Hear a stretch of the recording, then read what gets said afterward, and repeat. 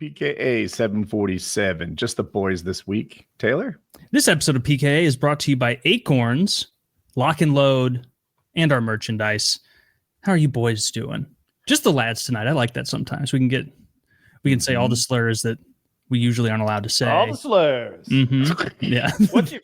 I don't know what I'm going to bring out tonight. I'm thinking about something old school. I want to take it back antebellum. You know what I mean? I want to go back to the good old days when the ladies wore them big old dresses. I like that. You get so racist. Lordy. It's so old-timey racist, it circles back around to classy. Mm-hmm. We talked about what our opening topic was going to be, and it wasn't this. A glass of Sometimes you hit record, and then you just stream of consciousness. The old-timey racist word. Beautiful Southern belle on my knee bouncing while some old buck chops the firewood out back. Some old buck. No, we're talking about what did we want to start with again? I don't fucking know, man. Oh, that was minutes ago. That was 90 seconds ago. We had a thing, boys. We literally were like, all right, we got marching orders. We're going to talk about this. The Kill Tony thing. What was? Oh yeah, that was cool. No, so I think everybody knows that probably Kill Tony with Tony Hinchcliffe and Shane Gillis is on there often, and just that whole cast and crew has been rocking it on for a while. It's super popular. I always watch it on YouTube. I don't know if they got a site or anything. But it's number 2 on TV Netflix now. Netflix picked it up. That's a huge deal, I think, for that group of people and for that style of comedy.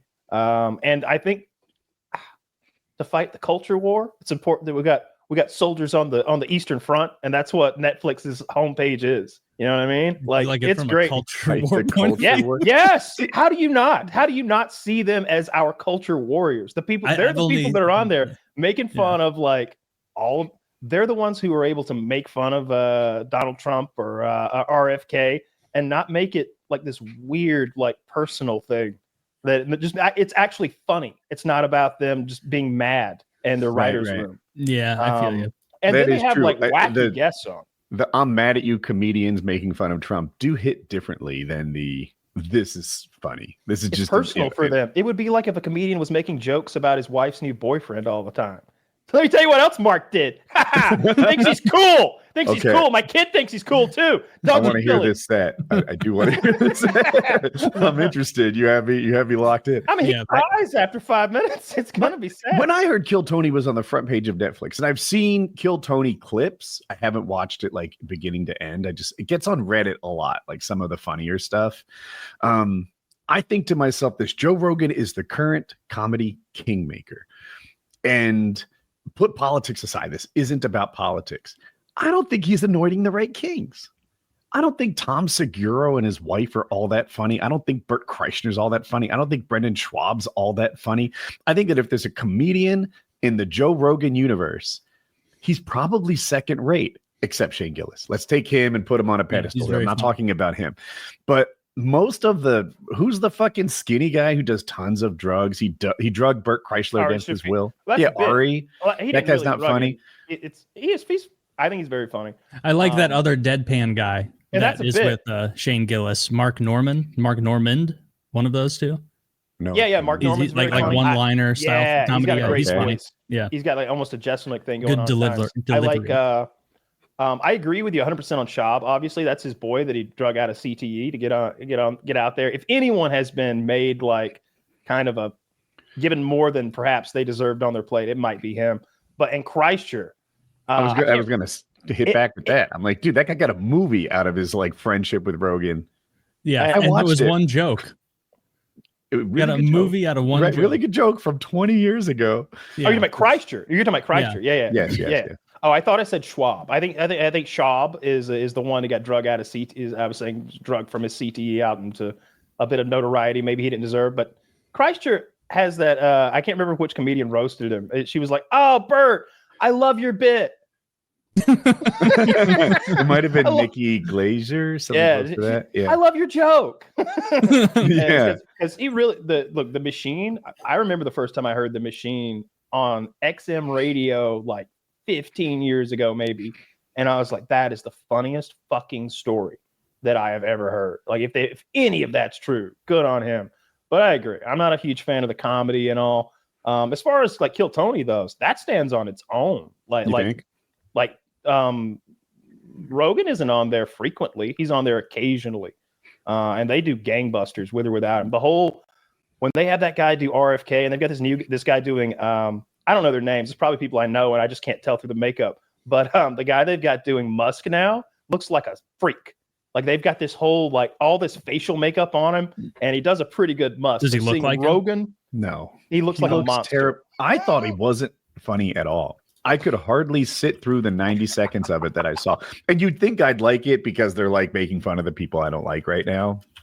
No, take politics out of it. It was just inherently not funny. It was the one I saw, he was next to Joe Rogan, and they're like, look how uncomfortable Joe Rogan is because he's mocking Elon Musk in front of Rogan. And I'm like, all right, I'll concede Rogan looked a little uncomfortable, but mostly the guy was just being wildly unfunny. Yeah. I thought it was very funny. I haven't seen that. He does that sort of electric cars will be at Mars in just a few years, and he's like doing that stuttering, can't get it out kind of thing. I thought that was great. And the thing about it is I do play video games, and I'm not faking, and I'm certainly not mad about it. Dude, poor guy got like. Didn't he get caught faking gaming again? No, not recently. Or allegedly. No, the streaming abuse. He's just trying to play Path of Exile online. They're being mean I saw the clip of him doing that, and I didn't see any of the stuff of people being mean to him in chat. It was just I saw the comments about it, but I saw just him, the camera behind him, and he's looking at a screen, and he was like, when you guys game, do you go like this? And like actively turn your head all around the screen to follow what's going on, or do you just use your eyes to do that? And so it looked like he was a theater actor who someone was like play video games. Like, could he have been looking at chat? Like he was playing the game. It was all around. He did look a little weird while he was doing it. And since he's already been exposed from a private once, plane over the Atlantic somewhere, so he's like in a weird setup. There's probably people all behind him that he's telling like, find a way to block these trolls. But they were being super mean and toxic. They were like, Grimes never loved you. You'll never, the insecurity will never go away. You'll always feel it inside. You have no true friends. Biting. You'll die alone. Like, and by the way, it's not like you have no true friends. You're trying spammed 130 times, just like chatting, going wild, pasting the same thing. I forget which one of his baby mamas it was, but it's like, I'm Christy Grimes. This is the only way I have to get in touch with you. Please pay your child support. I'm hungry. No. He takes so many L's online in regard to the gaming thing. It shocks me that he keeps going back to that well, because clearly he wants to be seen as like an S-tier elite gamer. For some reason, why that's so important to him. Like, it's we all play culture games, and it's what he does. But none of us claim to be the best at whatever it is we're doing. Yeah, we're like, sometimes we get good at a thing, but we've seen what great is and don't pretend to be that guy. Mm-hmm. I've seen Landmark. I've seen Star Chris. He's a Souls gamer like I am. And they're not like me. Like, it's something better. Elon, though, he's got to pretend he's better than Landmark. What are you doing? It's weird. Yeah, it's weird because when it's a game that you play, you can immediately recognize that other level. Like you said, Landmark's a good example. When I watch Landmark play, I'm like, I'll never do that. I don't care how much I practice, all day, every day. It ain't never happening. Four well-geared guys. This is a good opportunity to hide in a closet till they pass. Dude, I love when he locks in. You'll see it come. You'll see like a calm wash over Landmark, and he'll go into kill mode. It's impressive. But yeah, I don't know why he is so insecure that he wanted that to be a thing. He's already got so much going for him that's just black and white inked on paper that you don't need to be like the number 2 PoE player in the world. You could have been like top 500 player and I've been blown away, and I'd have believed it. A regular person. Like I'm learning a new game. All right, I'm the best on the planet at running businesses and I'm learning this new game. That's fine. Why does he have to pretend he's elite? Yeah, and it's so unbelievable. Like we talked about it before. Like the amount of yes men he'd have to have around him to be like, yeah, definitely. You run all these companies, and we should also make you the best gamer in the world. Not one person's like, hey, Elon, kind of a weird look. Makes it look like you're not focusing on the companies you're supposed to be running. Also, everyone can see you play the game and see how slow your inputs are. And it would be like me lying that I could run a 5-minute mile, and then the video evidence is just like a Kenyan guy in a me mask. And it's like no effort at all. Just if I was a multi-billionaire, everyone around's like, Taylor's such a good idea. Release it. I love the idea of claiming you could run a 5-minute mile. Yes. Or not even a Kenyan in a mask, right? Like just you running a 12-minute mile, claiming that sped up. Right and you get like, moving around fast, close to the camera. Like, there's a bird going drop to the ground. I'm in rollerblades, and so like the camera is just constantly ankle high, like ankles and all you can only see. Yes, I have a very strange running gait, but it services my quickness. I'm so efficient.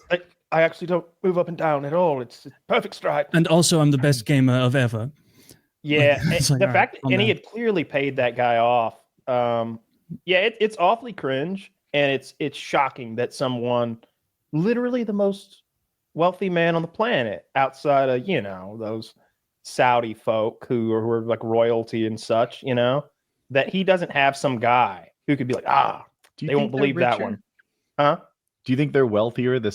Oh yeah, I know they. Yeah. They okay. Royal people aren't included in those lists, and so like they don't put Saudi royal family, they don't put like Rothschild, they don't put like royalty.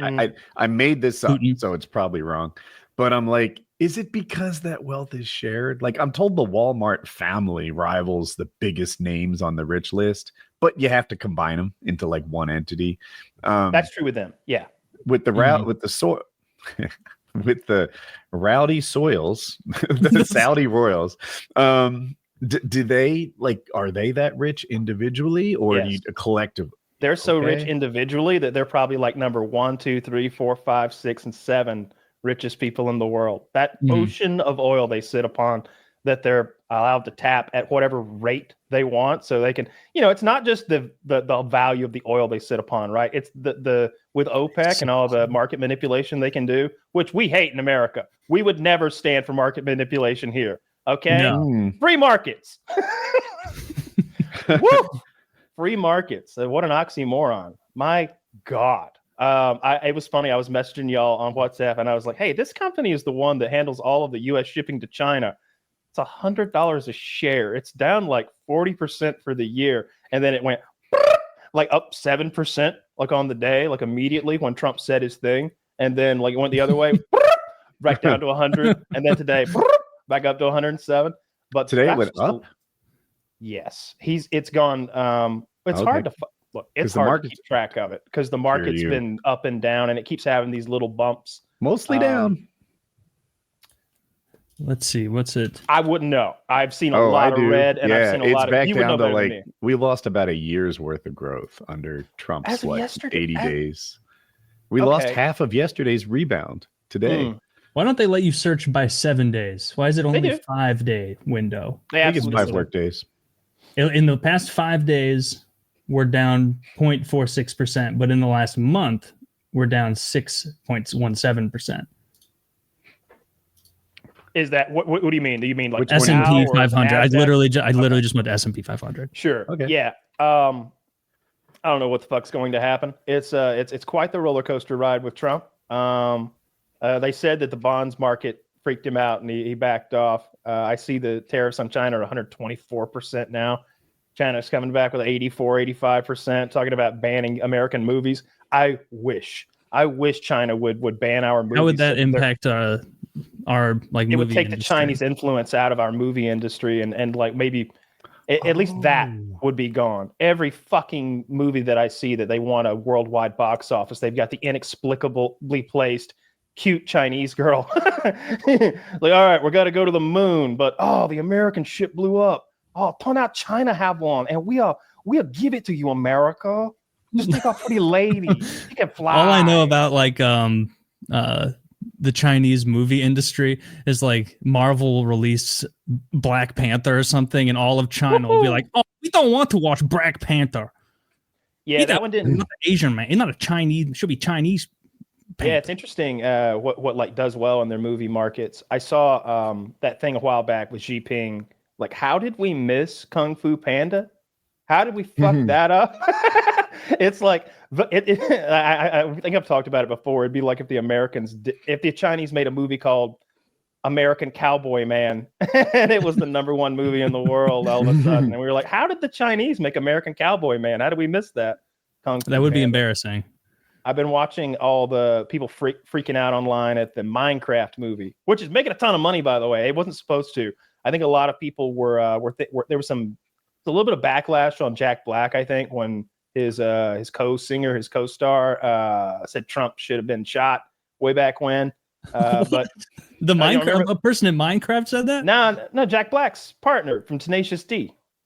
Oh, Yeah, Kyle Gass. Yeah, he did say something over the line. I forget the specifics, but I give him a pass. Don't miss next time. I thought The Pick of Destiny was a very funny movie. It's great in early college, and so he gets a pass. Kyle Gass I watched it now. That's a great movie. Wait, which one is your favorite Jack Black movie? I'm sorry, Kyle. The Tenacious D and The Pick of Destiny. It's the one where it's like R-rated, and I haven't seen it in so long, but I remember watching it like on a break from college with friends and being like, "Oh, this is funny!" Like it's just a funny musical. At the end, they have like the old country song, "The Devil Went Down to Georgia," and Johnny plays his fiddle against the devil for his soul, stacked up against a golden fiddle. They kind of do that. They play the devil, but they have a rock off against the devil, and they have a giant Satan there, and makeup and everything. It's a good, fun movie. But anyway, people are going ham in this Minecraft movie theater thing. Why? And it's exactly why I don't go to the movies anymore. Like this is an extreme issue. I know every movie isn't literally teenage boys ripping their shirts off, shooting silly string, starting fights, and throwing popcorn everywhere. I hate that. I can't imagine being part of that. Imagine paying for that and being there and being part of that and be like, what the fuck is happening right now? Down in front, you're too fat. What about the Minecraft movie is inspiring? Here's a shirt. This behavior. Yeah, like, there's a specific scene that they're doing it in, and I don't know enough about Minecraft or that scene to like speak to it, but it's something about a chicken in a boxing ring or some shit. I don't know. I keep seeing that. That's the clip everybody freaks out about when the boxing scene starts. I don't know and don't care because it's going to be stupid, Taylor. But but are they loving the scene so much they're losing their minds like girls watching Elvis, or they hate the scene so much they're destroying the theater? No. Is it a Rocky Horror Picture thing where it's just how you interact with the movie? This is a TikTok trend about being a scumbag. I hate this. This is a TikTok trend about being awful when this scene comes on, and like everybody, they're having to call the police to movie theaters and drag people out. I wish they'd shoot them. Do you know TikTok's still Chinese owned? Of course it is. Yeah, I don't think that ever. They were gonna ban it, and then they agreed to like sell it to some American company, and then Trump did the tariffs, and China's like, you know what? Suck a dick. We're not selling it. What was the TikTok deal? Was it like? I remember something about like we want an American company to own half of it, so they have some control over the content, or was that not right? Yeah, that's it. And they're just extending it. They're kicking it down the road. I don't use TikTok extending at all. it till 5 days ago. He could say, I guess. He bumped it 60 days. Zach says. I know the deadline was like last week. Ended 5 days ago, I guess. Yeah, I think Trump blinked. That's my point. On the bonds thing is what they're saying. They're saying that like people started selling off U.S. treasuries or something like that. Yeah, I saw China was selling a bunch of them because I guess that's part of their way to fight back is being like, oh, we do this and then you can't lower interest rates or they've got it fucks up your bond market. I don't know enough to know. I just saw that and I'm like, those are finance words. Okay. I have a lot of economics background. What happened is JD Vance didn't say thank you. JD Vance doesn't say thank you ever. Well, that's why we had to fucking back off our tariffs. He says more. No, I think JD Vance would be the one who always. Well, he didn't back off the tariffs though. They increased them on China. China, everywhere else they backed off. It seemed like the rest of the world was around America. And but we watched we were using it. We were talking in the context of the bonds market and that I'm seeing people saying that's what made Trump reverse course was the Chinese sell-off of U.S. bonds or treasury notes or whatever. And yet he increased the tariffs on China to 124%. And he had this tweet that was like, if you don't retaliate, it'll be easier on you. Like it was something like that that sounded so like domestic abuse rapey that like he's trying to bend Xi Jinping over a barrel, but Xi doesn't fight want back. that. It'll go better for you if you don't. So now, back. like, I think China's the only country that has like bananas tariffs on it, and everyone else is on the 10%. Everyone else is negotiating, and he's dropped it back to wherever it was, some baseline previous to this week. So I think it was 10. Is it still 25 on like the car stuff with Canada and Mexico? Aluminum and the cars and steel. Yeah, I think some specific things are higher than 10. Most things are 10. But again, it's always like about to take effect and about to change. There's no stability in this. It's based on Trump's moods and tantrums, and I think he's trying to negotiate. Look, whether he does negotiate better deals or not is its own thing. But I think the goal of this is to drive people to negotiation, and that's what they're signaling as well. Him the other day saying, "Oh, you would believe the world leaders? They're all calling me. They're kissing my ass. They're begging." It's like, dude, why are you saying this out loud? Yeah, that's not good negotiating right there. Like, yeah. What are you gonna do? Elections have consequences, Taylor. No, that's totally art of the deal, Kyle. You go, we're going to put tariffs on, and then the market goes 10% tariffs, boo, and then he goes, nah, scratch that, 2 million% tariff, and then the market goes crazy again, and then he goes 5 million% tariffs, and then 2 days later he goes back to 10%, and everything else on China stays, and then it's like, well, then why didn't you just start with that? I think he's responding to China, increasing their tariffs. He redoubled. They were at 124%. That's what does an iPhone cost at that point with 124% tariff? I see the people talking about what it would cost to build an iPhone in America. If anyone is talking about building an iPhone in America, they're either a moron if they're from the right and they're saying we can do it, or they're propagandizing if they're from the left. Like there's no other way around it. We're not going to make iPhones here. We're going to make them in India. What do you think about India versus China making our phones? I don't care either way. Something about I somehow trust the Koreans make my fucking phone. I trust the Koreans more than either of those. There you go. That's what Trump should have said. He should have like went to Korea and been like, hey, why don't we make the whole U.S. the Samsung capital of the world? This is a problem. You've got all this market share in Europe and Asia and none in like the home of freedom. Mm-hmm. That's not right. Like that's how he should fight the Chinese instead of this. Why not Apple? They're an American company. Yeah, but they're going to make it in India anyway. It's not they're going to make it here. So like go straight to the horse in Korea where they make the Samsung phone that's already their direct competitor, and that'll let you put pressure on China, because in the end, what you want is China to make your shit anyway, just to be more fair about it. Yeah.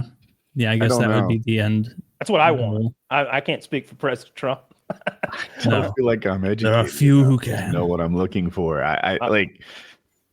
Why is it good for it to be built in China? It seems like they're one of my last choices. I'd rather have India, Korea, Vietnam, Brazil. You pick it. They're like China's the last company. Yeah. I'm sorry. Because of their adversarial. Rich. Yeah. Like I'm no genius, but it does seem bad to be like, well, there's these really important things, and the only place we make them is in our greatest enemy. And it's like, I don't think that China wants. So like, look, I don't think that. I know that China is an adversary, certainly for global like influence and power economically and all that. But they're not like a Nazi Germany that we have to worry about like coming and getting us or anything. They might like eat one of their neighbors. They might eat up Taiwan, but I don't think they're looking to like swap bombs with the United States of America. I saw a fun stat the other day. They're like, China hasn't dropped a bomb in 40 years. The United States drops 45 a minute. And I just don't think that they want a war with us. I think that we should negotiate some kind of a deal. And I don't mind them making stuff for us. I get that you don't want all your bullets to be made in an enemy's territory. Mm-hmm. I get that. There should be some diversification. But clearly, like we have a global supply line and a global way of doing things that's the smoothest, most efficient way already, and that's having China make our stuff in their factories.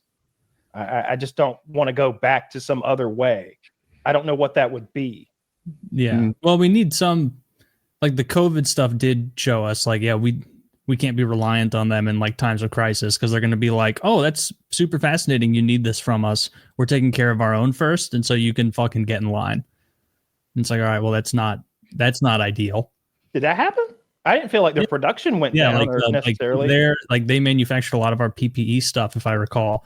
And there was a huge backlog of it because China was like, well, we're making stuff for us, and you guys don't know how to make this anymore because you sent it to us. So I don't blame them for that one bit. Like, look, no, I'm not saying that's their problem. It's our problem. Like, we should be able to step in times of emergency. We did eventually. There's just a delay. I saw a thing the other day. Stay-at-home moms on Etsy made our PPE instead. Yes, it worked. Yeah. Look, none of it worked. Pieces of cloth. none of it worked anyway, or did it? I don't even know. They went back and forth. I wish if COVID happens, what you want to believe, as far as I can tell. Yeah, if we get back to COVID again, I'm gonna invest in like a plague doctor mask and put potpourri in it, old style. I saw. I think that would be cool. I saw people wearing those. Like you can get away with anything. Not. I absolutely did. Yeah. You saw people wearing plague doctor masks? I saw people doing it online. I didn't. Yeah, that's what I mean. I didn't. Yeah. I didn't go out during COVID. You crazy? I was so afraid of getting sick. Dude, you went out to a gym every single night at 3:30 a.m. bathed in like a purifier. I was clean, Taylor. I was pure. I don't know. I'm sure you were the first person in the gym that day. Actually, yes, at 3 a.m. maybe. It's airborne. What am I saying? It's airborne. It's an airborne illness that dies in the air after seconds. No, because that was at the time where they were like, it can live on surfaces for 2 weeks, and you're like, time to bench. I promise you, when I was in there, never once did I touch my face. Like it wouldn't happen. Really? The idea of me touching my face is a foreign concept because of acne from a kid. You touch your face, you put bacteria in your face. I don't touch my face at all. So like during that was never happening. My hand, when I would open my water bottle, I would use my shirt to like open the lid on the water bottle if I needed to do something. I promise you, I didn't. Not only did I not get COVID ever, I didn't get a cold for like 2 years during that whole thing. I didn't get a bug, nothing. You mean despite all the traffic of people coming in and out of your house? Yeah. You got anything? I would think you would have caught something, or even from time to time still catch something from like the uncommon but definitely out there surly Uber Eats or DoorDash driver. Oh, you make it sound like I wasn't interacting with people every day. Like I was probably like, look, I mean, I would have girls over 2 or 3 times a week, and then I was going to the gym every single night dealing with people. I was constantly around people. I was just very careful. I feel like the people who got sick weren't very careful. They just didn't care. So they deserved what they got. Too true. It's kind of like diabetes. It's exactly like diabetes. Type 1 and 2. They tell you that type 1. No, they all do it to themselves. And sorry about your father-in-law, but he deserved what he got. Dude, have you? You shouldn't have been out there trying to stay fit. I know Graham's dead now, but she's the one who shook the UPS guy's hand. Mm-hmm. Yeah, she's the one who brought that package in from outside so selfishly. But that didn't do it either. You know, like wanted her blood pressure medicines. I don't think I don't think the virus, the coronavirus being like alive on surfaces is even a thing. That at the time they were saying that, and that's because I remember everybody was spooked about that for a while. Yeah. Where it was like, this shit lives on surfaces for 2 weeks. How?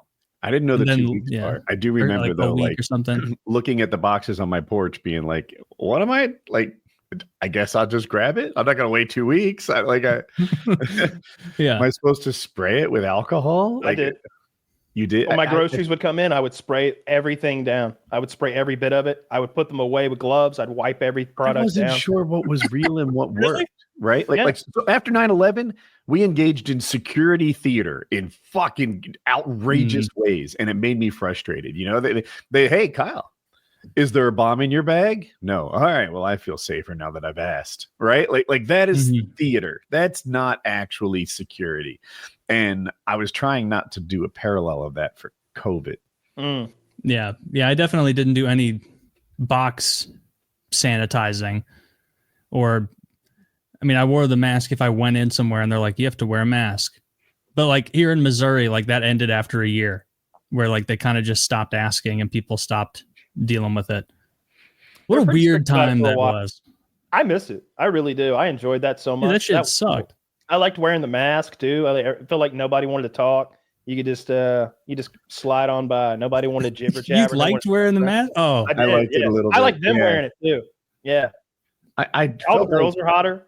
It was like living in an Arab society where it's like, no. We're hot. Like they did a study on that. The people in masks looked more attractive than people without masks. Apparently, you tend to fill in the blanks with something better than reality. And I just felt good. Like, I don't know, like I could be alone inside my mask if that was my choice. Sure.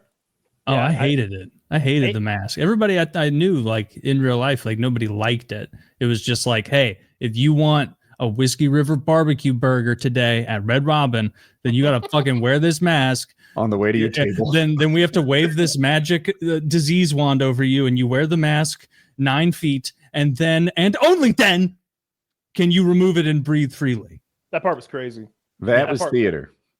Mm-hmm. And we all took part of it because if you didn't, they'd take you to jail. There would be there were no Whiskey River barbecue burgers to be had if you didn't play ball. I don't know about jail, but I saw it, man. You saw those soccer moms getting locked up at football games. They were sitting in the bleachers by themselves, like a lady by herself cheering a kid on. Yeah, I did see that. And they came and arrested her and hauled her away. It happened time and time again. Yeah, that shit was pretty ridiculous. I mean, I don't mind that. You put your mask on, lady. What are you doing? Yeah. Are you 5.5 feet from him? The disease knows. Well, like I'm there for like that idea on principle of locking someone up who refuses to wear their mask in a public space with the rest of it. I'm there for that, I guess, in principle. But the problem was the theater that you just mentioned, the fact that we could walk to the table without it on, that you'd see those political rallies where nobody would wear them. Like if it was when Black Lives Matter was out burning everything down, and there'd be a crowd of 10,000 of them out there jumping around in the streets doing gang signs, and like, democracy manifest. And it's beautiful. Look at that. Yeah. It was at the same time. They were like, hey, you can't buy a delicious order of wings from this local eatery. But if you want to burn down this post office, then just do it with like the right shirt on and they won't. That was so wild. You guys are denying the science. The flaming car fixes COVID. Mm-hmm. Fuck. I didn't know that. That's why I didn't get it. All those fumes. COVID can't live in that environment. That's actually why Rittenhouse smirked those guys. Is he's like 6 feet, stay back. Then they tried to get him sick, and he goes, "Wow, no bicep for you." Yeah. I wonder what he's up to. Every interview I see with him, it's like he doesn't represent himself very well at all. No. In what way? He seems like a stupid person. But a good shot. When he laughs at IQ, he makes up for it marksmanship. Yeah. I mean, like, you think Rascal McGovern looks at him with envy, like, damn, that guy got shot 3 people and 2 were pedos. He's like got a poster of him above his bed. Yeah. I don't know what Rittenhouse is up to. Yeah, it was 2 pedos and the third one wasn't. I don't remember what the breakdown was. 2 one of the guys and he a shot was a pedo. All welcome to be gone. Dude, the skateboarder, like the balls to see somebody with a rifle and be like, I can close the gap. It's like, no, you fucking can't. That 21-foot thing is just so cops can kill people. It's not. Yeah. People have no respect for guns, I guess, or maybe they just think that they're gonna punk the guy. Maybe they've seen too many movies, because that's what happens in the movies all the time. Yeah. You know, in the movies, the guy points a gun at you, and the cool guy's like, "You don't have the balls," and he'll like put his finger in the barrel or slap it away. He'll punk that guy, right? Yeah, the guy will back soot down. all over his face now. The guy will back down in the movies, and I mean, it happens all the time. It's more likely that the guy's gonna not shoot the shoot, but in real life, people are like, fuck you, bang, bang, bang. And they shoot you up. I saw a video today, exactly that. People look like they were in India or Pakistan, and they were messing with this cop who has his pistol out. He's got it out, and he's saying jibber, jibber, jibber, jabber. and they're like jibber jabber, and they come at him 3 wide, 2 women and a man slapping him and trying to get the gun away, and he's trying to pistol whip them away, but after a while he just goes bang and shoots the guy right in the thigh. I think I might have seen this one. Did the other 2 immediately go away? No, they kept fucking with him as the guy like, walks around in circles going like, I got 5 more bullets in this. Right? He was just like Peter Griffin when he fell and skinned his knee, though. He was just ah! And he just had a huge hole in his thigh. Like, somebody's got a fucking gun out. Leave. What are y'all doing? You see John Morant? Fucking run. Like I don't get those people who have no respect for somebody with a fucking gun. Those are only finger guns, Kyle. You're okay. Yeah, they were showing the Trump supporter. I use air quotes because who fucking knows? Probably who was threatening those people at that crowd the other day. He had his AR-15 out in the street, and they were fucking with him. And it's like, look, he's probably in the wrong. That guy's probably a douchebag. Why he's got his AR out? But it's like, leave him alone. He has his AR out. It looks like a good one. You know why they were messing with him? Were you able to get any kind of backstory? It looked like they were gathered at like the red light protesting with signs and stuff, and maybe he got out like, "This is Trump's America now," like maybe something like that went down. But I don't know all the context. It's usually something like that. I didn't. Was it a middle of the road protest? Was it one of those? No, it wasn't where they had everything shut down exactly. I haven't seen those in a while. Sounds like. Yeah. I saw there were a ton of protests. Across the country. I didn't see anything here in Atlanta, like in town when I drove through the other day. I didn't see anything when it was going on. No, Kyle, to the untrained eye, that may appear to be a groundswell of organic dislike of something happening. But the reality here is it's George W. Soros. It might be W. You don't know his middle initial. Don't we? George Soros? I actually don't. But yeah, I saw a lot of cope around those protests where people are like, it's these people are all paid. These people Rogan are all was paid, stuff and it's like that. Okay, well, can you prove that to me? Yeah, like, that's why I don't think they're paid, because for something like that to be true, we're talking about like 30,000 people all keeping a secret, right? Not one like hostile actor getting in there, getting a paycheck and posting it on his camera, showing how this organization paid him. Zero of that. This whole paid actors thing it seems like cope. Yeah. Or can you imagine how much of a loser you would feel if you're like walking around in a pussy hat and then afterward, like at the bar, they're all like, yeah, drinks on me from the protest money. And you're like, what? You guys got paid? Like, I was just here for the love of the game. I was just trying to get pussy in DC. I think I doubt they're paid, but I think there have been situations where they were like transported or bust, and their signs often match. Whenever I see matching signs that are well made, that doesn't look like one person individually went in their garage and made a sign, like that's usually, it's like, where'd we get all the signs? Just organized, right? It. Yeah, it's all organized. They all agreed to meet at a place, and someone hands out talking points or whatever, or chant lines. But that doesn't mean they're paid. Who's paying? Like, are we getting together kumbaya style making these signs? I bet not. I bet that's where the paid for thing comes from. I bet there's a liberal group who's like showing up and being like, here's a whole pile of poster boards and we got them all printed out for y'all, and y'all wanted the brown sticks, right? I don't know. When I saw Congress with those sticks, I was like, y'all didn't make them. Who made them? I could find you to have them. I just wonder who made them.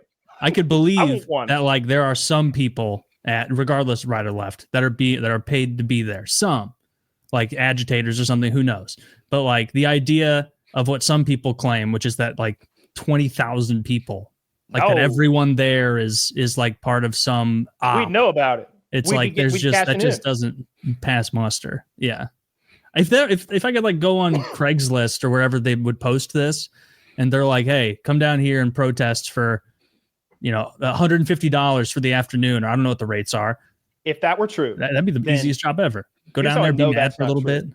Because there's something kind of similar to that, and the right takes complete advantage of it and makes them look like fools when they do it. It's called a gun buyback. They will have these gun buybacks where they're like, bring your gun, no questions asked. We'll give you $300, drop it in the box.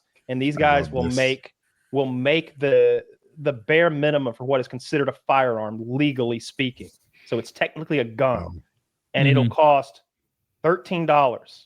and they'll just start selling them to the police at a profit, and they ruin those things. I like the other one where Good for it's them. like you trade in your AR for $1,500, and I'm out there offering $1,600 for it. Like, they're not paying you enough. Yeah, no, that's smart. That's good smart. too. Undercutting it. I remember those NRA commercials when I was a Overcutting it? kid, and Right, they were I don't know. showing the UK, and they had all these beautiful over and under sporting shotguns, and they were using a chop saw one after another to destroy them, just right down through the middle, just one after another. And I remember us watching that commercial and being like, "How much money can we send? How much money can we send?" Because it was like watching like a puppy mill, or like to me, those things are beautiful works of art. Like those are not the guns that are doing violence upon anyone. Those were expensive works of art. Craftsmen, artisans worked on those. The metal work, the leafing, the wood was probably sourced from some fucking fancy forest. And they're just one after another, chopping them in half. You know who's happy to see those destroyed are like all the onlooking birds on the high wire. Like, fuck them all.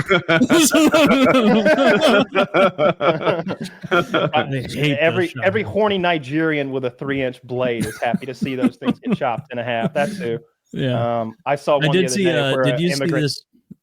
This like there was some politician lady, like a low level Democrat from like Colorado or something, and it was like literally like a comedy sketch where she's like in her backyard with like fucking goggles on and like a saw, like a mechanical saw to like cut this gun apart, and she's like, "There's no reason to have these guns in America. These are weapons of war." And then she just like immediately illegally saws the barrel off to where it's now like a short barreled rifle, and like it's still totally functional.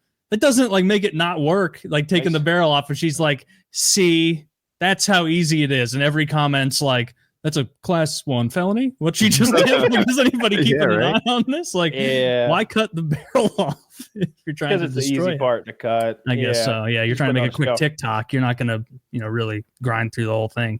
Yeah. I don't even know if we have an ATF director. I saw they removed Kash Patel and put somebody else in there, maybe today or yesterday. No, is he? Wait, so he's still FBI, but he's not ATF. Correct. Okay. But has the ATF done anything good? I'm not the one to ask about that. Well, okay, they've done one good thing. They got one miscreant off the streets, but I didn't have any issues with ATF news, so I'm guessing they just haven't been active. I don't know. I see every now and then I'm getting like on my feed like gun legislation stuff. Like they don't like the way certain things are going, but I don't follow that at all. No, I haven't really had any issues with ATF, but a lot of other people have. That Ruby Ridge thing and that the Branch Davidians that all got burnt alive. Was Waco ATF? ATF and FBI, yeah. Okay. I think the guys long ago. It was last millennia. Like that was Janet Reno, right? And Bill Clinton. Was that her name? Janet Reno? That sounds right to me. Yeah. She was Clinton's, maybe. Mm-hmm. I know it was the Clintons. Like 94, I think. And I know 94 was Clinton. Yeah. That's awful. And then Ruby Ridge is even harder to like watch and learn about. So, when you see the heavy-handed government agencies doing that sort of thing to private citizens, it's a little concerning. What would Woody, you're the only one that would have memory of this in 93 when this happened. What was the news and what were people saying the Branch Davidians were all about? Like what'd they say? They said it was a cult that, is it David Koresh? Was he the leader? Mm-hmm. He was banging all the women in it, and that they all worshipped him, and he made himself to be some sort of Jesus, that they were heavily armed and they were dangerous. That was kind of my takeaway. And to be honest, I haven't been re-educated since. Like, were those things not true? Yeah. I think that we had Wendigo. Yeah, he talked about it briefly. And he had done some research on it because like the crux of the issue is whether there was child molestation going on. Because I think what we were told was that there were these pamphlets that were teaching the kids like about sex with adults, and like I think that David Koresh was the idea, what was said was that he was having sex with not just the women, but all the females, basically. He had made himself a harem type situation, and they were clearly armed and dangerous and a cult. So all that is seemingly true. But, they burnt all the children alive, so... Yeah. Probably would have been better off getting molested if you think about it. I looked at it through the lens of Move. No one knows about Moved, but I lived outside Philly when it happened, maybe 1985. If that's not right, it's darn close. And those people fucking sucked. And they made a mistake by dropping a firebomb on top of connected homes to burn out many innocent people. Okay. Fair. Let's agree. When a city block burned down, perhaps it went wrong. But it was the same sort of thing. Like, they went in there with those people needed to be dealt with. They were terrorizing that thing in the way that is it Aurora, the Venezuelan gang? They were what Trinidad is said to be, right? They were that. The move bombing. Can I read the description for those who I think it happened before I was born.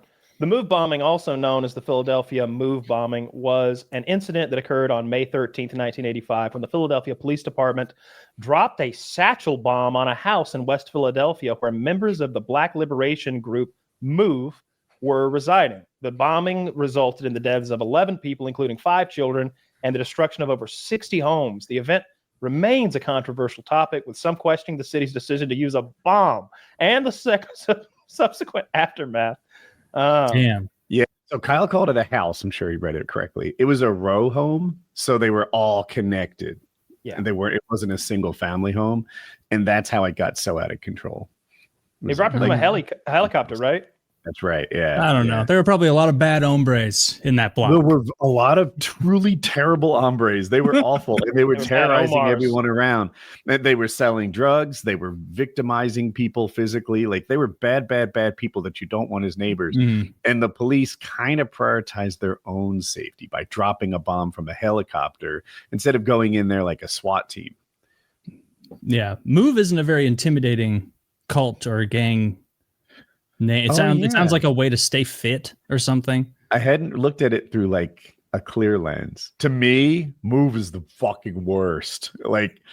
But now that you say it, Move sounds like an all-women's gym or something. It does. It's like, oh man, they named their group after what they don't do if they pass you on a crowded sidewalk. They throw a shoulder into you rudely.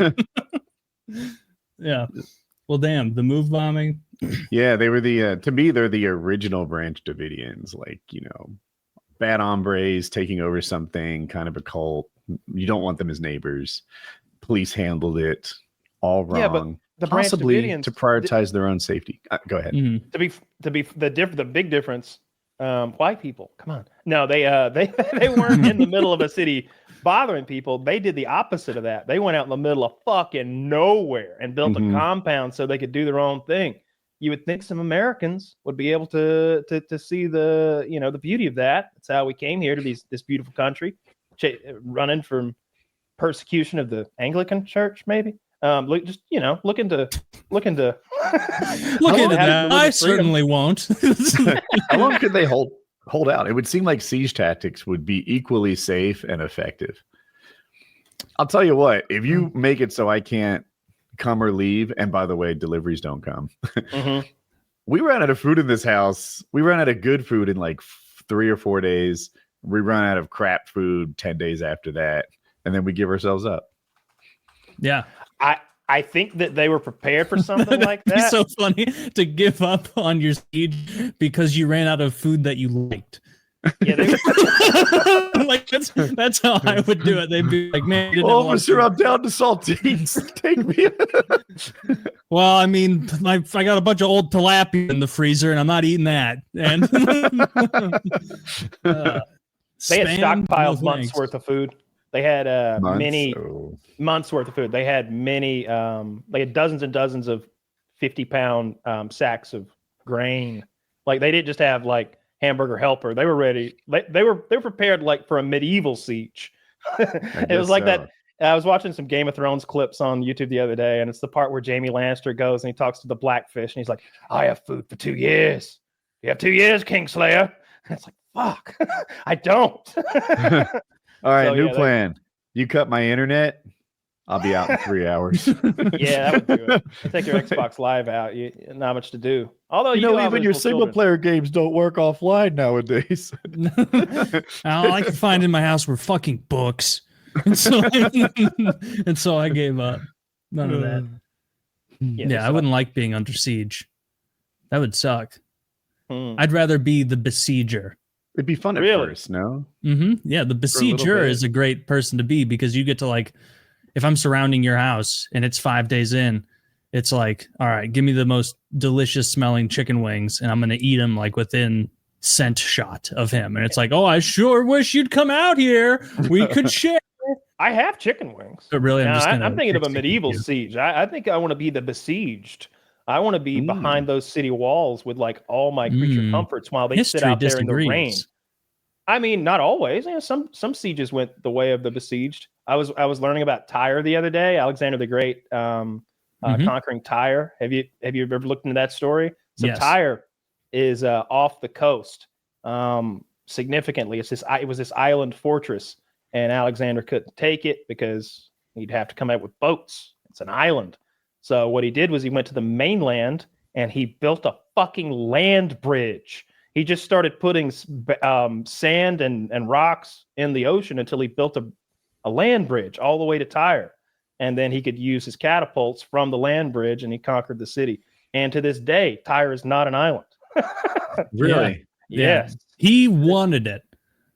Did they replace the land bridge with a suspended bridge so you could drive through on your boat? His land bridge is sufficient. It changed the geography. Not if you're a boat. Oh, well, no, you can't. Zach, show us a picture of Tyre, and it'll be more. Not Tyreek Hill, Google. No, he built a land bridge that is still there and part of the geography there, and it doesn't look like it was ever an island. It's just a weird little peninsula that juts off from the coast now. Man, can you imagine how panic-inducing that would like? The emotional high you would have being like, even Alexander the Great can't conquer Tyre. What's he fucking doing over there? So what's he doing over there? Oh, what is he trying to build a bridge? that couldn't work. Could that work? So that's a drawing, obviously. If you could find a modern, there you go. Perfect. That's what it looks like now. Yeah. So it's expanded. So that the width of it didn't used to be there? It did. He built. I would imagine that it was smaller and then it accumulated over time. Maybe, I don't know.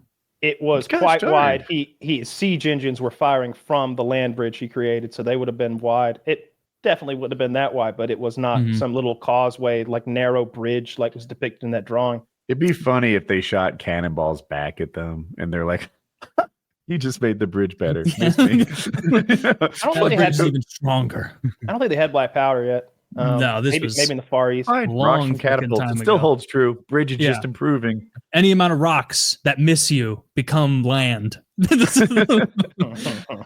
what would have passed as like very wise back then. You'd be like, advisor, what do I do? And it's like, Alexander, does not every shaft of arrow and missed stone become part of your marvelous bridge? And he's like, oh, fucking so true. And then the guy's like back in his tent. He's like, safe for another day. I don't know.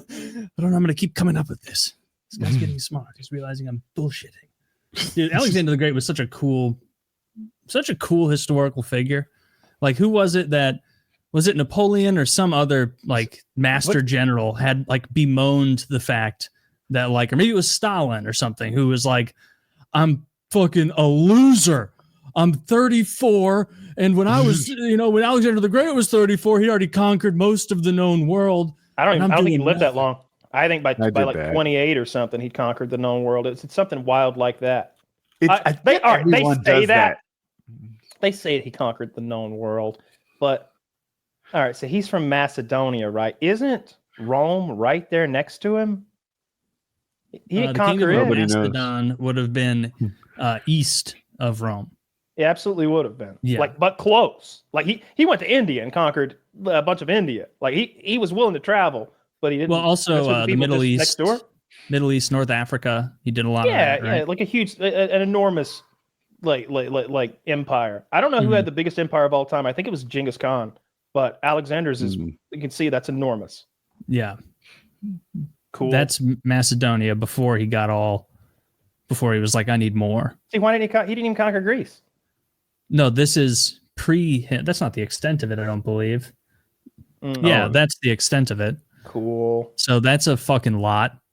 Damn, but rolled into Persia and was like, mine now, bitch. All of it.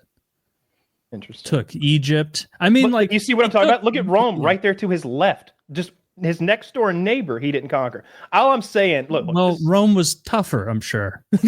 Okay, I agree with that. Good excuse. But don't say you conquered the known world when they've got a name for the people to your left and it's Rome. I guess that's fair. Yeah, okay. He conquered. He didn't get around to what would have been his final boss. Person.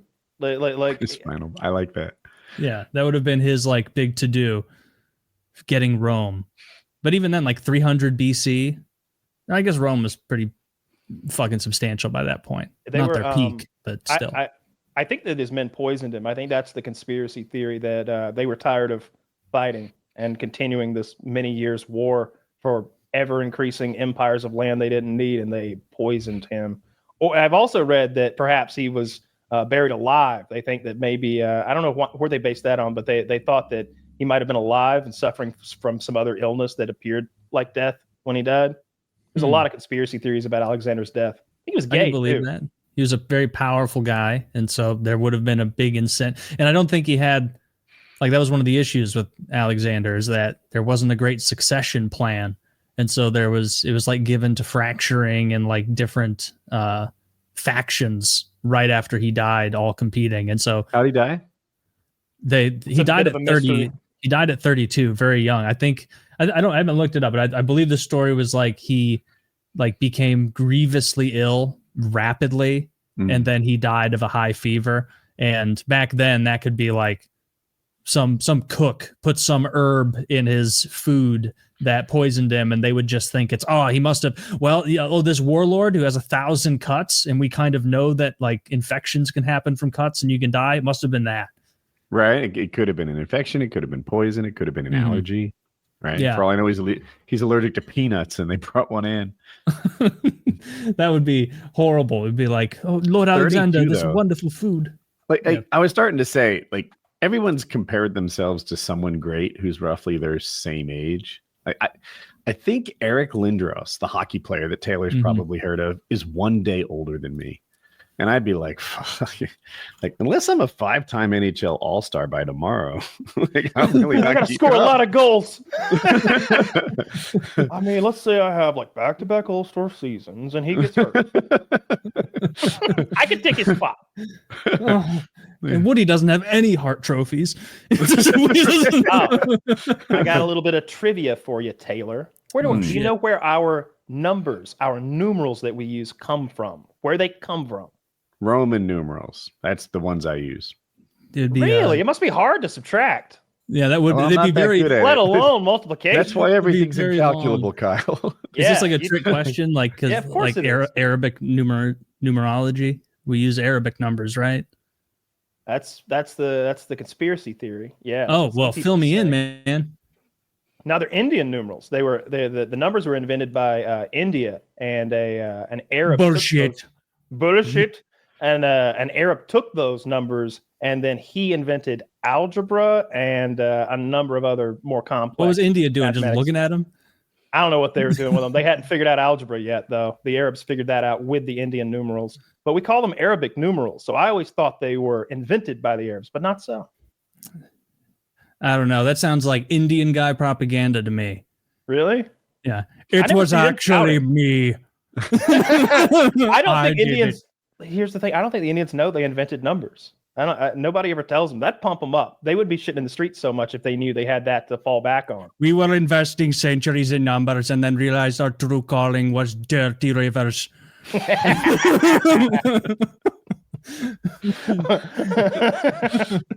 I just think of that episode of South Park where the Japanese are like stabbing the whale and dolphin with hate in their hearts or whatever. But it's them stabbing just the environment. It's just Indians just stabbing Mother Earth in the ass, slapping the water tires for no reason. Fuck you. It's like they hate it. And I don't like that. Are they I the don't people who like believe that theory. do they believe in reincarnation? Is that Hindu? That is Some Hinduism. Indians You do, would think yeah. that a group of people who believe they're going to come back and perhaps have to live as an insect would want the environment to be clean as fuck. They'd be thinking about all the pollen they're going to be eating in their next life and stuff. No, That's true. no. I bet they all think they're going to come back as a cow. as a fly. By the way they treat the world, they just shit everywhere. But I'm saying, like, in their head, paradise. like, I bet a lot of them are thinking they're covering all their bases by being so neat to cows. And so they're like, oh, when I come back as a cow, everyone's going to be nice to me and they're not going to hit me in their weird 3-wheeled cabs. Like, well, I know the cow nice. is like holy to them or sacred to them. But then you've also got a large amount of the population that just eats them. Like there's plenty of Muslims there too that eat the cows. In India? No, Yeah, I don't sure. think there's There are many lots Muslims. of Muslims in it. No, there are. Oh, I thought they like largely schismed and all the Muslims were in Pakistan and all the the Muslims have Oh. a lot of conflict with the other Indians.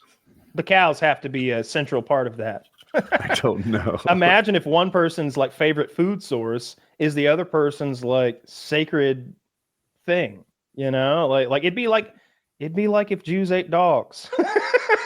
I We'd be wouldn't like, that. we would not be cool with Seinfeld. You hey Kramer, he's like cooking up a fucking Yorkie. Like you wouldn't be watching that show. You can't get on board with that.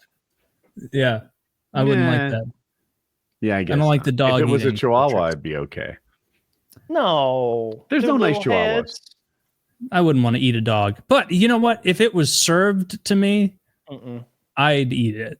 No, I wouldn't eat it if it was served to me either. I would have this idea in my head that if I eat that dog, then someone like there's like 10 of us here, and like if I eat one of the dog legs, then they might have to go get another dog leg out of the kitchen, and then they'll eventually down the line of they'll have to kill an extra dog because I ate this serving of dog here. I don't want to. So you're just gonna let it go to waste.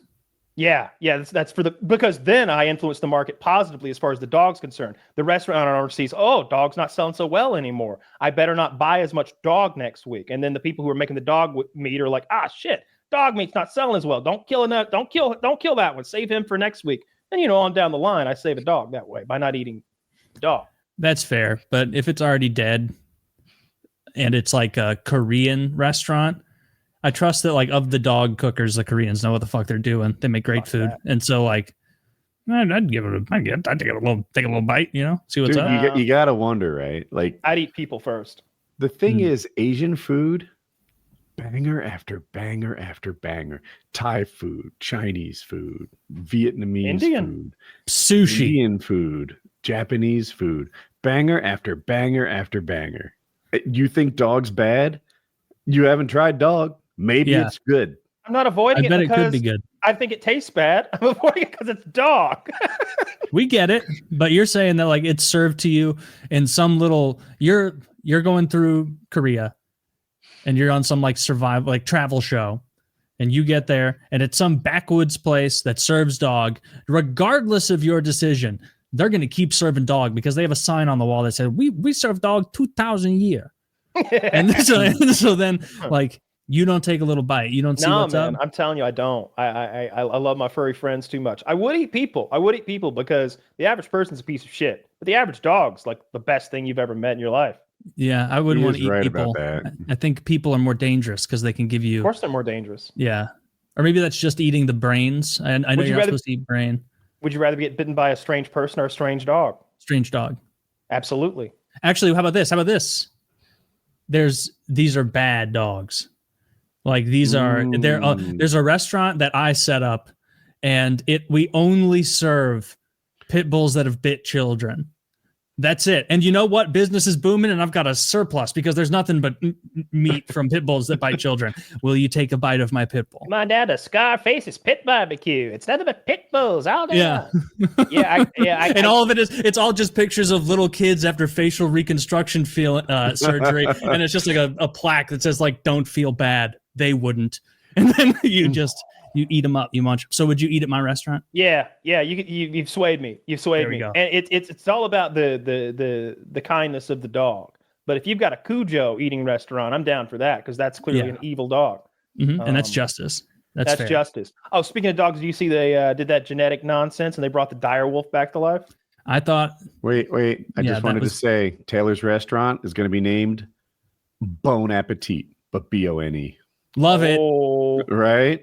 Zach, remove this. Remove it from the show so no one takes it. Someone's going to steal the website. Someone's going to immediately get sued by some treat company that's had that name since the 80s. Yeah. But did you see the direwolf? Yeah, I saw the direwolf thing and I thought it was neat. And then a friend of mine, like immediately, like I texted our group chat, a bunch of friends of mine, and I was like, "Oh, this direwolf thing's pretty neat." And I had done no research at all, and he immediately was like, "Actually, it's not a direwolf; it's a regular gray wolf, and they tweaked like these 4 genes." And I'm like, "Can you give me half an hour to have fun with it before you come in?" Like, and then they gestated it inside of a dog. So there's a lot of science that went on there. I didn't watch a thing, but I'm sure it sounds like they did some in vitro fertilization and put that embryo into a dog. It's as close to a direwolf as we're going to get. The thing's been gone for 10,000 years. I think it looks like a direwolf is a big part of it. We'll see. Which is still a baby. That's pretty big.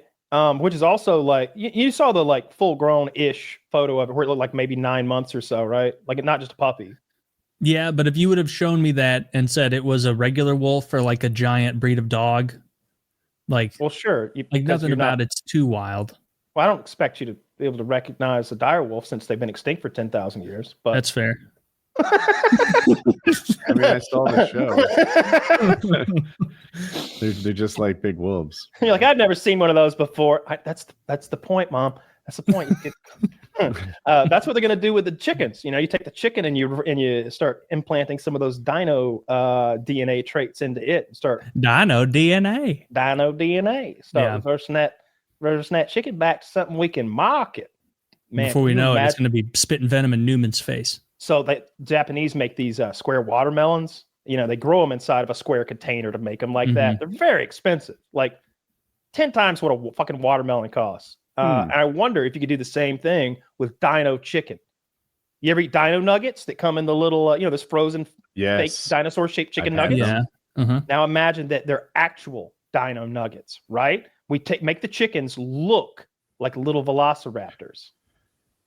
Like but then how would we get it in the because I don't want to burst your bubble, but the way they get those shapes in the nuggets is it's like emulsified paste. So it's not actually No, that's not true. No, they cut those dinosaur shaped chunks of meat straight. That's how it grows. That's a small chicken. You didn't know that, Taylor? This is kind of like a tooth fairy thing. You're right, Kyle. Yeah. Last week you said Santa was real. I know. Those are fake dino nuggets. We would make real dino nuggets if we don't pop do the balloon, same thing Taylor. we did to that direwolf with chicken. No, I wouldn't want that. I've actually, I would eat some dino nuggets. I haven't had dino nugs in forever. That's a very blast from the past kids thing. I don't like. And I liked them when I was like 7, but I can't imagine. Like, because I still see them, like, if I'm like walking past the frozen section right there in the chicken, it'll be like some shaped chicken clearly meant for kids. They're tasteless. All you get is the breading. I wouldn't eat those on purpose. If you're hungry, whatever. But like the idea of that emulsified chicken, that pink goo, if you've ever seen how it's made of a chicken nugget, you won't eat chicken nuggets as much anymore. Yeah, right. I want to say Wendy's nuggets are actual chicken nuggets. Like it's still stringy chicken meat in there. I think so, maybe. I think so. I know KFC's are. And when Taco Bell did nuggets for like 2 weeks a few months back, and those were actually good. I was shocked. Those were real white meat. But those are emulsified. Chick-fil-A? Oh, yeah, it's 100% white meat. Oh, yeah. Yeah, those are definitely white meat because they have that stringy texture you mentioned. Yeah, absolutely. Yeah, Chick-fil-A's pretty good. They have a whole cool recipe. Their chicken's delicious. It tastes sweet. I remember the first time I had Chick-fil-A, it was at the mall when I was a kid. It was a brand new thing. Like it started here in Georgia. So it had to be like 1995. Whatever year Alien 3 came out. Oh. That's You know, that's so Alien unhelpful. 3, that's your favorite one, Taylor. Yeah, of course. Yeah, I Alien can't, 3, 1992. Oh, so that was my first experience with Chick-fil-A, maybe. That does seem early, though. But Yeah, I didn't know remember Chick-fil-A was around in the early 90s. they were in that mall for sure. When I was want to in- say I discovered them in the early 2000s for me. Yeah. I don't remember when I saw my first like Chick-fil-A restaurant, but they had them in the mall next to Sbarro and the Chinese place, and it was just the whole mall smelled like that delicious sweet chicken, and we'd never seen anything like it before. I was thinking that should be done as a siege. They were giving it tactic, out for like there was like a lady with like a huge tray of free samples. She's like, "This is Chick-fil-A," and everybody's like, "Oh my god!" It was you. I can't overstate how big of a deal it was. People were having a mental breakdown. That was always fun at the, like being a high schooler. And when you would go past the food court, that was always kind of great. Like taking a little lap and being like, fucking Charlie's, California chicken sandwich. I'll have a bite of that. Sarku, Japan, little chicken teriyaki. Oriental Express, little orange chicken. Sbarro, little square. Only who are the Chick-fil-A other ones did the in samples. I can't believe you your had mall samples from all sucks. those places. Only Chick-fil-A would. Well, I mean, it's a big mall, but that was pretty cool. No, man, I'm just saying you got hosed because everywhere had like a person standing out front and they were like jockeying to get your attention. You sure that Which wasn't some mall sort did of you go food to, aid Kyle, for poor as a kid? Missourians? Because I've been to Hartwell. There's not a lot of malls. There's not a mall in Hartwell. There's a mall in Anderson, South Carolina, and there's a mall in Athens, Georgia, and there's a mall in Beaufort, Georgia, which I would usually go to. Is Athens 90 minutes from where you grew? 45. Oh, my idea is wrong then. Okay. 45 too to bad. Anderson. Yeah, it's like 45 to Athens and maybe 35 to Anderson, and then maybe like 40 to Beaufort. Beaufort is the Mall of Georgia. It's a really nice mall, and they got like a 70 millimeter movie theater and all that shit. That's the one I would usually go to. But then you get free samples. I think you may have been confusing this as a child with some sort of government food aid for the poor folk of Missouri. That's not true. It was at the West County Mall, and I remember because I would always go around, and then I'd hit the Sarku Japan lady twice, and then I would act as though I was mulling my options, and I would once again go to Sarku Japan, double meat, vegetables, rice, chicken teriyaki. I don't even know what Sarku Japan. I mean, I know, but It's one of the boilerplate stock stand. Like I'm sure there's one in every single food court. never heard of that in my life. That's a regional thing. No. I haven't heard of it either, but I'm not confident enough to say that it's not in my area. There's probably a lot of restaurants I don't know. Let's go to sarkujapan.com. Two fucking locations. They're both in Missouri. Yeah, find a Sarku Japan. This is a map of like when they show how many locations Russia could nuke. Like, it's all over East Coast, West Coast, the Pacific. Do we have them Northwest. down in the Southeast? Yes, you have How about some Jersey in area? Atlanta, in Jersey,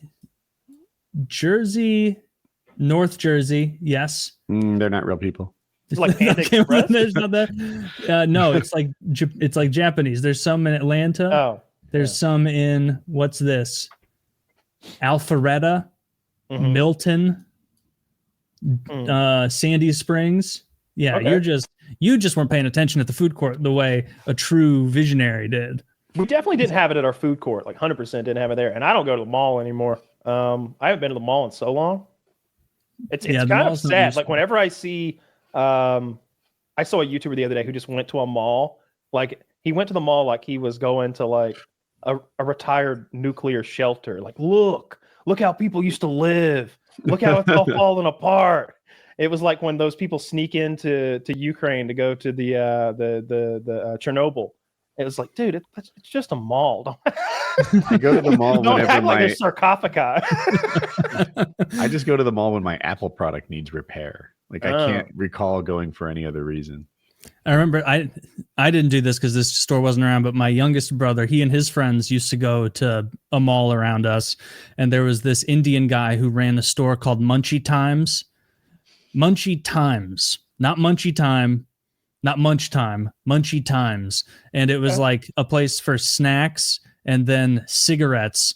And he was just known for like giving, like he'd sell cigarettes to an 11-year-old. Like if he walked in and had money, he'd just like not even being sly, just like cigarettes for $4.50 or whatever they were at the time. And so he became like pretty popular.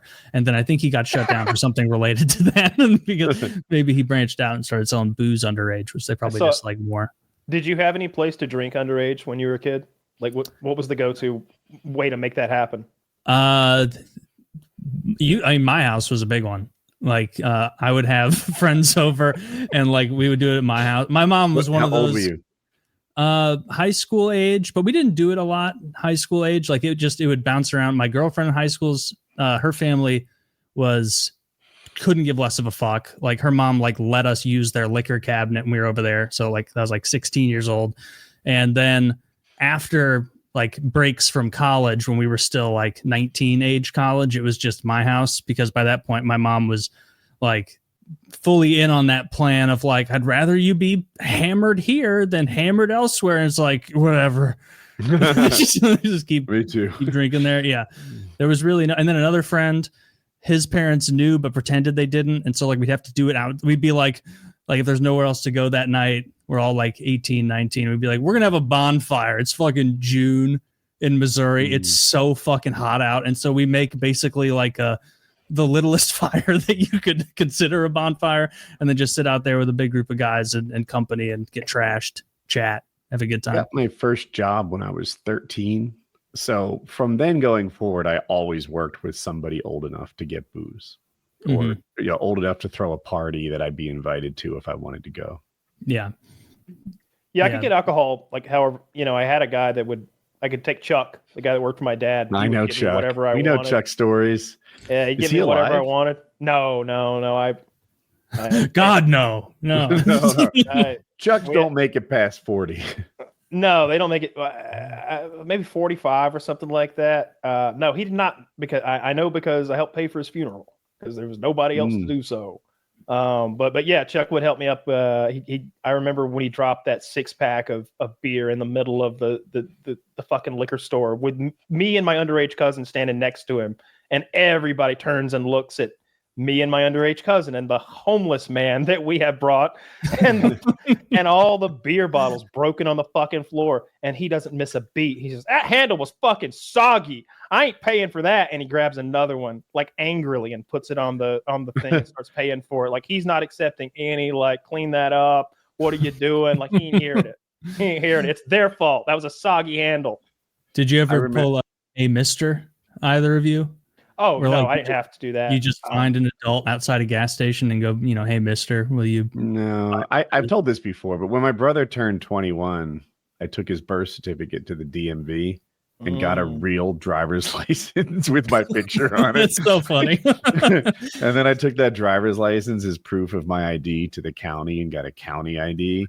Then I took that shit to like the library. I got a library card. I had like an expired health insurance.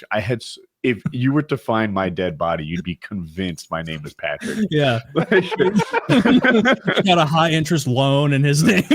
There was one real ID like in this back corner in case I got pulled over or something. That's great. I remember I was buying alcohol, and the dude who went to my high school worked there. And I was about to whip out my fake ID. He's like, Woody, I know you're 21. I'm 17. It's like, we're cool. Sick.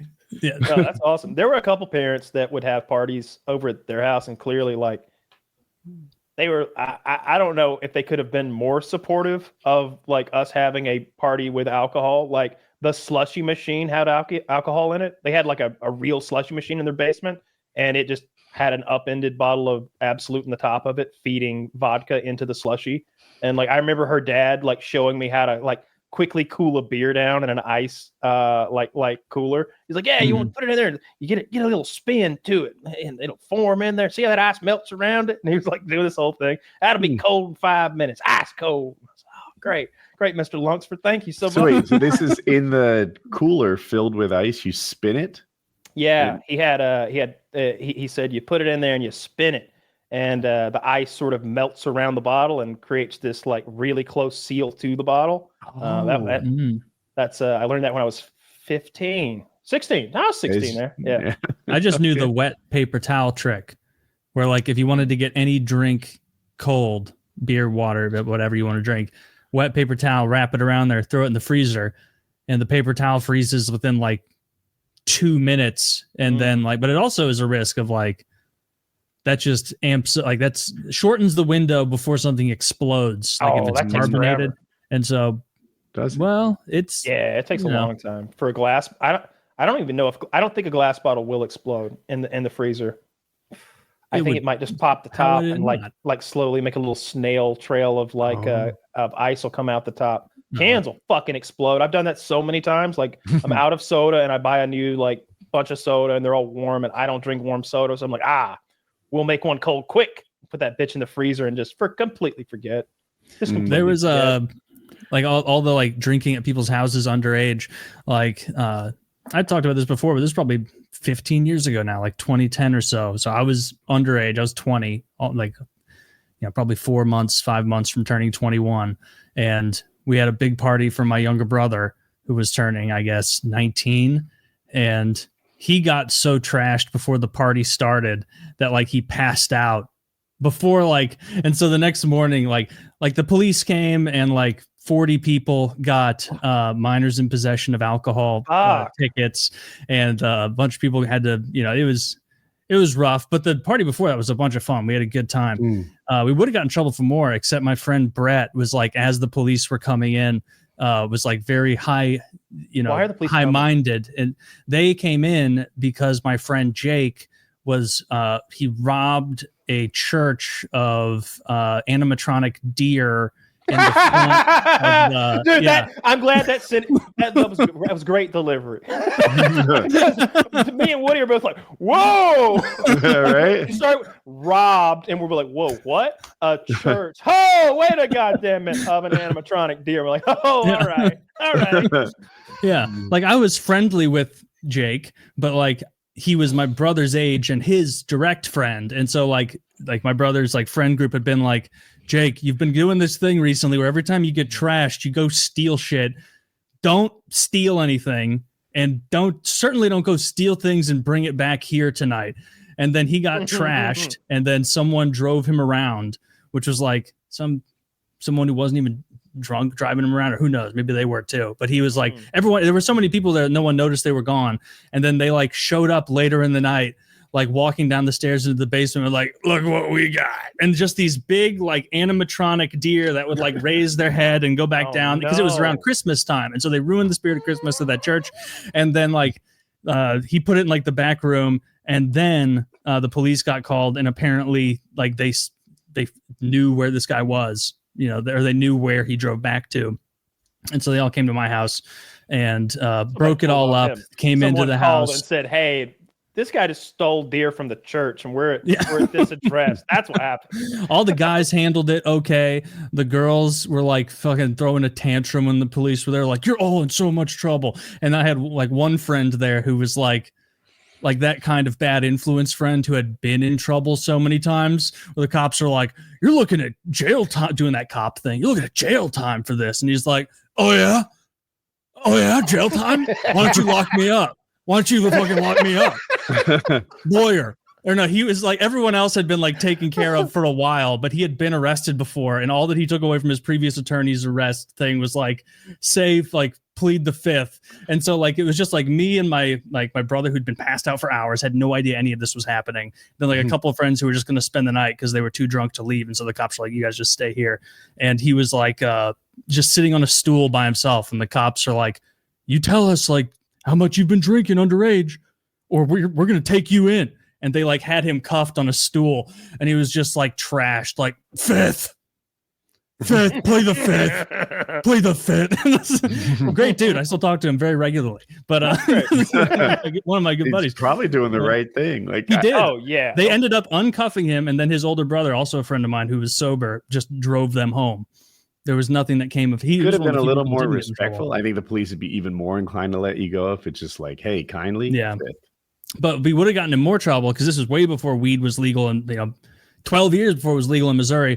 And so like, as everybody was like freaking out when the cops came in trying to hide the booze before they got into the basement, my one friend, Brett, was very smart, and he like grabbed all the weed accoutrement and accessories and hid them in the dryer.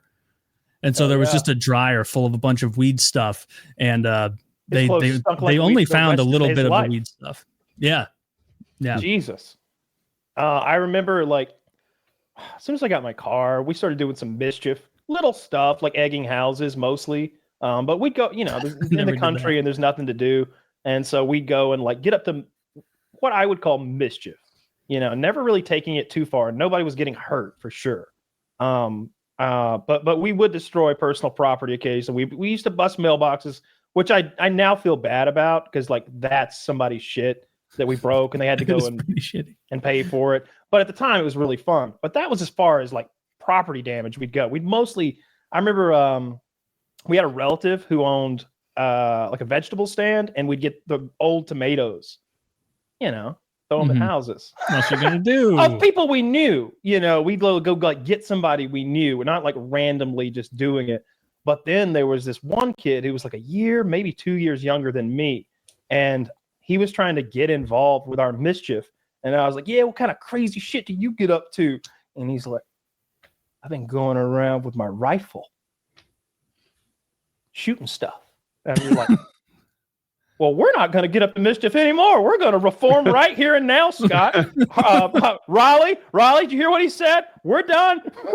Sure enough, like they were calling him the Livonia sniper in the newspapers. This isn't long after the DC sniper thing had happened.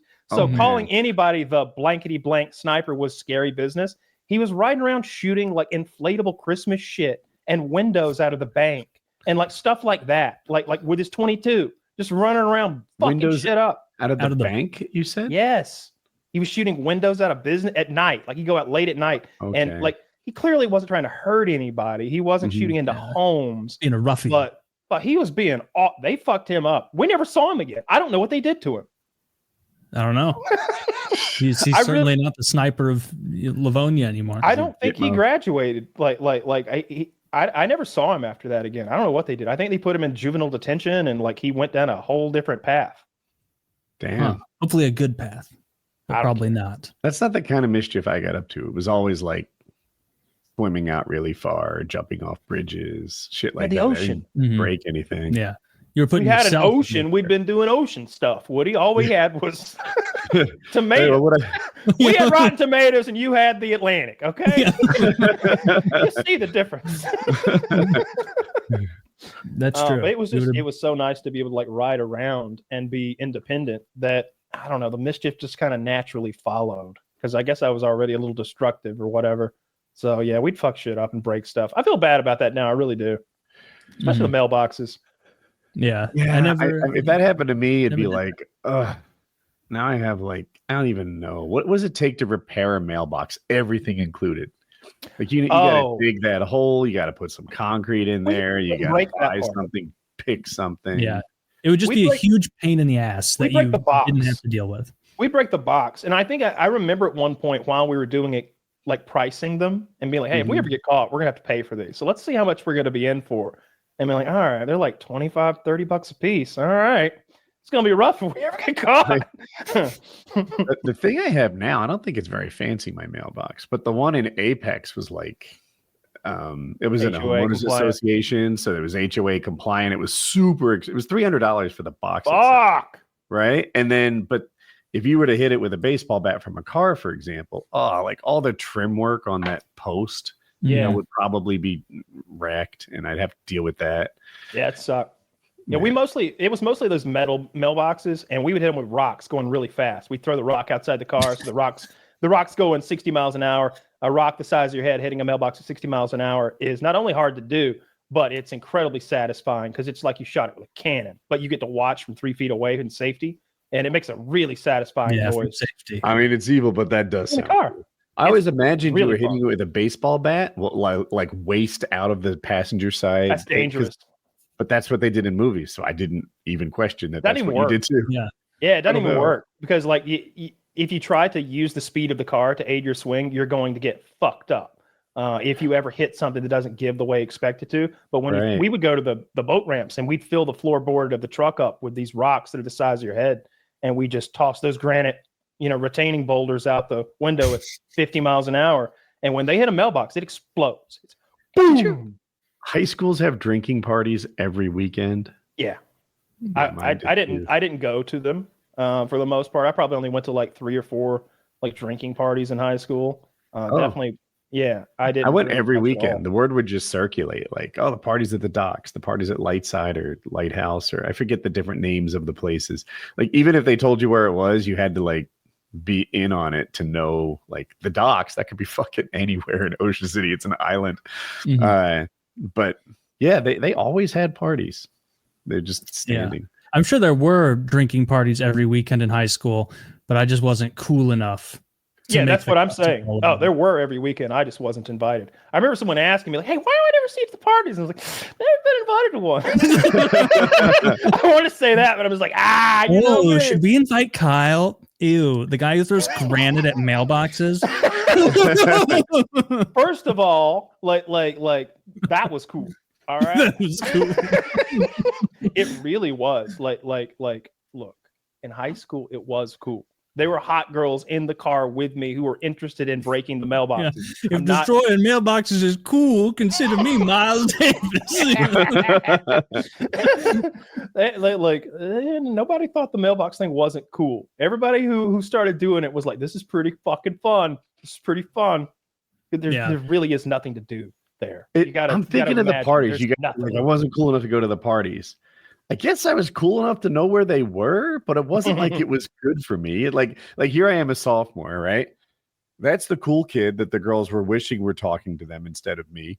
Those are the upperclassmen who make me feel unsafe because they're violent. These are the This is a group that's like literally a gang, right? Like they're here, and I'm just here because it's my best idea. Trying not to get into trouble or hurt or whatever, trying to get a girl to like me against competition way too stiff for me. Like that is my party experience. Yeah. No, that sounds pretty familiar. Yeah, I didn't go to a lot of parties at all. And our parties were a little different too, because you'd be in a barn somewhere. Like that, there were a lot of barn parties, which I don't know. Never did a barn party. Well, like someone's millionaire dad has a barn that's don't imagine an old barn in the country. Imagine like the coolest man cave you can, a country boy's man cave that's full of like plasma TVs in 2002. It was a nice barn party, but it was a barn party. You'd be out in the middle of nowhere, away from everything. So if anybody wanted to beat you up, that was going to happen too. There was no supervision. You were just going to get assaulted. I remember my friend came to school on Monday and his jaw was wired shut. And I'm like, what happened? And there was a group of guys who would just punch people for no reason. And he's like, I always thought when people said there was no reason that it was like, dude, tell me the truth. He's like, no, I don't even know them. We don't have any friends in common. I was just talking to my friend he was also a boy. Like, it wasn't like a girl thing. It was just flat out like the knockout game, but predating that. And it really sucked. Your head's on a swivel at these parties. Why did I go? I remember because for the high school hockey team, I was the starting goalie freshman year. The other guy a couple of years older than me was not very good. And so and you get a lot of protection when you're the starting goalie. And so I remember this senior who I was like, he wasn't even that good, but I was always like, man, this guy's name is also Kyle. I'm like, man, Kyle's fucking cool. He's always got like all these girls hanging around him and everything. And like, he invites me to like something. And I'm like, yeah, I'm like in with him. I'm cool. And then like, I get to this little thing at his house or another teammate's house, and like immediately it's like, none of these girls care. You're the starting goalie. You're some fucking 14-and-a-half-year-old who has no business being here. Like, you're not even drinking or doing anything. Everyone else seems like so chill and cool, and like I'm just intimidated by what I at the time perceive as maturity, and like didn't even enjoy it for a second. Just always being like, oh, I'm so gay and lame. I shouldn't be here. At least you had somebody to protect you. It was scary at those parties. Like, there were always somebody out to get me. It seemed like I never had an issue with someone that I could beat up. Really? Isn't that the way it goes? Like I never had a problem with somebody who I could actually beat up. like once, one time ever. And Yeah, I your remember being mom. so shocked. Yeah, fucked her up. It's like, what are you thinking? Me? Me? No. Once ever I got messed with me where and I remember thinking, like, what have you done? like I beat him senseless. He hit me first and I beat him senseless. And there was so much blood his mommy had to bring him a shirt. We were in ninth grade. And I was like, what were you thinking? Is all I was thinking afterwards. But then I remember people being like, you beat up Robbie? And I have to be like, he hit me first. Like, what was I supposed to do? Get beat up by Robbie? Get punked by Robbie? Robbie hit me. So I destroyed Robbie. But everybody else, every other time, it'd be like some dude 2 fucking years and 6 inches taller than me. And it's just like, I got to hide. I can't go outside at lunch now. I got to eat over here in the corner. Maybe I'll just stay in homeroom and not eat today. Like, it was scary. My least favorite parenting move in the world is giving you permission to beat up that Goliath. It'd be like, what? You think I haven't beat him up because of my restraint? Like, Yeah. that's what you think is happening here? It's obviously because Matthew is so measured. It's not because this kid's 7'1". I don't know if I could take him if I had a hammer, Dad. Like, he stole my seat. He punked me. And like, I was like, listen, I was sitting here. Everyone saw me sitting here. I got up for 1 second. You stole my seat. And can I have my seat back? And he's like, no. And he basically said, fuck off. And I'm like, I don't even want to do this. I don't even want to do this until it was like after school. And he said, yes. I must have given this guy like 9 opportunities to change his mind because it wasn't close. And I'm not some big hulking guy at this point. This is late to puberty Woody. But this guy was one of the smallest people in the class. And I didn't fight well at all. I held my hands like this, right? And punched out. Yeah. But my arms were like 6 inches longer than his. I must have hit him 100 times for every time I got hit. He had a white t-shirt on. His nose was bleeding. The whole thing stopped being white.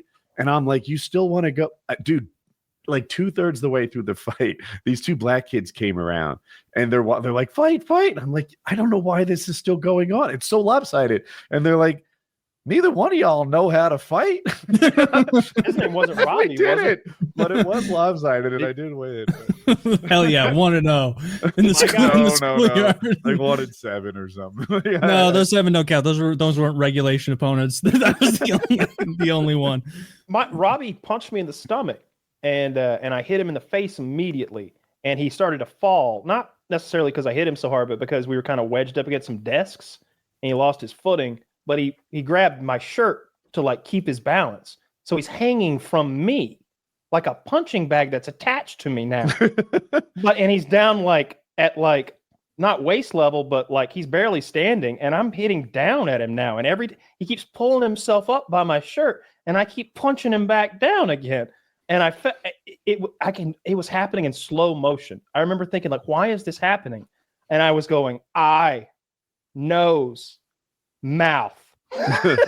And he was so fucked up, and nobody thought I was cool for it. You know what you should have done is be like, I don't care that you have a black belt.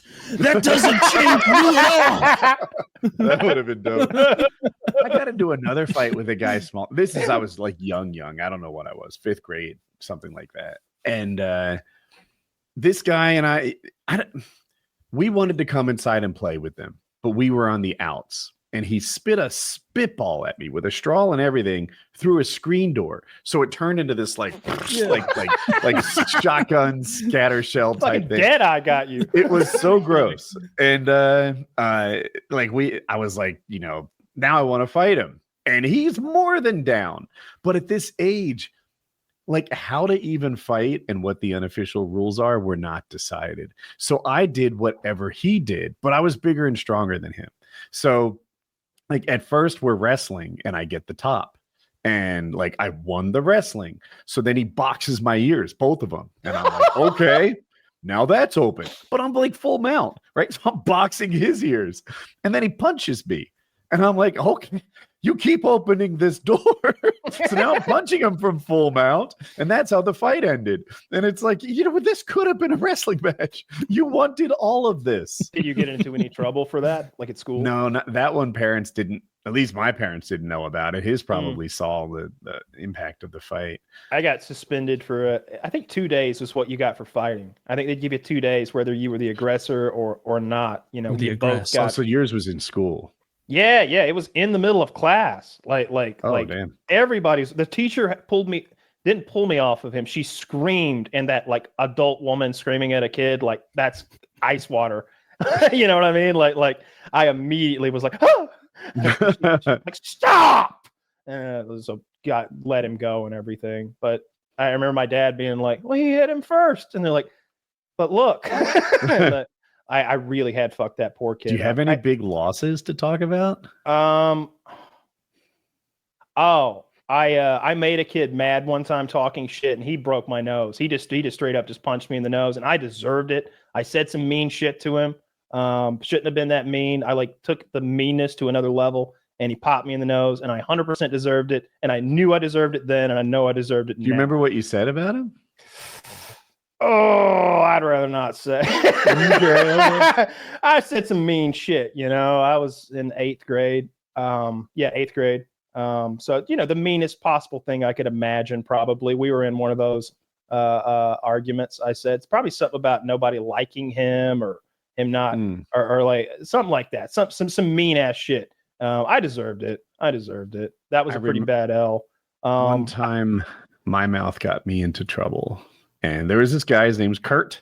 And I was at the guidance counselor's office because during study hall, if you asked for a guidance counselor pass, they would just give it to you. And it was air conditioned and it was a little nicer place to spend your study hall if you're a slacker who doesn't do his work.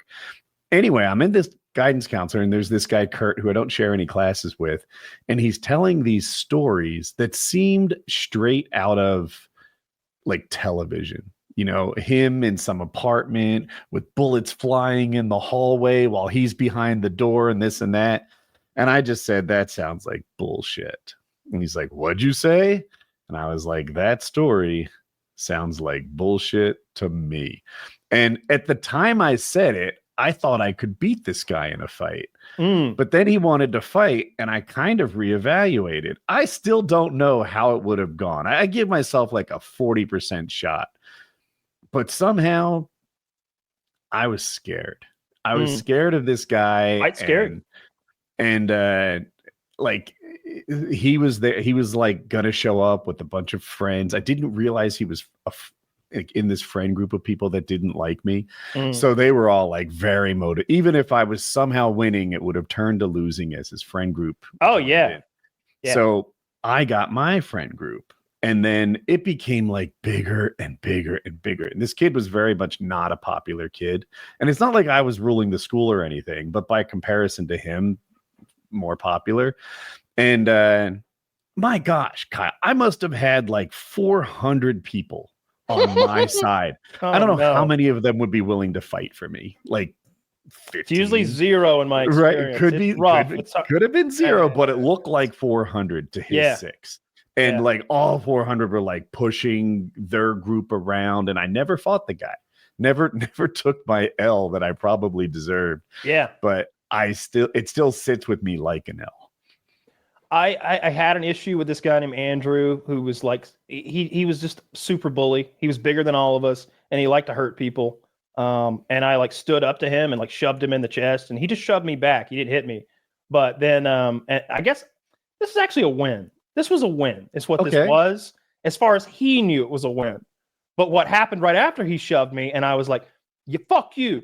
Yeah, fuck you too. And there was that, and we just walk away. And I was like, he's way bigger than me. I was terrified the whole time. So much so that I had a panic attack and had to go to the bathroom and sit on the toilet holding onto the walls. But no one knew about that. So that was a win, actually. So that didn't really happen. It's an L. To me, it's a huge L. Like, I felt the L, but he didn't know he won that one. He probably no one else knew about that. Yeah, nobody knew about that. You're coming out.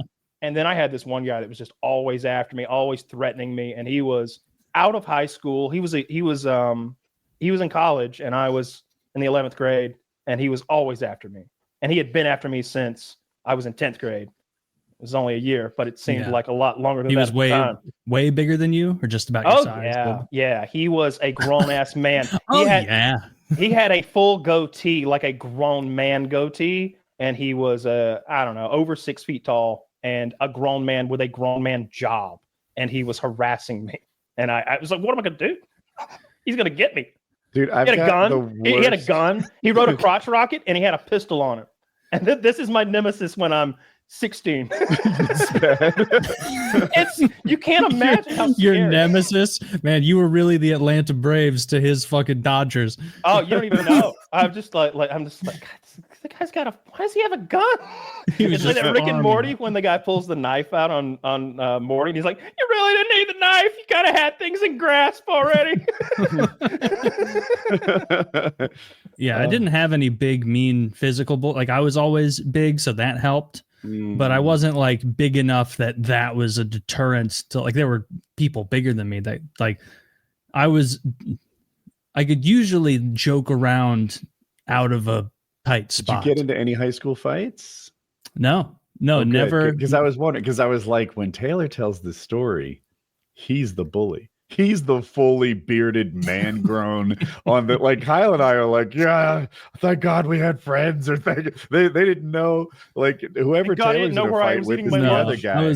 I was too insecure to be a physical bully, and so I didn't physically start any fights, and I never had any physical fights started with me, thankfully. I had like one like squirrely little shithead when I was like in middle school. Like he didn't even go to school with me. He was just a guy at hockey, like my age, a head shorter than me. And like in my head, I remember being like, this doesn't add up. Like we're like trying out for the same team and I'm going to make it and he's not going to make it. And he's little and I'm big. And like, why is he bullying? Like, this doesn't, he shouldn't be able to bully me. And like, I'd be in the locker room, like getting dressed, and he'd like come over and just like poke me or like shove me with the stick or something. And I remember just like one time I like stood up and towered over him and just gave him like the hardest I've ever shoved anyone ever with like the hard part of my blocker and just he tripped over bags behind him and everybody in the locker room laughed at him. And I was like, okay, maybe I won't be bullied by this squirrely little fucking dickhead anymore. That's black girl energy. That's what that dude had. He had black girl energy. That's when you feel completely confident to physically and emotionally harass someone 3 times your size. He did. He was like with no fear of the outcome. Because I hated it. I would like be going to like, because it was a like week-long tryout or whatever. Like there were tons of different tryouts and rounds of it. You never stopped it. I did. That was when I did stop it. Is like he would like always, he'd like skate past me on the ice and like talk shit or be mean to me. And like, I didn't see him doing it to anyone else. So I guess I just gave off a bitch's aura and he just targeted me. Maybe, like some dudes, when you like a girl, you'll pull her hair. Maybe he was a homo and I struck his fancy, but I was not. There were lots of hotter guys on the team than me. So he could have gone a different direction. You don't know what he was looking for. You know what I mean? Right. Yeah, that was the only altercation physically we had was he was looking for me shoving him and him like getting up in my face, like being a jerk. Wonder what he's up to. He didn't make the team. There's another retold story, but I had a friend who I hung out with a bunch, and then he had a friend who I'd never met before, but he seemed kind of cool. And I used to like do these almost like guided tours on jumping off bridges. I'd done it so many times and people had a fascination with it, but never like broke that seal. And I'd be the guy that helped them do it. And so there we are. It's like 11 p.m. or something. We're jumping off bridges in the dark into the water. And afterwards, the night's cool. I wrap up, I go home, and I realize I like misplaced my shirt. And like, I didn't know where my shirt was anymore. And damn it, my wallet was in the shirt, like wrapped up. I had this thing, you wrap it up like a football. I could almost throw it. And later I kind of put it together that my friend's friend stole my shirt. And it's like, fuck, partly I didn't like losing my shirt and my wallet. Partly I didn't like being somebody's bitch. Mm-hmm. So I found out where he lived and I went to his house. And I'm like, dude, you stole my wallet and my shirt. He's like, no, I don't know anything about it. It's like, it was you. You stole my wallet and my shirt. And he's like, you can check my house. I was like, I think I will. So I walk right in the house. I look around. I find my shirt. He has my Like right shirt. away. Yeah. On the Damn. couch. And like, then I'm like, where's my wallet? He's like, I don't know anything about your wallet. He's just looking me right in the eye. That's when I like reassessed my odds of winning the fight. It wasn't going to go my way. First of all, this guy had been fucking in and out of juvie for the last like 4 or 5 years. He's like a product of the fucking prison season. He's 17. He's got tattoos. Oh, and, no. like, and he's wearing work boots to my like Fuck. cool in my society flip-flops. Oh, Like, you're yeah, going very down. cool. You're going down. I'm like a surfer in board shorts and flip-flops, and he's And he's in got home fucking- court. He knows where all the Yeah. weapons are hidden. Yeah, He's and got a I'm Carhartt in- jacket with paint on. And I'm like, if I lose a fight to this guy here, like it goes any way he chooses. You know, the level of damage I take is just until he He might runs out keep of you. enthusiasm. Yeah. And in the end, I was his bitch. I just sort of left with my shirt and no wallet and took the L. That's Oh, Yeah. that does suck. I wanted justice. I wanted to hear the good guys. That's like the Shawshank Redemption. These where are all Morgan true Freeman was stories. I'd like to tell you that Woody kicked his ass and got his Fought the wallet good back, fault. Fought the good fight. but I'd be lying. Yeah, Sucks. No, it was mostly L's. I don't. Where did I beat anybody? Did I get any fights in elementary school? I don't think so. I had so many issues getting picked on in 6th grade. That's why I was homeschooled. I had the one kid. It Yeah. was just the one kid. well, it's hard to be gay in Livonia.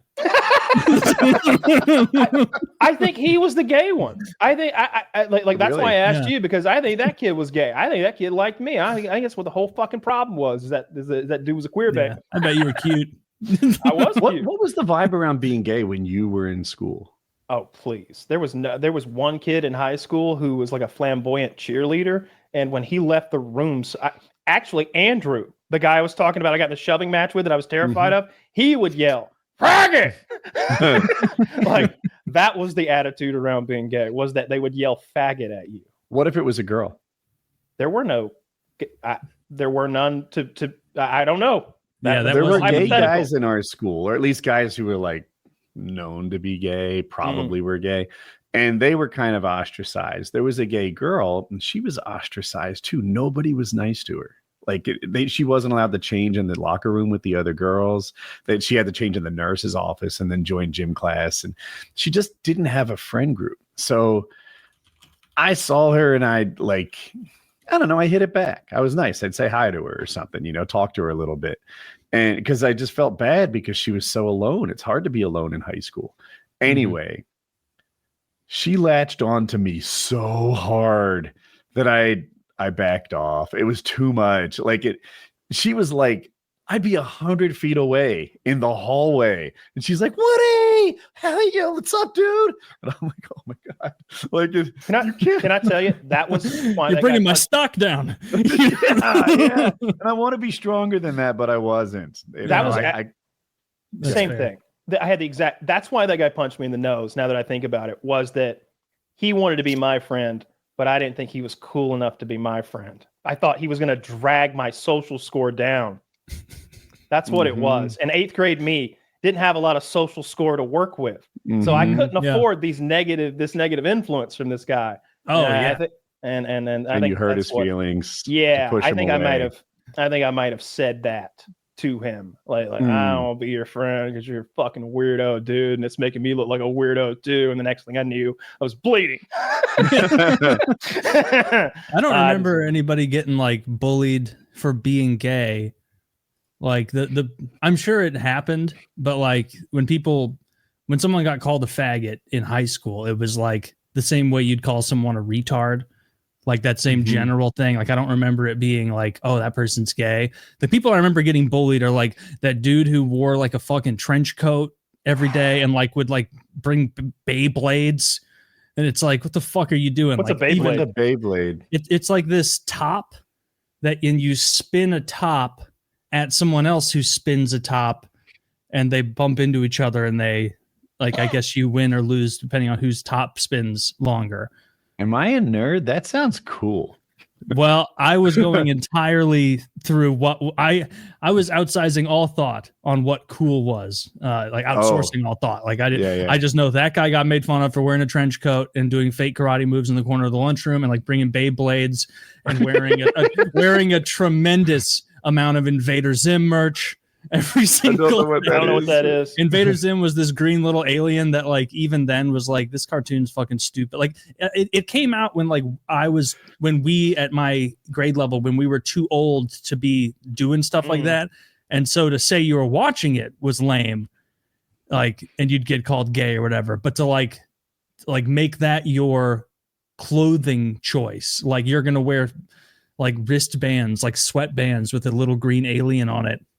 Yeah, he got bullied a lot. I googled Beyblades. I take it back. They don't seem cool. I thought they were like metal ninja stars that would like spark and stuff when they plastic crap. I've seen people on Reddit and they use you take a side grinder that doesn't have a wheel on it, and they put the chuck into like this like a top, but the top is a very heavy chunk of steel made into a top, and they get it up to 900, 1,000 RPM, and they drop it into like a basin, and then the other guy adds his. And when they hit each other, it's colossal forces. That's really cool. I thought that's what Beyblade was going to be like, but that seems more, I don't know, more like what do you call it? Like weavy? Is it supposed to be like Japanese or something? Is it from like an anime? Or are they casting them and saying some bullshit? I bet. Like I don't Beyblade! Probably Beyblade. Yeah, but that guy was not cool, and like the kid who like I remember making fun of him was this guy Josh, who was like country as hell and like actually was a tough guy, like farmer kind of guy, and he like went up to him because he was also like he was shorter than me, but he was a strong dude, and like I remember he was a fucking bully, Josh was, and I watched him like go in the corner of the lunchroom, and this kid was doing like fake kata. Like, and Josh went over and he's like, hey, what the fuck is this gay shit you're doing? They didn't answer. He's like, what do you mean? You don't want to, I mean, it seems like you know how to fight. You want to fight? Like that level of just goading him. I never saw them actually getting Do you remember how strong the strongest kids in your school were, like bench press wise? Yes. There was this kid the year above me named Greg. And Greg was like as Derek would put it, a super physiological beast. Like he was like 17 and like a level of big and shredded that didn't make sense. And like, so he was like 15 years old, like benching for something, deadlifting like high 5, 6s or something. He was the only person at that point in our school to be in the 1500 club, which means that his bench, deadlift, and squat equaled 1500. Like being in the 1000 club was a big deal. This kid was a monster, and it was like an understood was insane. Thing. We had guys that were doing like a round 3, and I remember there was a white guy that could do 310, and his name was Corey. Corey was like 5'10". He was a little shorter than me, and I remember he was showing me some fighting move. He's like, "This is what you do," and he like threw a fake kick toward my knees, and it made me lurch forward. And he was like immediately throwing a punch. He's like, "See, works every time." And I was like, "Helps that you bench 310 though, eh?" There was a dude in my high school. I only know his nickname, Cosmo. He benched 425, and I know that because people would always talk about like, if he smacks you, that's 425 pounds of force. If he punches you, that's 425 was like his other nickname practically. He was like 5'8". He wasn't super tall, but goddamn, he seemed 5'8" wide also. Yeah. And he was just a fire plug of a dude, and a white guy, really strong. All right. Different question, but similar. Was there a dude at your school whose dick was so big he had it out all the time? Had his dick out all the time? We had a guy who had. I don't know about your school, but they said they would send you right home for that. It's like in the locker room, in the gym, anytime when it was just the boys, he'd have that hog out. He would walk up behind people and toss it over their shoulder while they were sitting, like doing their laces up on the bench. He had like really? It was like 9 or 10 inches long or something, and soft. He would like cast it out like a fishing rod. He always had it out. You know when most people do like, "Oh, I got you," and they make you look at the little fucking thing and they punch you in the arm. His cock would be out. Dude, you'd bring it out the top. Your gym experience was even gayer than mine, and we were showering together every day. Dude, there was a guy, I never even saw it. His name is JD. He was a white guy on our basketball team, and he was like 6'6", and it was just rumored. Everyone in the school knew his dick was ginormous. Never saw it. Girls would want to see it. Girls would want it, like they just had to know it was so big. And there was another guy who I won't name, and I did see it, who had a legit micro penis. Like it was... I saw it, rough hand. and it wasn't bigger than a thimble. He looked like he was just scrotum practically. All right. How do you do your pubic hair if you got a micro penis, Taylor? Now here are your options. Obviously, thicket, in which there is no visible penis. Now the problem with that is, of course, you're hiding your shame, but now you look like a woman, and you're pissing on your pubic hair all the time. You got a musty pissy pissing on your pubic hair. You can't get it past. The pubes are longer than your penis. Okay, that's what he's describing. I assume if you pull the head, you can get it out of the bushes. I don't think so. I've seen. My first instinct goes they look to, like little. My first instinct goes to you need to do something humorous with your pubic hair to distract from your horrible penis. Just a downward facing arrow. Yeah, like it's an elevator button. A thumbs down. Like it's an elevator button. Yeah, it should like say up and down. Make it an upward facing. Sad face. I don't know. I don't think the pubes are going to be your method of redemption from that. I don't look. Man, if people had known that I had a micro penis in high school, I would have killed myself. I did. I was fortunate enough to have that moment like Woody did, where a girl was like, "It's pretty big," and like it got around, and I was like, let's recast the story as if she didn't say medium. Dude, my chat after that week was like medium. That is I love that story of yours where you're like medium. Nice. That was the best I could have hoped for at 12. Absolutely. But, so funny. But dude, if it were a legit micro penis, like I think I'd kill myself. Well, I mean, what is your style of pubes that you clearly have something in mind that is like funny enough to distract or a different idea? Well, I was just imagining a life with one, and it's a dark road that you know. Mm-hmm. So I'm just thinking, like, what would I do down there? Would I just completely have a thicket so you can't even see anything? You'd have to get into politics. I feel like I'm going to run for senator of South Carolina. I'm going to be the senator, and I'm only going to have gay sex with my ass, so it won't come into play. An even bigger truck, I'm sure. Yeah. Bigger truck. Mm-hmm. I'm going to need to roll coal. Yes. I don't like that. That seems rude. You know what that means, right? Yeah, it means you get the like sooty exhaust all over the place.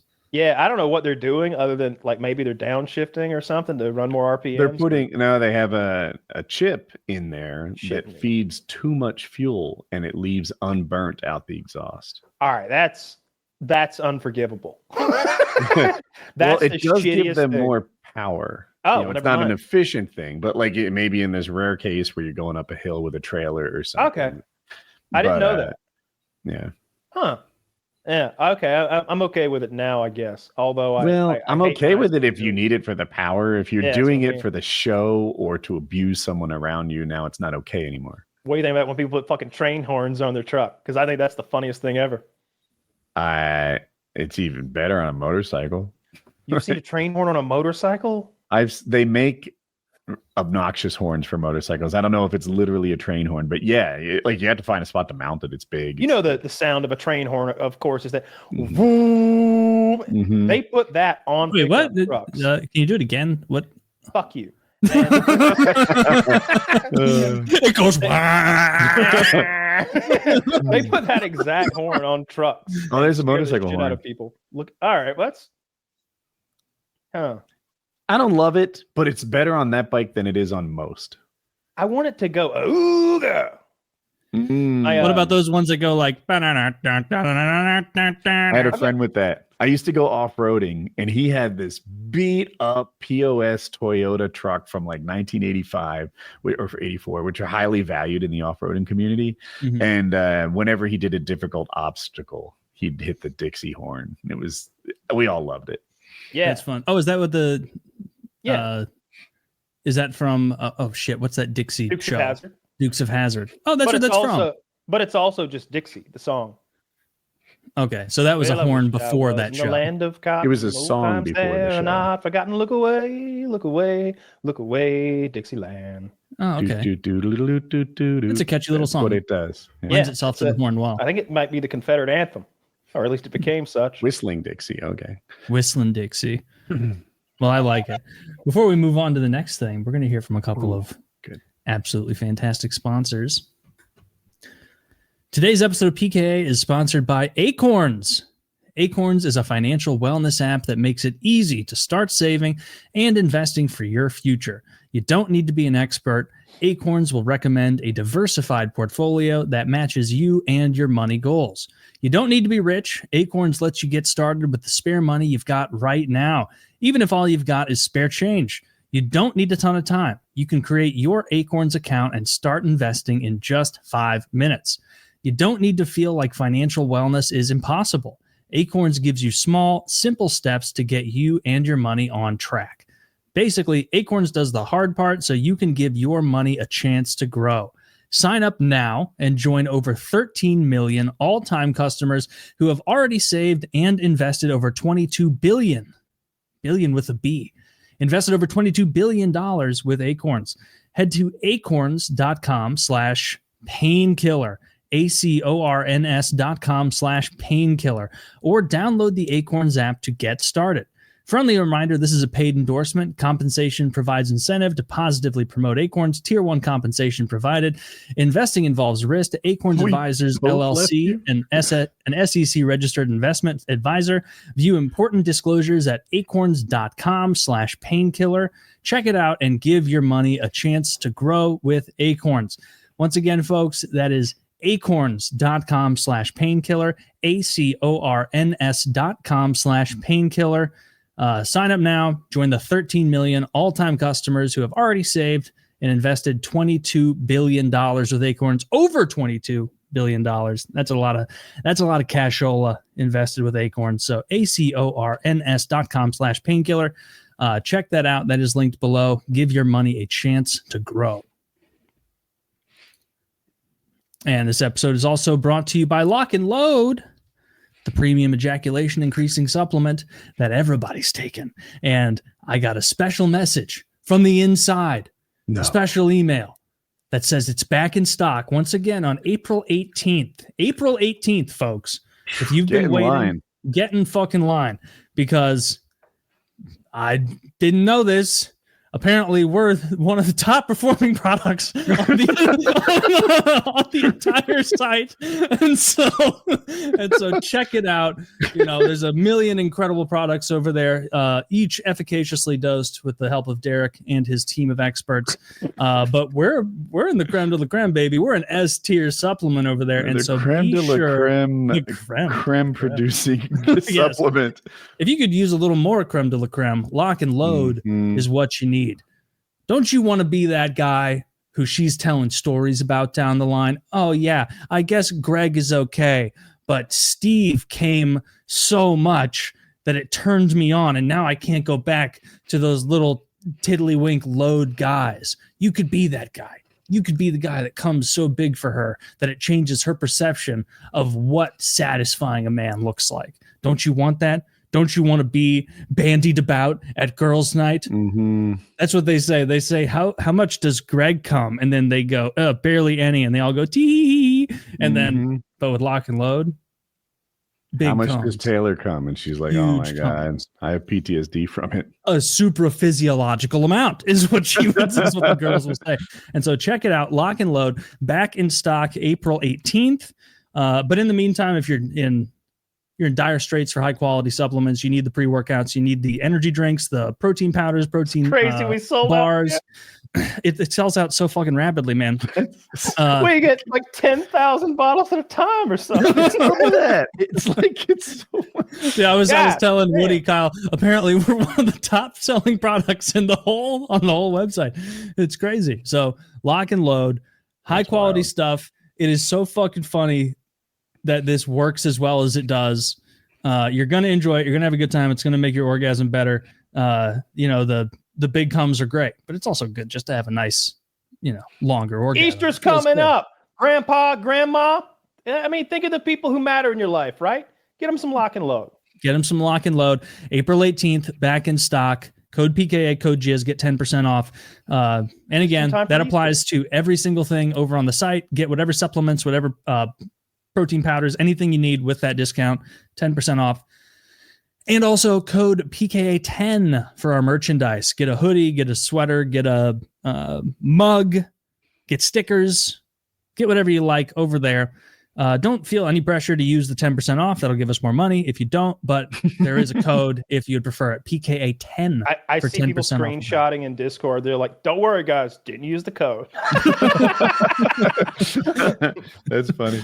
Yeah. Okay. So check that out. And then also remember to check out Acorns as well. Acorns.com/painkiller. Give your money a chance to grow. So if Batman got his name through his crippling fear of bats, what would our names be? Ooh, Death Man. Deathman. Forgot to pay his mortgage man or something. Like. Captain Intimacy. Captain Intimacy. Professor 8-hour workday. Professor 8-hour workday. Oh my God, that's Dr. 9 to 5. Zach said I would be the calculator. Yeah, I don't know. What would it be? It'd be like, oh, I got my name because I can't emotionally open up to anyone unless I'm doing an impression of someone else.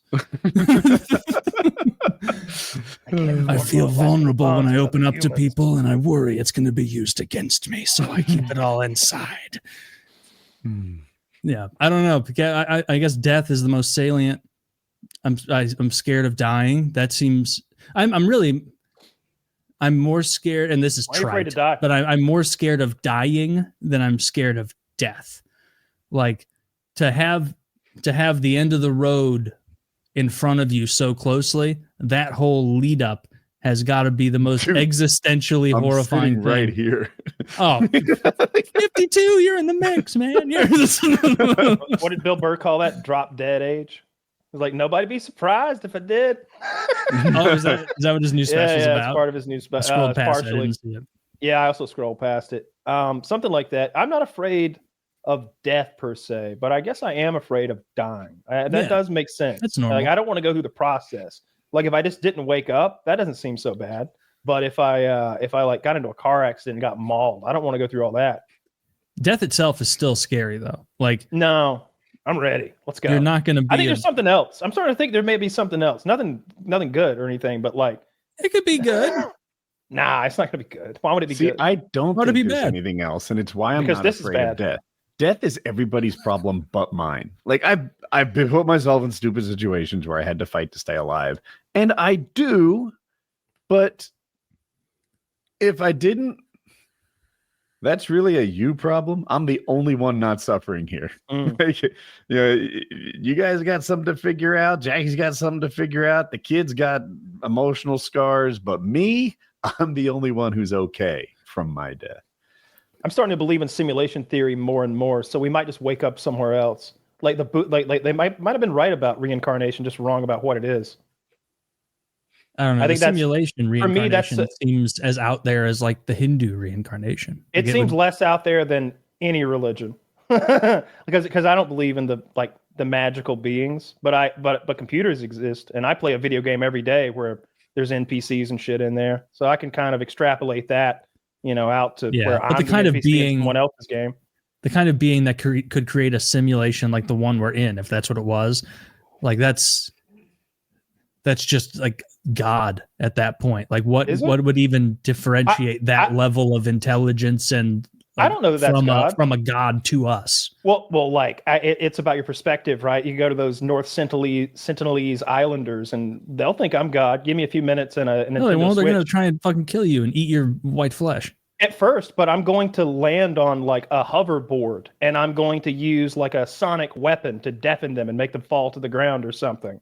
I'm going to shoot one of them with a taser, and then I'm going to like do some sort of science experiment and make the water turn red and then black again. Maybe I'll show up right before a solar eclipse and tell them and I'll make that part of my show.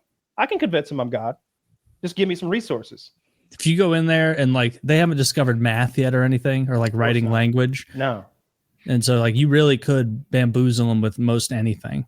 Yeah, all I'm saying is like what's that thing, Woody, with it's like is it Turing something or another? The way that computer chips.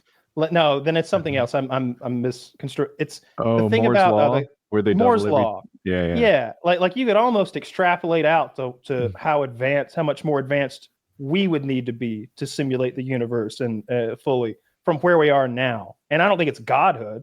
It's it's a lot more advanced, but it's not godhood. Yeah, but from where we're sitting, like that guy, the guy running the program is our God. I'll bow down. I'll worship. I'll burn incense. Whatever he needs to keep the servers running. I don't want to be in a simulation. That's so gay. I do. Maybe we're people doing something else, and we're just in that simulation while our bodies travel to the planet we're all going to colonize or something cool like that. What if we woke up and they're like, "How was your dream?" Like, "Oh my God, that's right. My name's Kevin, not Kyle. I'm an astronaut. I'm an astronaut." Imagine that. In my case, like my wife and kids would be gone. It was all a dream. Yeah. That happened to a guy. There was a guy who had a head injury and claims that he lived a whole life during a brief period of time that he was in, like comatose from that head injury. And that man's name was Jean-Luc Picard. Well, that did happen to Jean-Luc Picard. That was real. That wasn't fake. That was an alien probe. That wasn't fake. That was a real episode of the show. Yeah, it was a real episode. No, that happened to Jean. I saw it happen. No, but that guy claimed that he lived a whole life and had a family and everything. And I think that he was so distraught about losing that family, almost like a phantom limb syndrome, but memory, that he may have killed himself afterwards. I remember reading about that. Yeah, I don't know. Maybe we're in horrible. I'd like to believe that we're in a simulation, Taylor. Yeah, why is that better? Why is it good?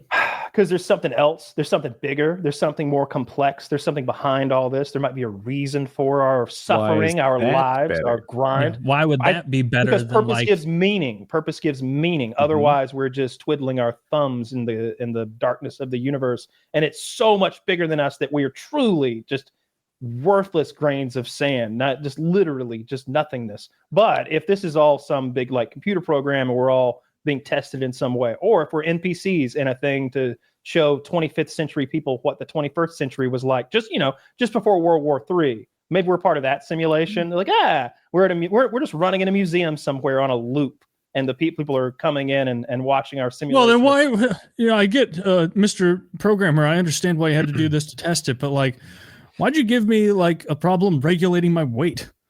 I like coming at it from the other side. Like you said, hey, this thing is so big, we're just worthless grains of sand. When I think about it on how we're just worthless grains of sand, it lowers my sense of responsibility. Like, you know what? I am a tiny little grain of sand in this giant beach. All I really need to do is like maintain the house, keep the people around me fed. That's it, really. Like clothes. This bar is not as high as I thought it was. I don't know. I just don't know if it matters. I just don't know if it matters. Like, are the people we love and the relationships we have and the people we protect and look out for, like, I just don't know if it matters. If it's, nothing. But you said it's harder.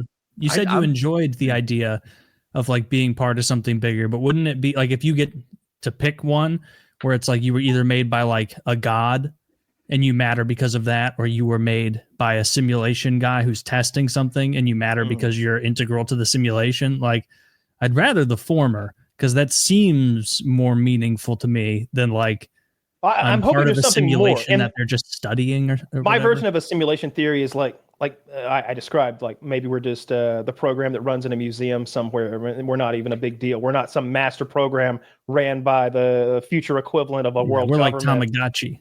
Yeah, we're Tamagotchi. Yeah, we're simple as that. We're a That child's sucks. toy or something like That's a that. terrible fantasy. I hate that. Yeah, that would suck. But if we're like, what if we like die and then a pod opens up and we slide out and we remember our real life? We're not, sometimes you're a dream, you're a cowboy. You're not thinking I'm a cowboy, but I'm going to wake up and I'm going to be Taylor. You're like, this is the cowboy life, I'm all a right. cowboy. Yeah. But then you I'm a wake up and you're cowboy. like, I'm not a cowboy. Fun fantasy though.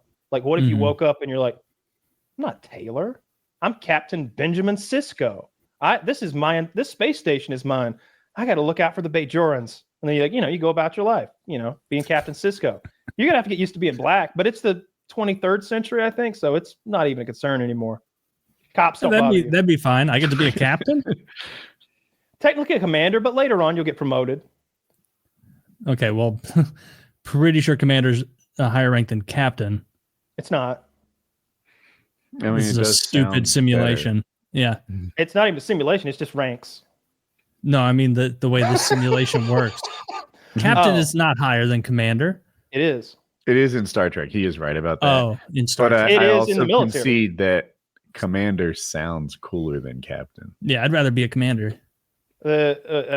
Commander's the second in command, I believe. Like on a nuclear submarine, I know the executive officer is, I think that's the commander. He's your like second in command, and then there's the captain. No, it would be I admiral. need a superlative. I want to be There's like no admiral on a fucking commander nuclear submarine. He's in an Lord office commander. in fucking Yeah, master and commander. Yeah, the great commander. Like, there's a lot of ways we could go with this, but commander Emperor's is the room for coolest title. improvement. Emperor's the best title. That's pretty cool. Czar is pretty cool just because it sounds cool. Mm-hmm. Yeah. What does Tsar mean? I think that like it was originally some Russian thing, and then It it means sounded emperor. so cool that they like everyone else was like, Czar, that's pretty sick. We're gonna put like Czar of fucking finance in our government and whatnot. That checks out. I looked at my imagination. One having and great it was power true. or authority. Mhm. And that checks out with me, Woody, because I made it up. I don't know. So what you think that commander is? This is like I know when we that it got is. in It's the not easy. argument Google about like buying a Duke ship or when you can go to Sealand. That was a big scam. It turned out that all got uncovered. What? We already cashed the check, so We already cashed the check. Wait, I when mean, when you say it got uncovered as a scam, like everyone knew that, right? no, it was presented so they got sued. Like they're in legal trouble because of their false claims of actually you providing. can't sue me. I'm the king of Sealand. Your laws make no difference to me. I mean, didn't you have to own land in a place or something? Did they were sell buying you the an land, atom though. of land or Yeah. something like that? No, you can buy them a in square foot or something. You can buy them in regular England because we also learned that you could do the Sealand route, or maybe it wasn't England, maybe it was Scotland, where you could like buy some 1 yard by 1 yard It parcel. wasn't even. You were buying like a Duke ship or something, like a Yeah. title. They were. But you selling could get a different fake- levels. You could be like a baron, or you could be a duke, and they had different pricing, if I recall. Yeah, they got sued. Yeah, they got sued. So we had a sponsor that said they sold you land and they got sued. Yeah, that's who we're talking about. The land is Oh, what made I'm you a sorry. duke. You needed to be a landowner in Scotland to be a Duke of Scotland. I'm yeah. So pretty they close. sell you like a patch of land that has like 1.5 trees on it, and then they're like, "All right, They you're." give you a square foot. Oh, okay. Well, they give Well, you a patch of tree. even- My God. no, Is like that a a patch. timber rights that come No, along with my dukeship? A patch with a tree and a half in it. I mean, like No. a 1 yard thing where it's like, this is my land. I get most You're of not this getting- tree and some of that one. Scottish trees are worth more than your life, my friend. You don't even know. No, it turned out to be a big scam. They got sued. Oh, man. Well, that sucks. I guess for all those fake dukes. That is one big negative that we have here in the U.S. Not enough cool titles. We're working on it. Have you ever thought about like how stupid like Secretary of Defense? The Secretary of Defense. That's fucking gay. It should be the Grand Warlord or something intense. Secretary. War Master. War I like Master. War Master. That's fine too. Just not Bring Secretary. to me my Master of War. Yeah, just hear Secretary the is for drums girls. Checks out. That's true. Checks out. Yeah. I just looked at my opinion. I remember as a young kid thinking that, where it'd be like the Secretary of like my parents are watching TV and I just hear it while I'm playing with Kinects. Like the Secretary of Defense stated to President Clinton that, and it's like, Secretary? The highest guy is like the guy in charge of the generals, which is a cool name, is a secretary. Oh, that's funny I've because never I went liked the other way. I was like, why is the Secretary of Defense talking to the president? Oh, Like, shouldn't the person in charge be doing this? yeah. The Secretary of Defense should be blowing him like that one bitch I hear about when my parents are watching the Have news. you spoken to the Secretary of Defense? No, but I have spoken to the Manager of Defense. Trust me, it's all fine. Like, it doesn't make any sense at all. The I don't know. defense czar, the war king. War King? I like War Master. I've been watching that old show Marco Polo. It's from 10 years ago on Netflix. I'll tell you how I knew it was going to be good, Taylor. As soon as it comes on, opening credits, a Weinstein Company production. Every chick in this show, a smoke show Asian. They have so many titties. I would say 180 titties so far. And I just finished season 1. I don't know how many pussies. You see full pussy. Buttholes. I saw a butthole, Taylor. Cock everywhere. Just Was this before they got rid of only dick nudity? Oh, Yes. this is yes. 10 years ago. All right, they got rid of This non. is in that they've got that full Game of Thrones energy. They're throwing the twat right at you, left and right. They have a whole scene that's like they're picking the new concubines for Kublai Khan, the Khan of Khans. And they've got like 2 rows of women, like military, like standing there buck naked. And they're just walking past them like, pretty good.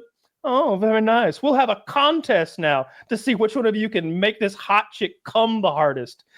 And so they have a contest to see which one of the there's like 40 new hot women slaves. And they all are going to try to make this other hot woman just come while some other people watch to judge on her pleasuring skills to see if she can be the Khan's new. That rules. concubine. Just Marco Polo's watching. He's like, hell yeah. After this, tomorrow I got to discover Brazil, but tonight I'm watching. Did you make it to episode 2, banging. Kyle? I've made it all the way through season 1. Yeah. Because I Googled it to do my research. And in episode 2, there's this woman smoke show doing the kata, like practicing her karate moves. And she gets attacked by a team of ninjas. And she beats them all buck naked. Yes. Stealing their what is a pole with a knife on the end called? I'm gonna call it A halberd. A halberd. Right? That's what a halberd yeah, but it's is. the Japanese version. It's interesting. I know the scene you're talking about. So I like the show. It's good. The downsides of the show, it reminds me a lot of Shogun and a little bit of like Kingdom of Heaven. There's a lot of court intrigue. Basically, Kublai Khan, the Khan of Khans, he's Genghis Khan's grandson, is trying to conquer China. And Marco Polo is his European round eye, who he's like very interested in him because he speaks all these languages and he's almost a poet in the way he describes things that he sees. The Khan immediately recognized how perceptive and intelligent that Marco is, and so when he needs somebody to go look at something, he'll say, Marco, you go too, and come back and tell me what you see. And he'll always be more intuitive. He'll see things that the Khan's men won't see. But mixed in with that is a little bit of that fucking kung fu bullshit that you roll your eyes at. You just got to get over that. There's some kung fu. There's some like, like one of the main bad guy. They call him the Cricket Emperor or something like that because he studies mantids all the time. He's always talking about his mantises, and he watches them like fight, and him and his buddy fight mantises together, and he fights in mantis style. So you get past that silliness, and the rest of it's pretty cool. Because does he ever get like his ass kicked because he's trying to do like mantis style, and someone else has a sword? It's the opposite. He's like such a badass that he's like, "Who is your champion?" And they're like, "Fucking Boagrius," and they bring out like Japanese Boagrius, and he cripples him with his mantis style and breaks his neck in front of the whole army, like doesn't break a sweat. So you immediately realize he's a bad guy. Okay. He also forcibly binds a little girl's feet you know, like Chinese foot binding where they like Mhm. break their feet. They Like, love that. or- Yeah. He like does it to like get to like make the mother do things for him. So lots of evil bad guys. And then the Mongolians are just awesome. Like it's fun to watch the Mongolians do their thing because, you know, they're warlords who are Mhm. just brutal and watched- awful. It's a good show. Kung fu movies as a child, and you know how kids are like, man, you know, whatever quicksand is going to be a big problem for me growing up. I need to learn how to identify this. I remember going through the thought exercise of like, what should I learn? Should it mantis style, tiger style, drunken style? What kind of kung fu artist do I want to be when I grow up? I didn't pick any. And then no, No. it turns out it's like, oh, this is all silly nonsense. I did study kung fu once, but it was silly nonsense. I think the guy's Marco Polo is being taught kung fu, and the guy, I think the guy, I don't know if this is even true. I didn't. Did they bother- say his name right? Mr. Poro. Come here, we teach you mantis style. It's good. I definitely highly recommend it. There's 2 seasons of it. They seem to be spending like $10 million an episode or something. It looks good. Like when they're riding horses, they're real horses, and when they're outside, they're really outside most of the time. It looks like they went to Mongolia to film. Just 2 really unimpressive things you listed, though. Really? Because The horses are real and they're really outside. That's a rare thing in modern like TV and film. Maybe in Both like of those Marvel things. universe, but I feel like a lot of places they film outside. Not giant scenes with hundreds of horsemen though. Like what? Oh, in a- so it's like in a big Mongolian epic. Rohan style fight. Okay, I see what you're saying. Well, Right. they're just always outside on the Mongolian steppes, seemingly. Like, you know, just it's endless sky. It's like Wyoming or something. Like the giant blue sky everywhere. I think that's the Mongolian like religion. They keep praising the blue sky above. Interesting thing about Genghis Khan and his descendants, they allowed all the religions. That keeps coming up over and over. Someone will be like, you're fucking Christian friends. And he's like, my grandmother was a Christian. What are you talking about? It's like, there's like Jews and Hindus and Christians and Buddhists and Taoists all intermixing freely in the kingdom of the Khan. Yes. We allow all different cultures in Mongolian Empire. That's how we know we will never in the future be laughed at as one of the shortest running empires in global history. Was And it? I'm also, Mongolian Empire didn't last long at all. It was the biggest though in history. Yeah, in the same way, like if I take a red flag and I like sprint past my neighborhood and plant it, I'm like, this is all mine. Like, the people didn't even know I passed by. I think they conquered China, and like Eurasia and Northern Russia. China. They conquered all of China, I think. I don't know. I'm in like the season. Mongolians I'm just in season 2 though. Currently, we're in South. They're in South China in the like they own South China currently in the show. I think it was a pretty South big empire. China. Okay. No, you're right. They did take all of China. Huge apologies to the Mongolian Empire. Huge Genghis. apologies. And Kublai Khan would be the one in particular to apologize to. 1206 to 1294 was their expansion era. And then when did it fall? It probably 1368. And that was a nominal leader. Okay. So it still doesn't look like very long. Of course. That was the smallest one ever. I It's an hear every addiction. one of them. No, you don't. I think you just guessed. You didn't hear that. You're lying. He's looking at one long nail. He's like, I have to take care of I thought that one was going to be really quiet. it. You just need to be like, cough while you snap it. Let's so we've got a little game. This is Woody's idea. yeah. He found a whole bunch of dirty ladies on the internet, and then Zach has gone through and I think he's organized them up for us. And I believe the name of the game is, what did this woman do to get herself arrested? Yeah. I don't know if Zach's thing is the same as mine, or did he come up with something different? I'm not I think sure. it's the same thing. Yeah. Okay.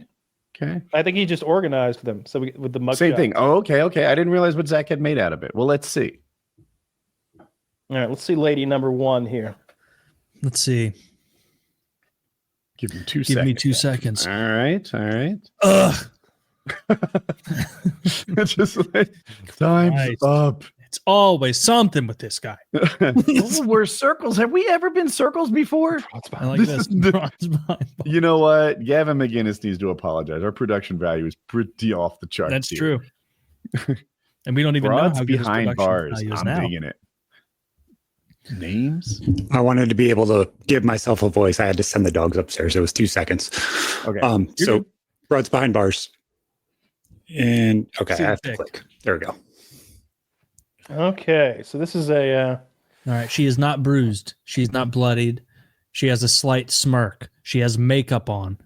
So I'm this gonna happened. say- This happened out and about. This wasn't a home thing. I'm gonna say possession, and maybe DUI. Woody? Me? Yep. I'm getting slutty slut vibes off this chick. I'm gonna say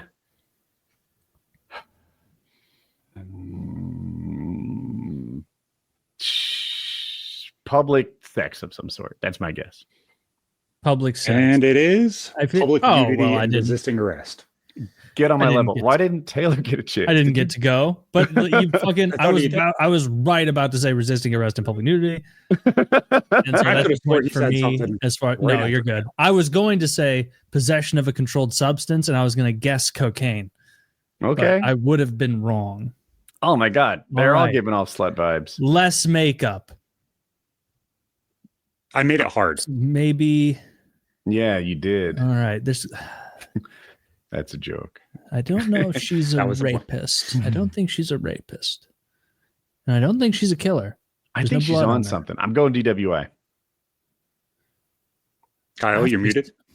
I've just got in my head possession of a controlled substance, I like it. and I'm going to say that it is prescription pills. Kyle? Domestic abuse. Good choice. It is DWI. Ooh. That's a good one. You mean- That's a Now, way Woody to point. did guess two things, kind of, but Mm. I think that's equaled out by the fact that Kyle and I missed. Woody gets a point. She Don't worry, I looks got this all violent. logged away. I'm saying narcotics are involved. So like, yeah, possession and it's usually something to like get them caught. But I'm gonna say like possession with intent. Like, you look, I don't know. I don't like her eyebrow. That line shaved in her eyebrow, and she looks pretty rough. Her attitude says simple assault. Yep, I Simple bet. assault. I think she got in a fight at a gas station. I love that. What did she do? She Assault and where Wow. I don't think he's at a early gas on. station. I think she Wow. beat the shit out of Nailed it. someone Assault. at fucking Bucky's. All right, now this one is possession of a controlled substance. She is no fuck. I don't. Nah, like this that. lady killed somebody. You She's think hard she as killed fuck. some- I'm gonna go with murder, Zach. I'm gonna go with this lady smoked Oh, somebody. now that you say she's hard as fuck, I see it. I'm gonna say She looks like Cher's mean sister. she had an abortion, and someone, but it was the kind of abortion where like she had the baby and then threw it away. Dumpster baby. She dumpster baby. That's my final answer. What was DWI. I don't know. Okay. She Possession, 2 ounces possessed. of Oh, But she it didn't was share what possession of a Kyle did. controlled substance. 2 ounces. 2 ounces. Pretty cool chick. Yeah, that's what I'm thinking too. All right, What? this one here She looks a little happy. looks like I she's think got. there's MDMA involved. I'm gonna say I'm gonna say that possession of controlled substance. She's got lip injections. Party girl, blonde. She was engaged, and she's given a coy little smile, and she's got a nose ring. Whore, public sex, public Prostitution. indecency. That's what they call it. Public I'm gonna go with indecency. prostitution. Okay. Or like whatever. DWI at McDonald's without tires and refused arrest. She needed to pee. Well, that sounds like a good girl. She just needed to pee. Okay. Did anyone get points? No, I don't think so. Points? No. I don't know. See, I don't like how you put a little bit DWI at more. McDonald's. You put a little more exposition on this one, but not on the one. There Fighting was so many that just said DWI. I went through like 80 different pictures and I found 20 of them that were usable and not the same thing. Okay, The needing to pee and resisting arrest at the same time sounded hilarious to me. I'm very white trash. I'm keeping a rape bullet in the chamber because one of them is soliciting. What do they call prostitution? Maybe prostitution. If you're vaguely close, I got you. I think I soliciting prostitution is like when you're the guy trying to get a prostitute. Yeah. She's selling that cootie. You think she's selling the coochie? That's what I'm looking for. This has got to be drugs. This has got to be drugs. Yeah, this has to be drugs. She has a fucking ace of hearts on one, and it looks like, what is that? Like an ace of clubs on the No, other it looks one? like a fleur de lis. I see. It's a fleur de lis and a diamond. Oh, okay. That's an ace of diamonds. It's an It looks A. like a diamond. Yeah. All right. What is that word, Kyle? Fleur de lis. I don't know what that is. A fleur de lis on her other cheek, the black one. You know the Saints logo? Oh, It's yeah. It's the French looking. Yeah. I French. see. I thought we were all talking about the red. All right. This one is definitely something violent. Mhm. Look at those fucking dead eyes. It's drugs, baby. She's holding. She I'm gonna go assaulted meth. I'm someone. going meth too. She, I don't know. Her face looks pretty clean for meth, but she could be dabbling. We don't know. I'm going to say she assaulted someone at a bar. We got theft, stripping stolen vehicles, breaking and entering vehicles, and then possession of a firearm. Shit, that's like Hard. 4 crimes, and none of us. Dude, she's like Hunter Biden's ideal woman.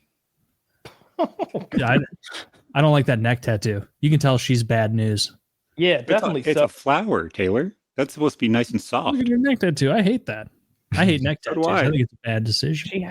Oh my god. Even better neck tattoos. This looks like What a did this Baldur's bitch Gate do? character. What the fuck? All right, she has an randomize on the character creator. Yeah. Okay. So this lady has a lot of lip makeup, eyelash extensions, that weird hair thing you see where like it's like ironed onto their forehead in a very ridiculous way. Mhm. I can't read what that says about risk taker. Is that Risk what it says? taker. Risk taker For above. those listening, this chick has a tattoo above her eyebrow that says risk taker in cursive. Yeah. And then she has an HP with a $sign in between it. That means she's got a lot of money in printers. And a treble clef Ah. and a what is that? And the she all-seeing eye. has That's a treble clip. I was gonna say, dude, all I know for sure about this woman is her mixtape is not as good as she thinks it is. oh, that's a trouble. And she has like an She ankh. didn't drop it while it's hot. But almost like an Asian stylized ankh with an eye on it on her throat. I think she was arrested for being a tasteless bitch. I'm going with simple assault. I mean, I'm I'm gonna go gonna say back to drugs. aggravated When I see assault. face tattoos, I'm thinking meth, man. It's got to be some drugs. Okay. Aggravated thought- assault. I thought this was guaranteed for Kyle. This is just battery on a police officer. Wow. I was close. I believe that. This is harder than the game where we already knew they were all. What did racist. she do? This woman stole from the bake sale. She This didn't could wear a be the- mask. They wanted her mask up. She didn't wear the mask. It's Not a wearing COVID the mask violation. at This is a Kroger. COVID violation, 100%. This is like just a pretty all-American girl. There's no way she did anything bad. It could be the ultimate cover. She's I'm like, going DWI. I'm gonna go. Simple girl, doesn't look like a criminal. Possession of marijuana, not any of the hard drug, just a weed possession, and not a ridiculous amount, less than an ounce. driving without insurance, maybe.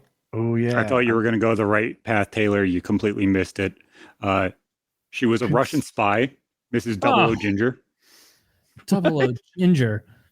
She's a Fuck. Russian spy. I like Okay, it. Now this this is- one was arrested. This Prostitute. one was arrested for being a mannequin at Burlington. Cocoa. Man, we can't serve you. For Why? impersonating Because you're a a mannequin. Yeah, what the fuck She is doesn't this? look real. She looks Yeah, like she doesn't. like if I saw that sex doll online, I'd be like, "Phew, let me find one of those realistic ones instead." She doesn't look like a person. Dead eyes too. Yeah. She's on What did she something, eh? do? Shoplifting.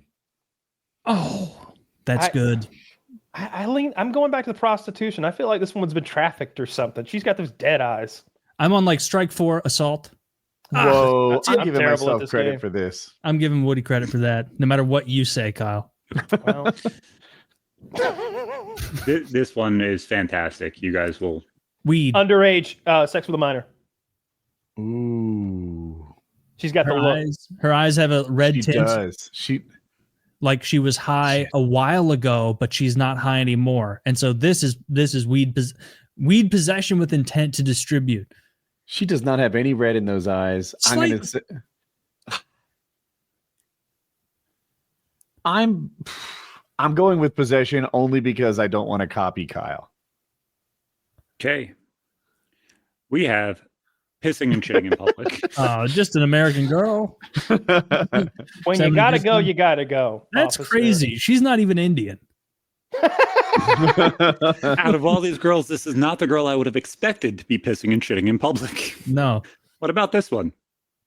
this one. Now she's having a good time. She won't let Yeah. anything, even getting arrested, slow her down. So she is a drunk and disorderly. Oh, I love it. I know in DWI, but I like yours more. I'm gonna go with an assault. She fucks somebody up and she feels good about it. Public Public drinking, drinking under 21 and arrest. resisting arrest. I bet she ran. I'm going to give me a point. Yep. Okay. That is disorderly, resisting arrest. She was drunk and disorderly. So She was just way too young, that's all. yeah. Who did this bitch? What did she do? Man, she's arrested for losing a fight. Maybe Kyle, maybe this is the one where this is like a teacher that was fucking like a 12-year-old student. And I bet there's one like murder and one like pedophile mixed in. So I'm gonna play she was doing something with an underage kid. I think she hurt her significant other really bad, maybe killed them. Like I haven't gotten one yet. Battery, Oh! domestic violence. I was gonna say domestic abuse. I'm giving myself a point. I'm gonna give Woody a point for that. I don't think Kyle gets one, unfortunately. I think Kyle gets it. The big thing is she was on a first date and forgot to tell him that she was into BDSM and spanked him a little too hard. Dating violence. Oh, well, that's lame. Wow. Just if you're Wow. keeping score at home, Woody has 7, I have 6, Kyle has 2. I didn't think I had two. Kyle has one. She's This looks crying. like a foreign invader to me. Like this looks like somebody who invaded the United States. What's that Illegal crime? immigrants. Yeah. Right? Yeah. They just stole her baby from her to teach the other people a lesson. It works. It worked, but Cruelty is the point. she is a coyote, and that baby wasn't coyote. even hers. This is an illegal immigrant. This is an illegal, and we're sending you to El Salvador. Get fucked, lady. Drug trafficking. I think she's wearing prison clothes, implying to me she's been there for a while. She's got a big thing. I like drug trafficking a lot, but it's taken so attempted murder. Taylor, Ooh. what do you got, bud? I said illegal. She's an illegal immigrant. Domestic terrorism. Domestic terrorism. What does that Oh. mean? Like, don't burn dinner, or I'm gonna bomb the World Trade. Weapon while committing a felony. I knew she'd been in prison for a minute by the clothes. Probably Okay, burned a Tesla. I like how cute all these girls are. This I one, like there's the an eyes extra on one. this one. Yep. You think that's genetic? Heterochromia, I think that's called, I think that's It is. Or it could be a or it could Contact be contact lens. Yeah. They Or would just make her one. take it out. Oh, I bet Kyle's right. They didn't make her take out the streamers that are in her hair. Yeah, but no one thinks that she's a My Little Pony. I don't know. I keep missing. I suck at this. We all do. All right, she got arrested for. All right, I'm gonna get possession of a controlled substance at one. Like if I shoot it again, I have to get it at some point. I'm I'll do going to that say one. she's a prostitute. Although none of them have been. Yeah, we'll get one eventually. I'm gonna go with murder. I'm gonna keep going back to that well because I feel We like one just of these. keep saying the same thing, hoping. Yeah, I Okay. mean, I haven't. I don't. You've given me 2 points, but I don't think I deserve them. You have one. You got one, correct? Grand theft, $800. extra point. She stole jewelry. She stole a purse. Ooh, I like Kyle, these you more. are muted. Or your audio is just not coming in. I don't see the muted icon. I didn't say anything. Oh, Kyle, That do you have would a guess also about what she explain stole? A penis. she stole a penis. Is that Yeah, is that $800? Like Lorena Bobbitt did that time. She What- went into a tattoo parlor, had them tattoo her all day, walked right out without paying them. That's No way I could have guessed that. I wouldn't have guessed that. No, I thought purse was like the most common. All right. This one was like, Let's let this be our last dirty. This will be our last one. Yeah, she didn't want to. She didn't want to marry her cousin on an Amish compound. Like, what? Yeah. She looks pretty innocent. She looks like the type that bang a kid. I was going to say school teacher that bangs kids. right. This time, Kyle and I, same guess. We're all in on banging kids for the final guess. Less weed than a Russian YouTuber. Less than 2 ounces of weed. All right. We are not good at this, gentlemen. No. I apologize for making it too hard. I guess I got too interesting with it. No, it's okay. It's just they're all, none of I didn't them want all of them to be DWI. You know, that's AIDS. Yeah, you need to have a little variety. Kind of wanted a murder or there's like a I still have teacher 8 more rapist. or 6 more, something like that. Yeah, I think we're good on these. Okay. I think we're Have a good rest of the show, boys. we're not. Thank you very much, Zach. Yeah, I don't think. I think we're much better at picking when it's already narrowed down to a form of rape.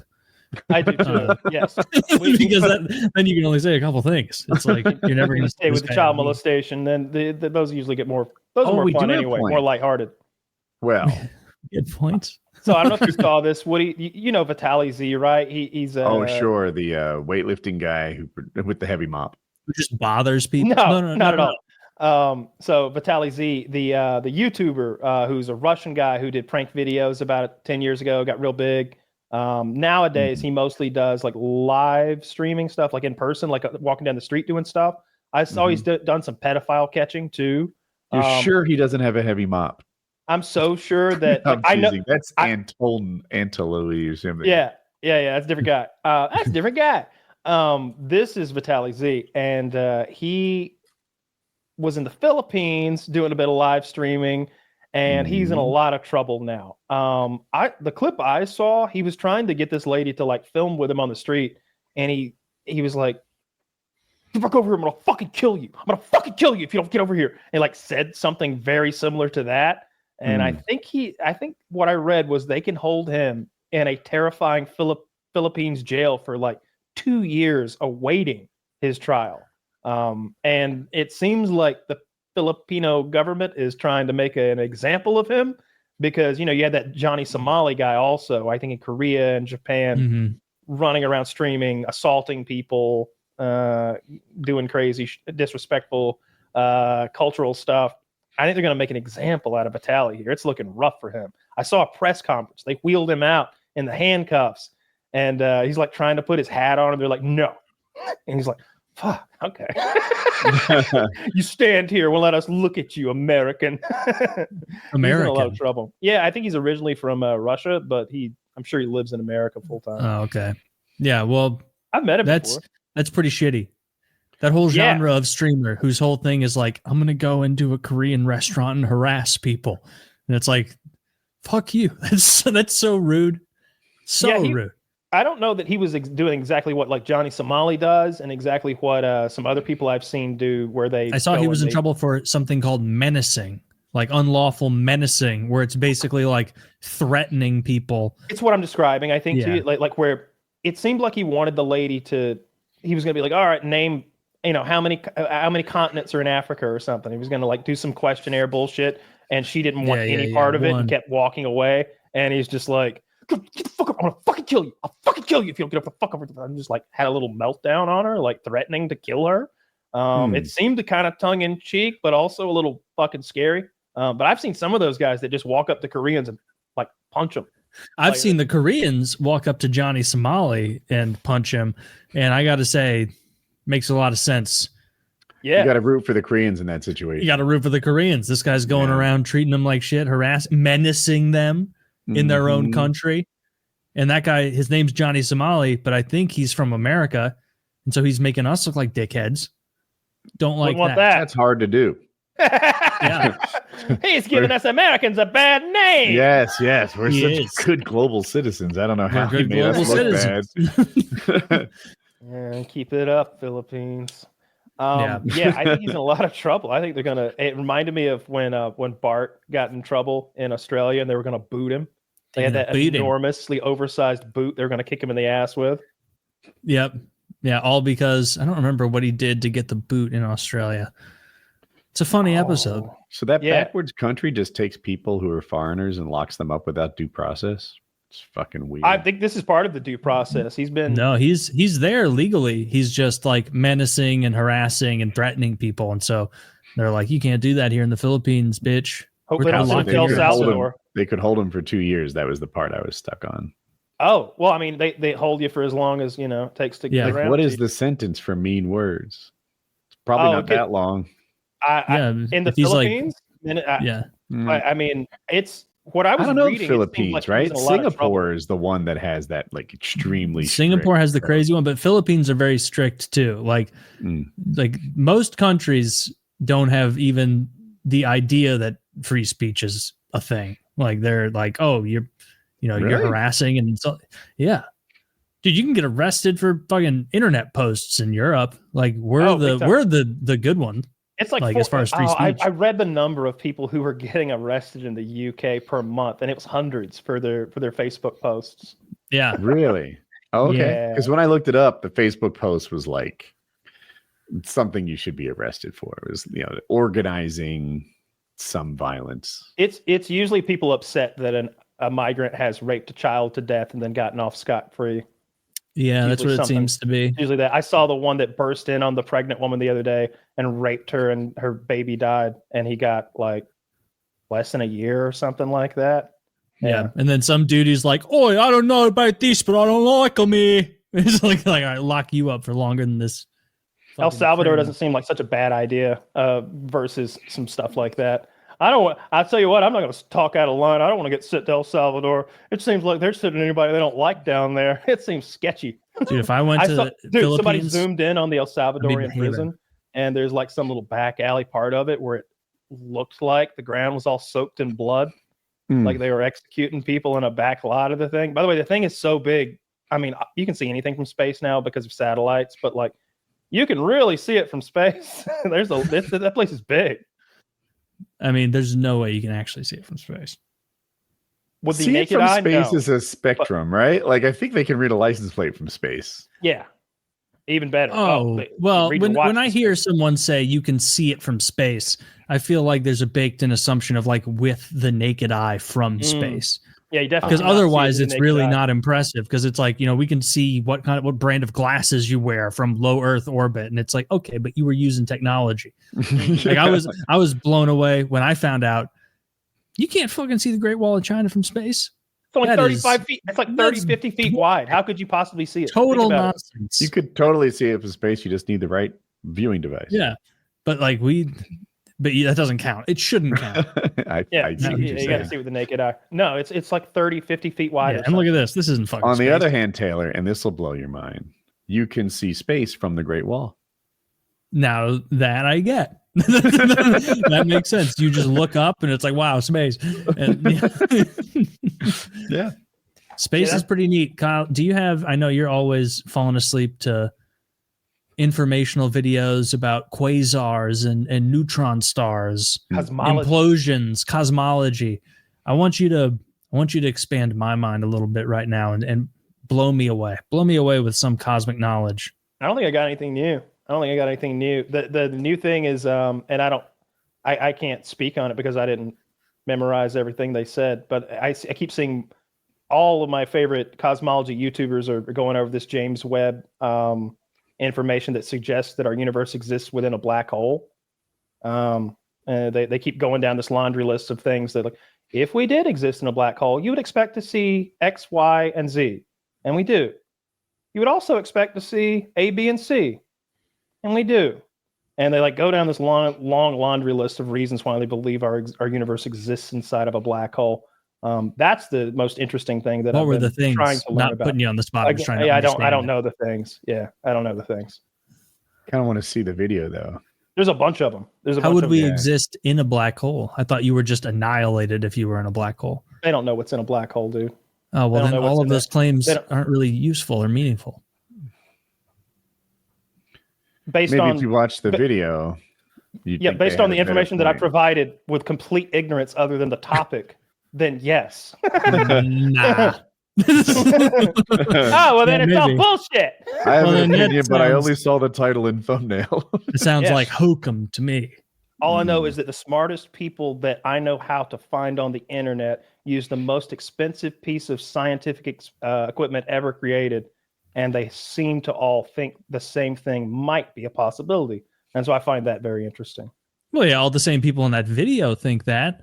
They're not going to bring some like Russian Not one super video. genius or It's Philippine super genius who's like, oh no, this is wrong. They all stupid. That's not one video. It's a lot of different people talking about the discovery. Whatever. Yeah. Well, I got to tell you, I don't like it. You don't? I don't like the thought Don't that we're in like a it? black hole because Where do you want that's us to be? scary. Like in normal space, not in a Normal black hole.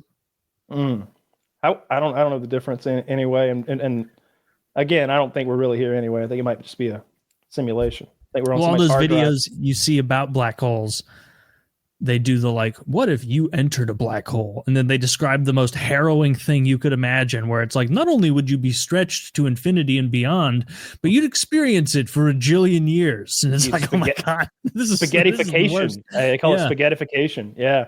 Yeah, I don't like your theory or those theories because it means we're all just perhaps moments from spaghettification because we're right in the hole. Oh, well, no. Well, no. No.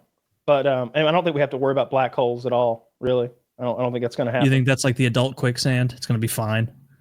I don't think we have to worry about that one. Okay. So, How long until the sun blows up? Hundreds of billions of years. It can't be hundreds of billions. I thought it was like 5 Why do you billion. ask if you don't want the answer? Well, because it would be like if you said, Taylor, how big is an ice hockey rink in the NHL? And I said 30,000 miles. You'd be like, well, that doesn't seem right. Like, that's all I'm saying is I thought it was like the single digit of billions It might be. until It the might sun be. dies. I don't know when I the sun Googled dies. it. 4.5 to 5 billion years. That's Oh, slow. time We is gotta nigh. we got to get fucking moving. I mean, that's Google AI, so It won't gotta explode be though. true. It'll expand into a red giant. Yeah, And then it it'll- will consume Mercury and Venus, and but we perhaps will Earth as only well. be. I think we're only going to be close enough to that expansion based on a YouTube video I barely remember to that turn us into molten we rock. we would die. We're all gonna. Well, we just need to move the Earth right to it. Well, think about like maybe those Jovian moons, those moons around Jupiter would be more habitable if the sun were a red giant, Sure. right? You know what I mean? Yeah. If the sun By that is point, if reaching we out to haven't where Earth is. if we haven't seriously got moving through space, it's over. I mean, we're not even us in a billion years. You know what I mean? Like if you go back a billion and look at like what we were, and like we're not. even Taylor's us like, if we anymore. don't get our act together in the next 4.5 to 5 billion years, it's over. We're in trouble, boys. You know, this is Dude, that this is reminds where me like of- Michio Kaku would be like, and it will destroy itself in 4.5 billion years, which may seem like a long time, but cosmically it is the blink of an eye. And so it'd be like, oh fuck. that reminds me of Philomena Cunk. Have you seen the Philomena Cunk So stuff? is that a Simpsons character? What are you talking about? You don't know what I'm talking about. It's the British interviewer who plays dumb while she interviews brilliant people around the world, and she like kind of pranks them with her ignorance. I haven't seen that. Sounds She's like- funny.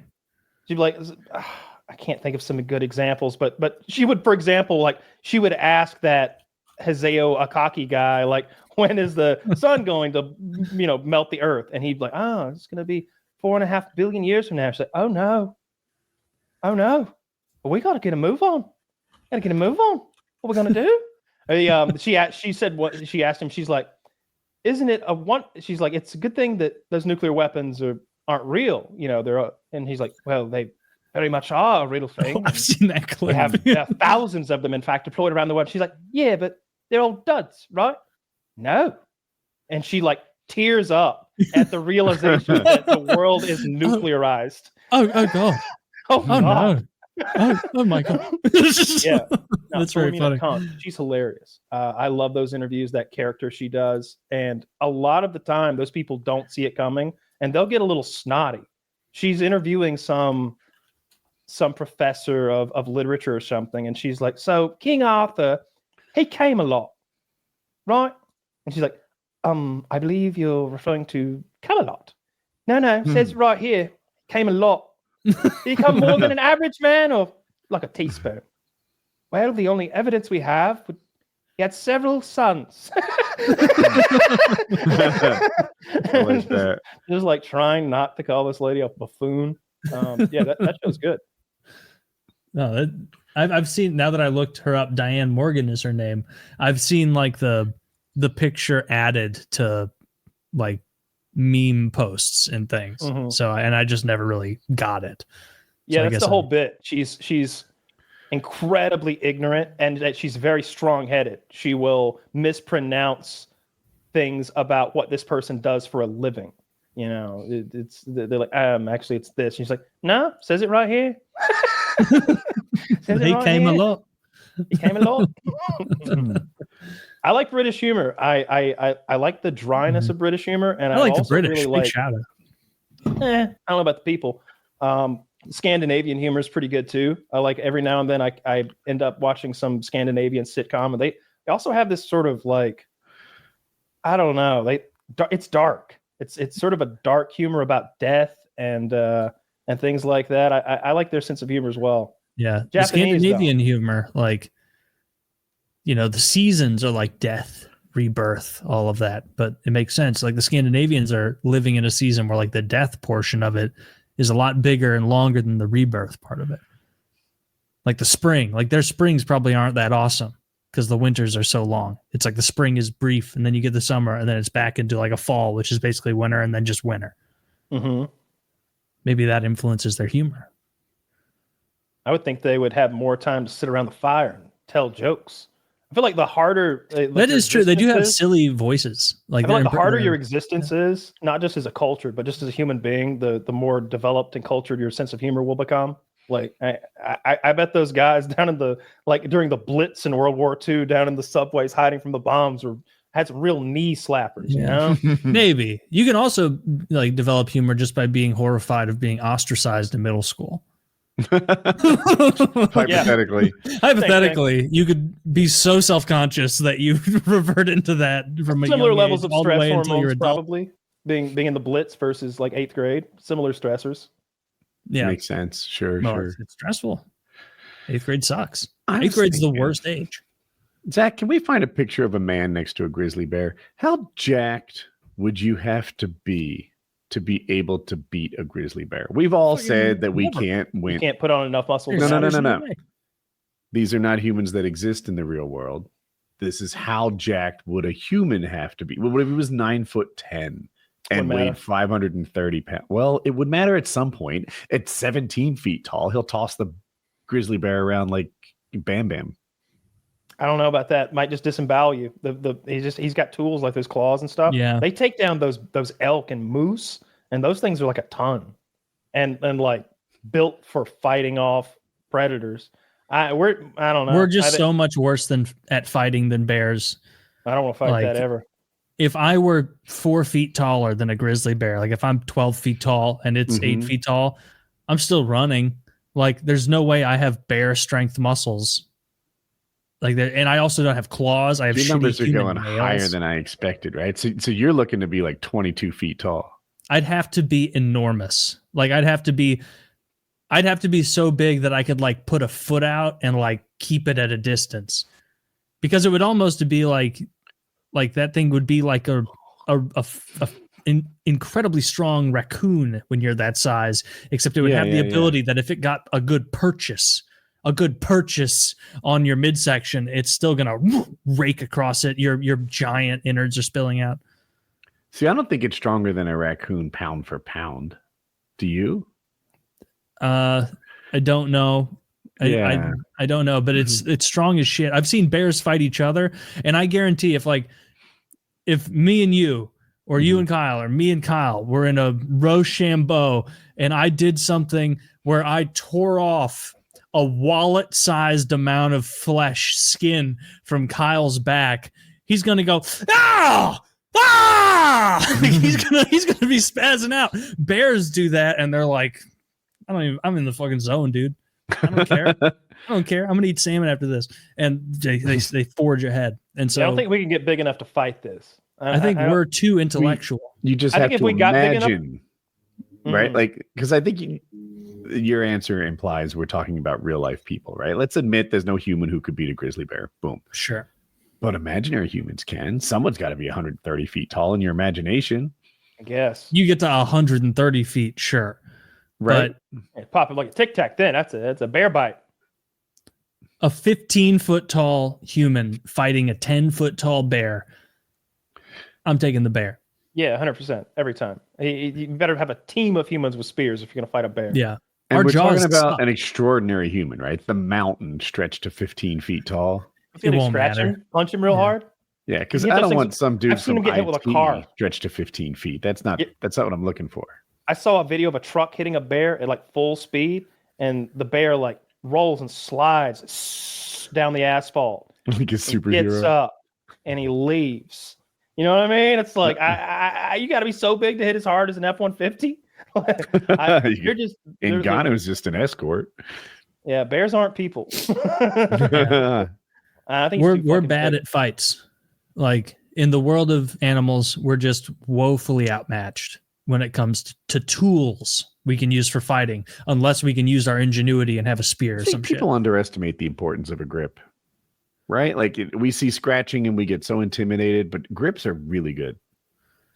That's true. But even in like the grip world, we suck pound for pound compared to every other great ape. Like we're dog shit compared to chimps and gorillas and orangutans.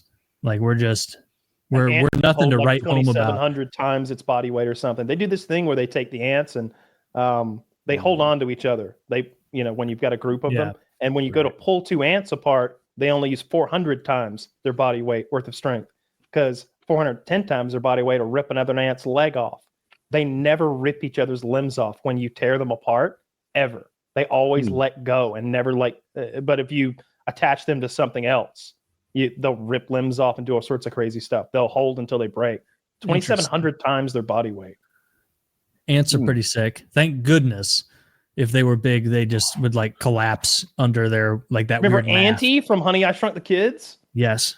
Dude, we got some ants like that. The Ruskies are in trouble. Dude, I'd watch that as a kid. You come across kid. the Rhine riding a giant fleet of war ants. That's it. Bring your drones. That's what Ukraine needs. I watched that as a kid, and I was like, "Don't trust him. Like he's gonna fucking eat you." That giant ant with his fucking guillotine jaws. No, stay the hell away. Find You a know what my grasshopper. chat taught me about? Were you familiar with blueberry bears? No. Yeah. It turns out it's a real thing. Blueberry bear meat. People say that if you eat the bear when that's in season and that they're foraging for blueberries, they taste sweeter, as opposed to salmon season where they have a bit of a fishy taste to them. Makes sense. That does make sense. Yeah. You are what you eat and such. Yeah, they feed those fancy Iberian pigs nothing but acorns, right? So they'll taste better. And then and Hannibal Lecter was feeding Gillian Anderson like oysters and maybe acorns or something. He's like, and the guest is like, "Oh, interesting dinner there," and she's like, "My husband likes me to taste a certain way," and the guy thinks it means eating her pussy, but no, Hannibal's thinking about eating her. He's thinking about cooking her and eating her.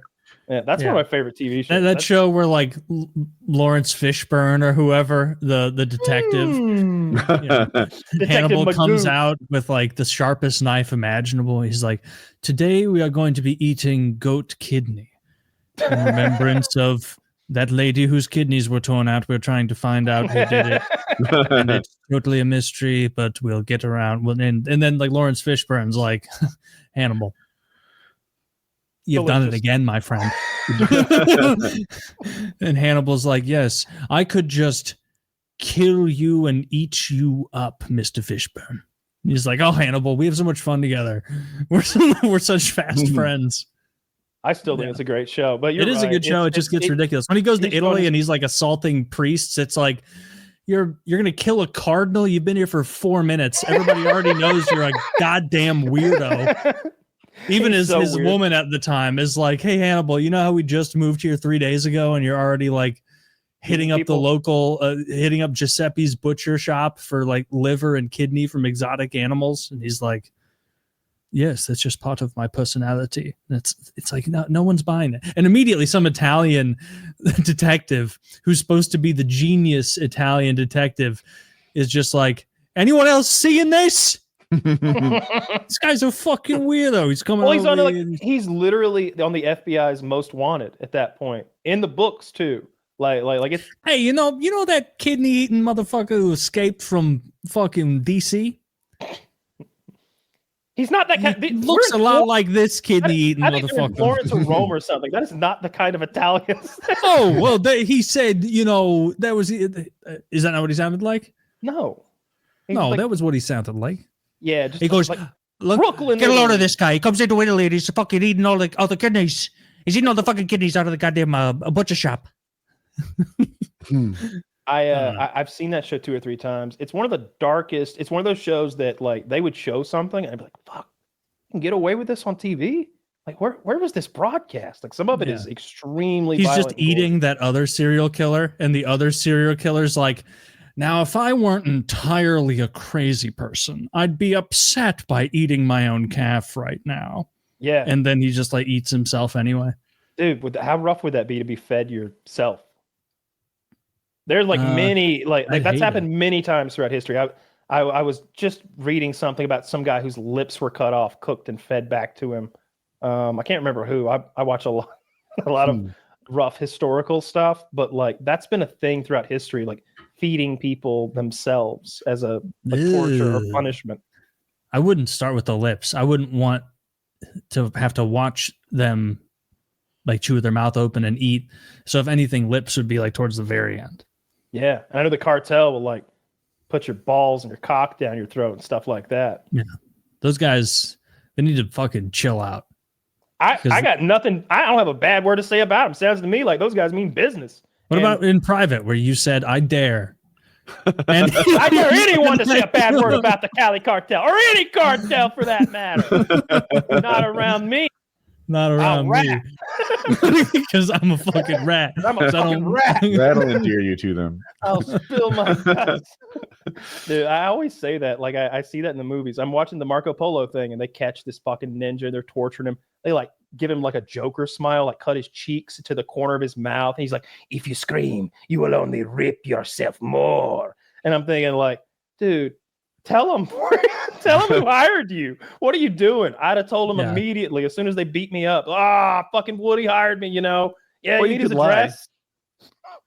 I mean, maybe tell a liar they can't find out. If they find His out a name's lie, it's gonna be Jeffrey twice as bad. Epstein, I'm telling the truth. JEFFREYEP. I'm ratting everybody out. Every time I like hear about like our torture program, not even the like scary country's torture program, like ours, we are the scary country. It's like, man, I'd have told them whatever they wanted to know. About anybody, about y'all, my family, whatever. I'm not dealing with that. They would rectally feed them forcibly so much die. that their assholes all prolapsed out. What does rectally feed mean? They They're take a shoving food up tube and their they butt? shove it all the way up into their like intestines and feed them that way with a like ground up food that they just not yet that. What were they on a hunger strike? That would have been the excuse that was given for the rectal feeding. Mm. Well, they should just eat. They were eating. They were raping them with the largest medical tubes they could America find. doing that? Yeah, right. Yes. Yeah, you want me to believe Trump is too principled. Their for that. assholes all fell out. Like, they all had prolapsed You assholes. want me to believe the CIA, FBI have been doing this for a century? Yeah, Mostly- right. Not a century. Like Bush, like and Obama, mostly. Like that's when things got fucking wacky and weird. No, it had to be wacky and weird Inconceivable. way before that. I didn't hear about Nixon anybody's would never assholes do such falling a out. thing, Taylor. Well, Nixon dude, never knocked an asshole out. FDR, You maybe find me the FDR got smoking high on his own. Where's the Ian. smoking rectal feeding tube? I don't see it. Okay, you show me It the was smoking before the rectal- internet, so there's no records. Oh, there's so many records. They took fucking What if it real was like photographs back Taft? then and held on to them. I don't even know what number Taft was. I don't know my presidents. All I'm saying is Bush and Obama turned the fucking dogs loose. And they did awful things to those people, even though all the information they had said it wasn't working and it didn't work, and different methods would have worked just as well. They did awful things. They took that one guy's eyeball out. like surgically took his eyeball out. We had to take his eye out. I didn't see a problem with it. Got it right here. Who did that? Who took his eye out? Do you know? We did. Which president? Not sure. It would have been Obama or Bush. I figured after that wedding thing, it all kind of comes out in the wash. It's totally fine. Obama killed a lot of people. I wonder how like his drone program compares to the others. I know it's got to be less intense just because of tech. Like tech gets so much better every time, right? Obama had plenty of. I think Obama was probably your biggest drone striker. He had those Predator drones then. He had those drones that whenever I heard, I used to think a Predator drone was like the size of, I don't know, the back of a pickup truck. I guess I imagined them like that, but they're like an aircraft that holds multiple missiles that loiters, and we've had those for a long time, and we've been using them for a long time. I think Obama was like I think he killed thousands and thousands of people in that drone program. Well, he was the first guy to have access to drones, and so you're pretty excited. You're excited. You're stoked. You're telling me these can do what? Just would stand out on my balcony, smoke a menthol, and kill some Iraqis. How the fuck does Obama sound? That's pretty close. And the fact that they are able to watch the raids on live stream is one of the coolest privileges that I think that what Trump tripled Obama's drone strike rate. Ooh. I don't know. It's a headline, so it's true. Oh, I feel good news brought to you by I was just trying to do drone bad. strikes by president, and I'm still looking for a good one. Yeah. Obama's got to be your winner. Yeah. There's no way we know the real drone strike counts. I mean, the stuff that we admit to doing, like what are we doing that we're not admitting to? Like they admit to like assassinating Iranian generals on third party soil. I'll be honest. This is the first time I've looked into it ever. There was that time that I think a helicopter killed those journalists and stuff, and that was either Julian Assange leaked that, or maybe it was the one leaker who was trans, like Bradley Martin or something like that. Might have been that person. Yeah. Who leaked that. But there's like audio. I don't think you know who Bradley Martin is. No, Bradley Martin is that jacked weightlifter guy. What's the one I'm thinking of? It's something similar. It sounds like Edward Snowden. Not Edward Snowden. It was some other one. I know who Kyle's talking about. Chelsea Manning. Okay. Chelsea Manning. Google Bradley Martin for your own fun, just real quick. Yeah. This is who you called a gay spy or something. Bradley Martin. That's him. That's the gay spy. What he's always saying. He's saying, I wish that gay spy Bradley Martin would step up to me. I'd slap him. That's what you guys are both always saying. Like Kyle always looks at this guy and goes, I wish a motherfucker would. Nobody's afraid of that guy. I'd take his hat right off his head. Me? Online? You think I'm afraid of that guy online? He would slap me like he did the last guy who took it off his head because he's embarrassed about his hairline. Because you'll have a gun. Yeah.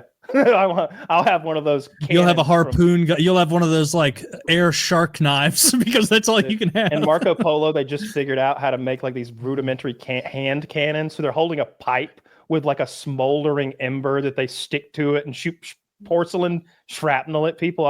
Maybe I get one of those. Legally. They're not to guns yet. They're still using fire lances. That's what they're called. Yeah. It's pretty cool. You get within 4 feet where stabbing might be better, and then you light it and. You have a good time. No, did you see Bradley Martin smack that guy? No, I did. He was the guy. That's what I was referencing. Like, so a guy came up to him in the gym and like took his hat. Like I can't remember who it was. It was some streamer. And he took his hat and he's like, "Give my fucking hat back, bro." And he's like, "What?" He's like, pow! Like smacked the shit out of him. Like I said, give me my fucking hand. He's like, are you serious, bro? I was like, yeah, I'm fucking serious. He slapped the shit. I was okay with it. I saw the opposite one time. This guy was doing a thing where he walked like this and he like shoulder checked Bradley Martin, and Bradley Martin just kind of laughed it off. And I was like, it vibed confidence to me. Like, yeah, you have to who doesn't have confidence? That's that Wes Watson guy. So like I went down the Wes Watson rabbit hole a little bit. Have you gone down it? Not the as deep video as you, I don't think. So of Wes him getting in the Watson, fight at the famous shirtless ex-con who's now like successful entrepreneur, online influencer, etc., motivational speaker, blah blah blah. Got like beat the fucking shit out of a guy in a gym and like took it way too far, assaulted him, like soccer kicking him. But him and his buddies are there. They don't really jump him, but they kind of jump him. They definitely make it so that Wes wins. And he's in a lot of legal trouble from that. So I kind of went down the rabbit hole recently to see if anything was new. And I guess like allegedly he's like putting some like naked pictures and videos of his girl on there to like brag that he gets so much pussy and like look at her big ass and like, but you can see his dick in the reflection of his glass like stairway, and he's got like a micro penis. Oh, Get out. You think that's why he's in jail, because he was so mad about his old day? And so now the internet's giving him a hard time about his light switch and His light switch, his little light switch dick. And so he's got that on him. It's been a rough road to hoe for Wes Watson here for a minute. Poor old Wes Watson. He just wanted to commit crimes in peace. He beat the fuck out of that dude. That was, I mean, He did. And you can tell because some of the rough and rowdy guys in his crew, like 20 seconds in, were like, yeah, we really gave him what for. We're still going, huh? Well, okay. you almost lost your shoe with that kick. Careful now. Not a fan of this one. Yeah, there's definitely cameras in here. I had never seen anybody use a weight belt like a ninja weapon. He popped him with that weight belt 3 fucking times in the face in the initial salvo of that little fight. Fucked him up. It's hard to find his micro penis online. Lots of videos about it, but not the actual penis. Yeah, Well, this is all hearsay. Yeah, it is hearsay. I certainly wouldn't say any of those things. Woody's the one that told me about it when he was trashing the cartel yesterday. He was like, 2 people I hate and disrespect the most, and went on this whole thing. Yeah. What did you I am call scared him, of the Woody? cartel. You though. said you shit. called him a punk? A punk? Nobody's bitch? afraid of Wes Watson, dude. Like, what's he gonna do? Send himself back to prison? He's gonna beat you to death in a gym with a fucking dip belt. I will stay in my home gym to avoid. And guess what? just that. He's got excellent lateral movement because there's no penis getting in the way of his Dude, side his steps. balance must be so much better since he Excellent doesn't have balance. a penis waving around. Mhm. Taylor, do you know the name BJ Penn? Yes, I know. He was like, when my friend who was into UFC first in like 2007 was trying to get us into it, Yeah, that was one of the names he brought up as like a dude he liked a lot. everybody likes BJ. I know BJ he's is old struggling school now. I'm a guy. huge like- fan. He's got CTE, right?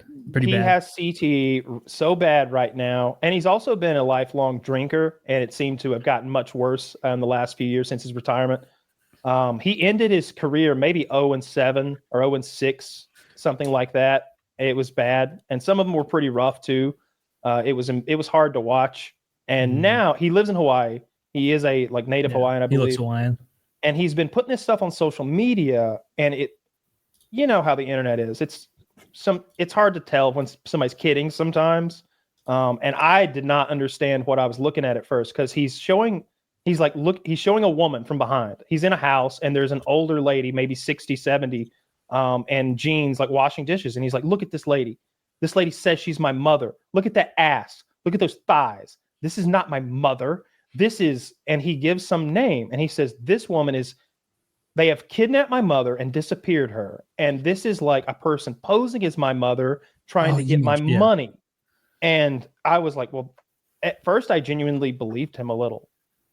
Because it's such a crazy thing to say, you know, and he's filming her and the way he's filming her and she's ignoring the camera makes me think she's guilty. And why isn't she turning around going, honey, baby, it's your mama. Why isn't she doing that? That is weird to me still that she's not. Because she's heard it so many times, she just disengages. Maybe.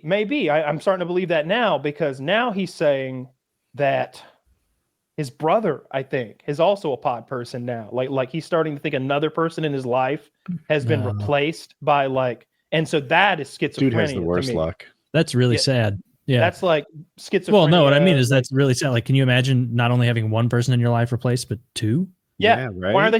Why are they targeting BJ Penn? All I can imagine is the pod people want access to his advanced combat proficient genetics. I bet he sees a lot of red cars. The first signal that reached their planet was actually him fighting George St. Pierre, and they saw how greased up GSP was, and they all thought that BJ was the winner of that bout, and so they've come for its champion. And as far as they know, a little time discrepancy. They live in a black hole, so They live in a black. We don't though. they do. Not us though. Not us though. That's too scary. They left their black hole and came to ours. Well, But poor yeah, BJ Penn. dude, it's really upsetting because, like, how long before he goes on a full break and like tries to hurt the pod people, Yeah, I would be if someone thought I was a replacement, it would be worse if they were a professional fighter. Infinitely worse. So much infinitely worse. Like it's so. I would rather think of. I can't think of many things worse than that. No, I would. I'd be doing whatever I could. It'd be worse if I actually if that thought person about was a bear. If a bear thought I had replaced his family with pod people out, that would be worse. But yeah, But I'm actually in a suit. I did. Like I don't think this but that's a real story bad. that's going to end badly, and nobody seems to be intervening. And you would Yeah. think somebody from the MMA community, like maybe somebody at the UFC or some of his old friends or some of his old training partners or coaches, George St. Pierre, like somebody would be trying to go like, hey, brother, do you trust me? Because that is your mom. like somebody would be trying to get there and do that. but- You're in like if you're in that headspace, you'd immediately be like, oh no. They got you too. Fucking Chandler, whatever his name is, the guy who's popular for shit talk. Oh, he's in on it too. Yeah. Or who's the guy that Chael Sonnen, you might Chael be Sonnen? thinking Oh of. no, Yeah. Chael Sonnen's in on it too. This is bigger than I could have imagined. And then you're like in a new because that's probably So why they got you too, huh? Yeah, they got you too. Oh my god, they got Joe Rogan. They're telling Joe's making fun of me on his podcast. Or Joe probably wouldn't do that on this podcast. He wouldn't be like, hey, No, it's not funny anymore. It's like no, of course it's not. That's fucked. sad. Poor guy. Because I Well, think hope- he's. I mean, look, that's a story that ends poorly. Number one, just let's make sure they're actually his family.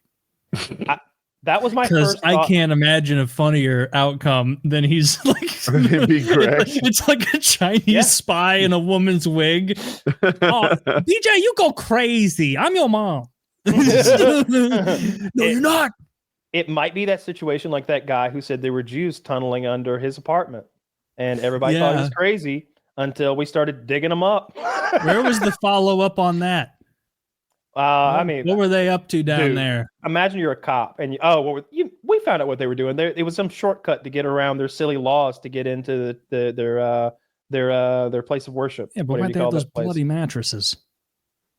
I don't believe there were any bloody mattresses. That's one of those things. It's like, what about the bloody mattresses? I'm like, did you test the blood? Did you see dirty? I don't even know what we're talking about. I don't think there were any bloody mattresses. I'm not trying to defend Israel here. God forbid. But I don't know. I've done no due diligence. I know. Bloody mattresses. It looked like they made a No, I shortcut. saw the picture of some like some like Guinea cop being like, get a load of fucking this. It's some disgusting something covered mattress. It He's like, looks hey, what the fuck? It looked like junk and trash that had been thrown down there or something. What I thought it was, or what I heard it was, and it kind of made sense. The way that they'll do that thing where they like tie a string from their house to their deli or whatever, like holding onto the string doesn't mean we're outside or some shit, or getting somebody else to flip our light switches or whatever. Mhm. I thought it was on the same lines of that, or I also think there was maybe a COVID thing where they couldn't go to their place of worship because of COVID, and they were like, "Fuck all that, we'll dig a tunnel. We've done it before." They think we won't do it. We will. That's Jewish Trump. Everyone's talking about it, but I think I can do it. I'm going to build the tunnel. Ask anyone. It's gonna be a big tunnel, or It's going to be the biggest of tunnels. As long as, well, not the biggest. Where price allows, So we will Trump make a big tunnel.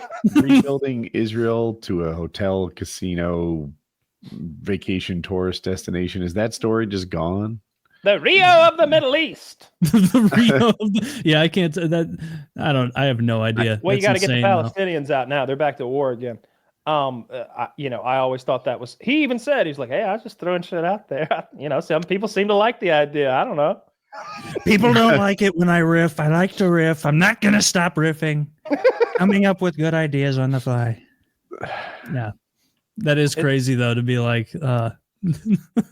I saw a clip from Sam Hyde where he was like talking and like laughing, and he's like, "Oh man, I'm not to be like SJW, but having half my taxes go to pay for ethnic cleansing. I don't know if I'm cool with it." It's like, yeah, this is fucking ridiculous. Yep. That's what we signed up for, though. That's what you signed up for. You're the one that voted. I don't get to. I voted for you. Ride. I mailed in a vote for you. I'm in the back. Oh, thanks. I appreciate that. Every year. Midterm's coming up. Every year, even if it's not an election year. Every year. Yeah, you got to let them know in between that you're thinking about them. Joe Lisa Montgomery is getting her vote in every time. Mm-hmm. Yep, Joe Lisa Montgomery. And I put a sticker on it with a winky face so they know if we get caught, I can say I was kidding. Yeah. Well, I took a jokes. Selfie of me like fake vote, but my fingers were crossed when I did it. So they were again. Mm-hmm. Yeah. Prosecute. That's true. That's sea law. That's the law of that's the admiral's law, the maritime law. You can't get in trouble for voting twice. No, I see people all the time who are getting caught for like voting fraud from last cycle. It's mostly Republicans. I will say. Like voting twice or voting all sorts way of more than stuff. twice or what? The voting twice or three. It's certainly not some big thing. It's just some goofball who was like, I'm gonna make the Dems pay. I never know how much to believe when I hear people talk anymore. So it's hard to even follow current events. That Crockett lady, who the black lady representative, she's got this like list of things that Trump's doing. And if 10% of it is true, I'm worried. But I don't know if 10% of it is true. Or like, because I'll hear like, I wish they'd shoot straight. Because like, just be the party of shooting shit straight right now. Because then your foil is right across the way, and they are not shooting shit straight. Like, just be honest. Bernie had some cooked stats the other day he was reading, and he was phrasing it a certain way.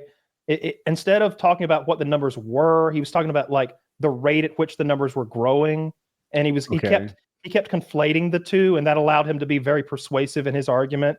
It was like the trend was such, but that wasn't the case. You know what I mean? And he was citing a trend as if it were the case. He's like, things are going this way, but they aren't that way yet.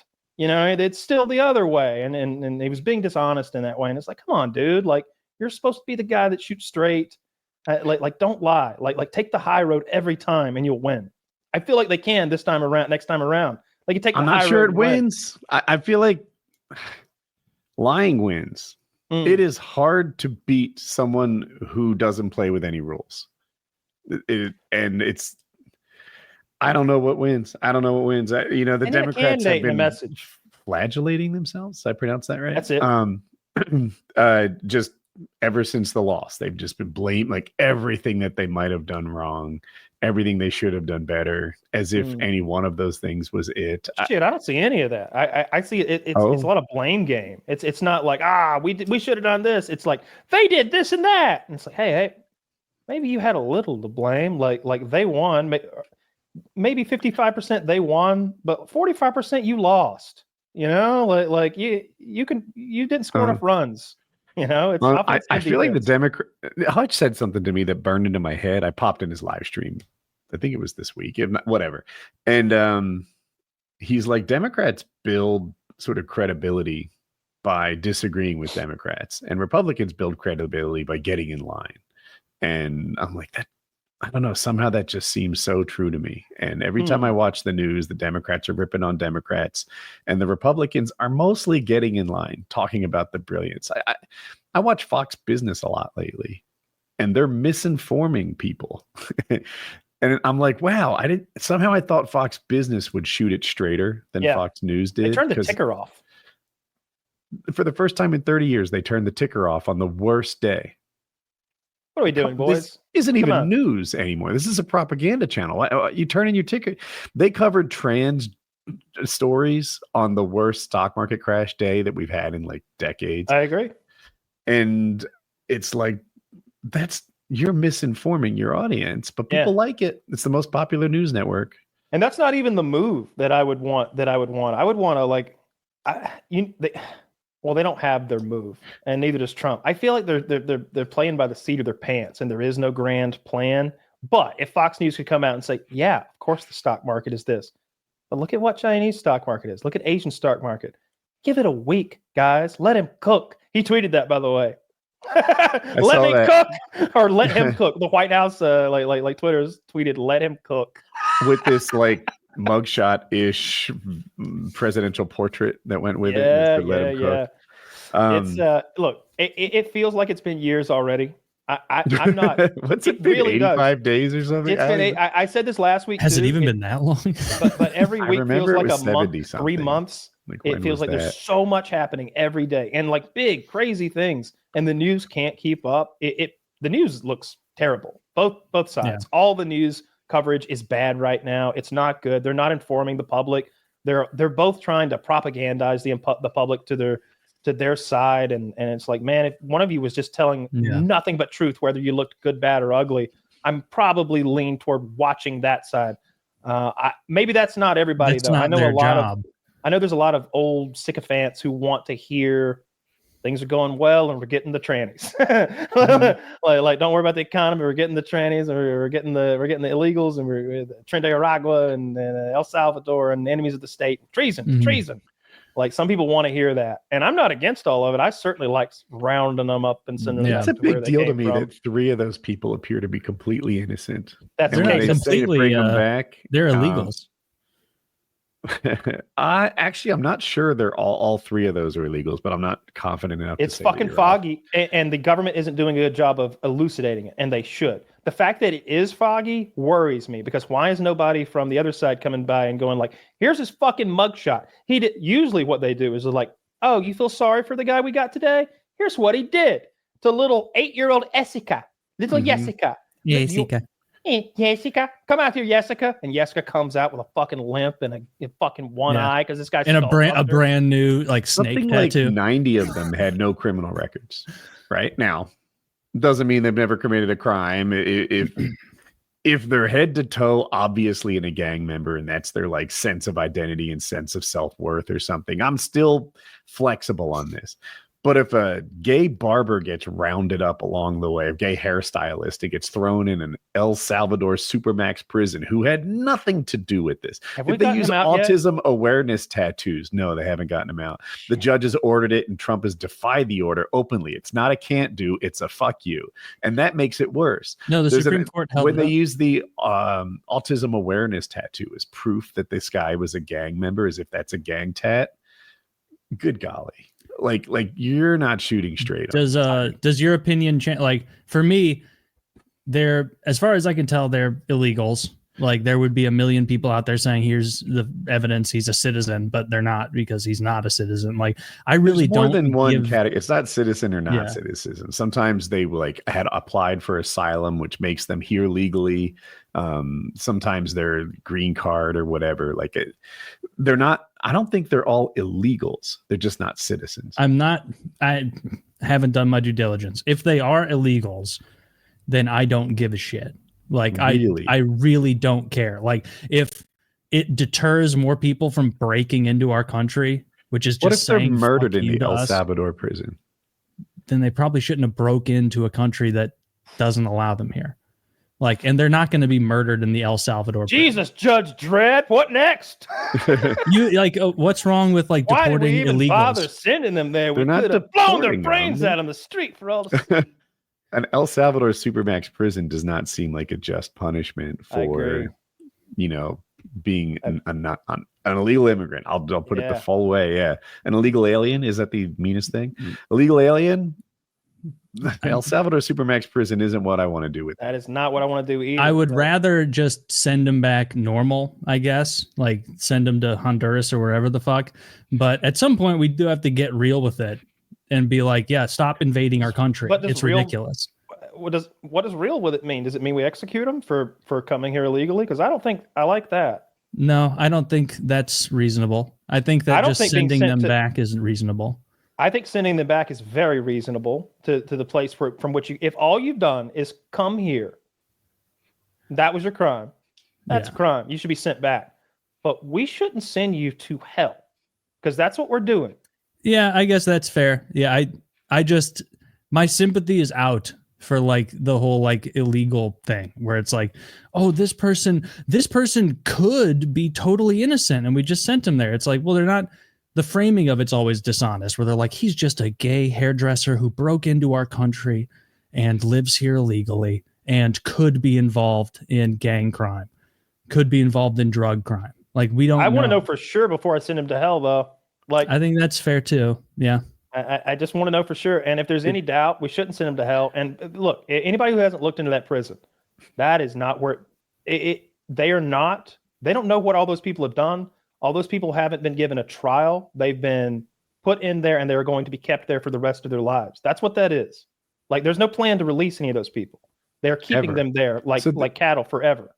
To tie into what Kyle's saying, cruelty is the point, right? The point is to scare anyone else who might think about entering the country. That's why when there's all these stories about separating mothers from their children, the Trump administration, 8 years ago, was like, this is fucking dope. I love it. Yeah, keep running more stories about separating moms from children. We're trying to scare the next mom from coming in here. I would separate them too. Yeah, but I mean, you have to separate. I don't think cruelty is a personality trait that I value in a president. I think that at the point we're at with tens of millions of illegals, like, there needs to be an understanding of like, yeah, things might go bad for you if you break into our country an implication and start living here. The implication. we put him out on a boat with Dennis Reynolds. But we could have like faked an implication though. Like we could have faked that. No one has. No one's been taking it serious for decades. Well, they're taking it serious even now Trump because Trump's deportation Australians numbers are and UK citizens low. are afraid to come here. They have travel advisories because every now and then we're grabbing some tourist and throwing them in a federal prison for 2 weeks. Really? They grabbed we're arresting random Australians? Yeah, an MMA coach that was coming here for the last event. It was over 2 weeks. They held him in a federal detention facility because his paperwork didn't clarify whether he was earning any money as a coach here for the UFC event. So they held him for over 2 weeks. He got in a fight. They were trying to take his betting from him while he was in our facility. They ended up, of course, apologizing to them for their mistake and sending him back home. But that's happened over and over to like any number of people, not from fucking Pakistan. I hear you from Pakistan and they gave you a hard time. I'm like, well, are we sure he's good now, though? You guys were the ones keeping Osama warm. We're roughing up some fucking Australian MMA coach. I'm like, what are we doing, boys? Like this guy didn't have any. I don't know. I look bad. This is the article. Like, I see exactly what Woody's saying. Like, needless cruelty is not necessary. Like, that's like, you don't want to be needlessly cruel, but we need to get rid of these people who break into our country. I agree. Enough is enough. Important, right? We can't just guess. We can't using an autism awareness tattoo as proof of that you're a member of El Aragua. I don't know how close I came on. Aragua. Can you say it again for me? Trende Aragua. Trende Aragua. That's close. I'll try to keep that. Okay. An autism awareness tattoo is not proof that you're in Trende Aragua. And what they're doing is reckless and cruel and intentional. They want people to be scared. And being cruel to scare people isn't something that I think makes a good leader. 30% of ICE is Hispanic. Do you know that? No, I wouldn't have guessed that. 30% of ISIS is Hispanic? Yeah. No, I thought you said ISIS for a second. I did. Like, what did you say, Kyle? ICE, like immigration. ICE. I'm like, ISIS is Hispanic? God damn. I can't believe you bought that. Of course not. No, ICE. I'm sorry. Oh, it makes perfect sense that ICE would have had a lot of native speakers. That makes sense. Yeah.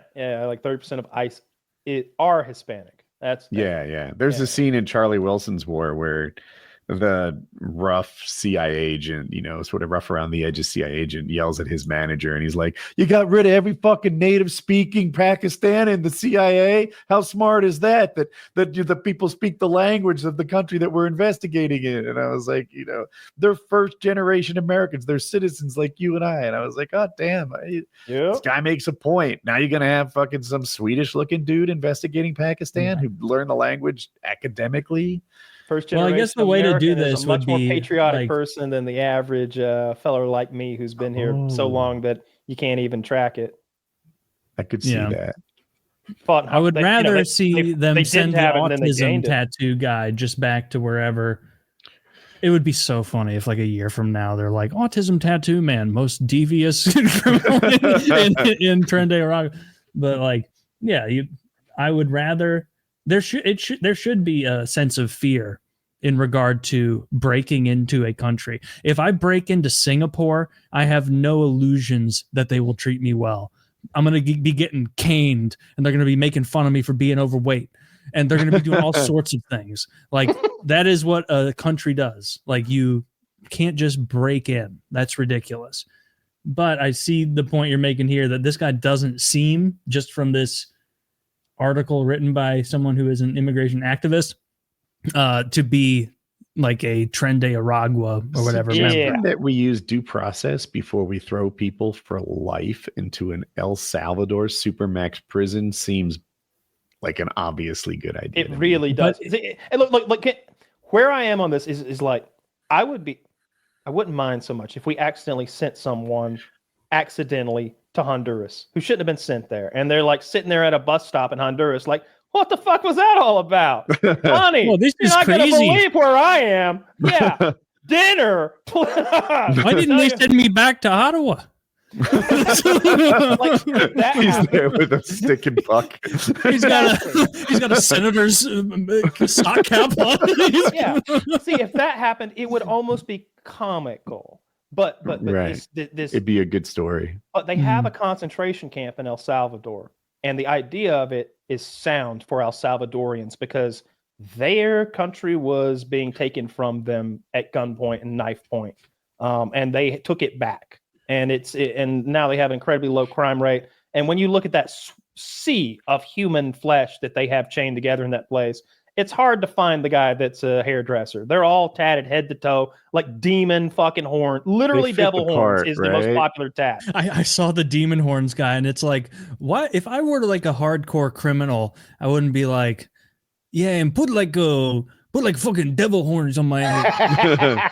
Put a 666 on the back of my neck and the front of my neck. You're not committed to the lifestyle like I am, Taylor. I know there's hardcore. I need to under here, demon horns. Just that would be so. When I start seeing the bottoms of it. I'm fine with it, and that's their country as well. Those are El Salvadorians.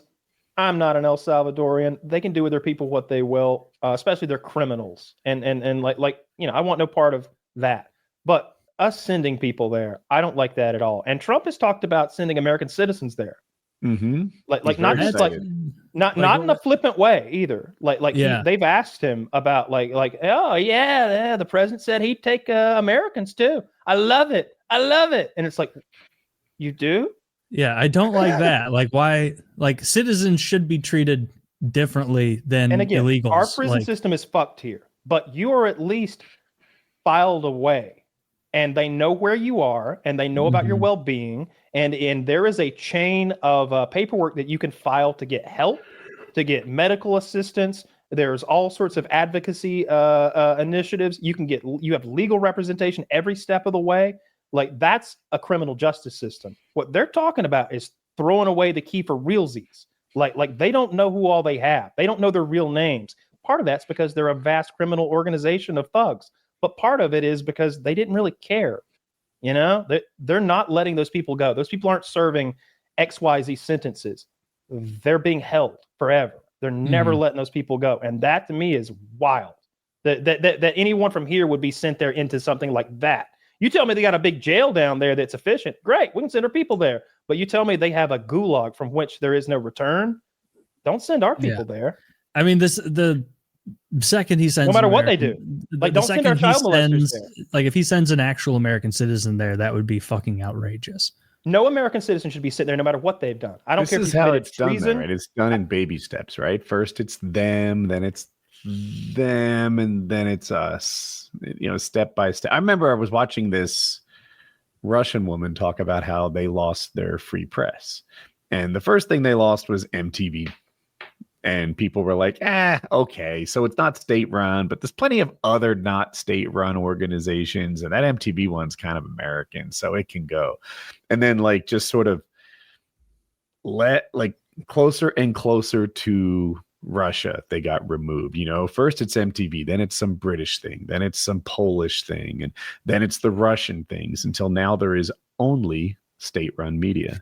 Yeah, they creep it in. That's a realistic fear. So first, it's an but illegal immigrant going to an El Salvador Supermax, and then it's a legal immigrant, and then it's some guy with a green card getting deported because he said something against the administration, and then it just keeps working its way into, well, this guy's legal. This guy actually had freedom of speech, but you decided fuck his freedom of speech because he's not a citizen, or you just don't like what he said, until it gets to citizens. They're investigating that guy who said that the 2020 election was the most fair and safe election, secure election we'd ever had.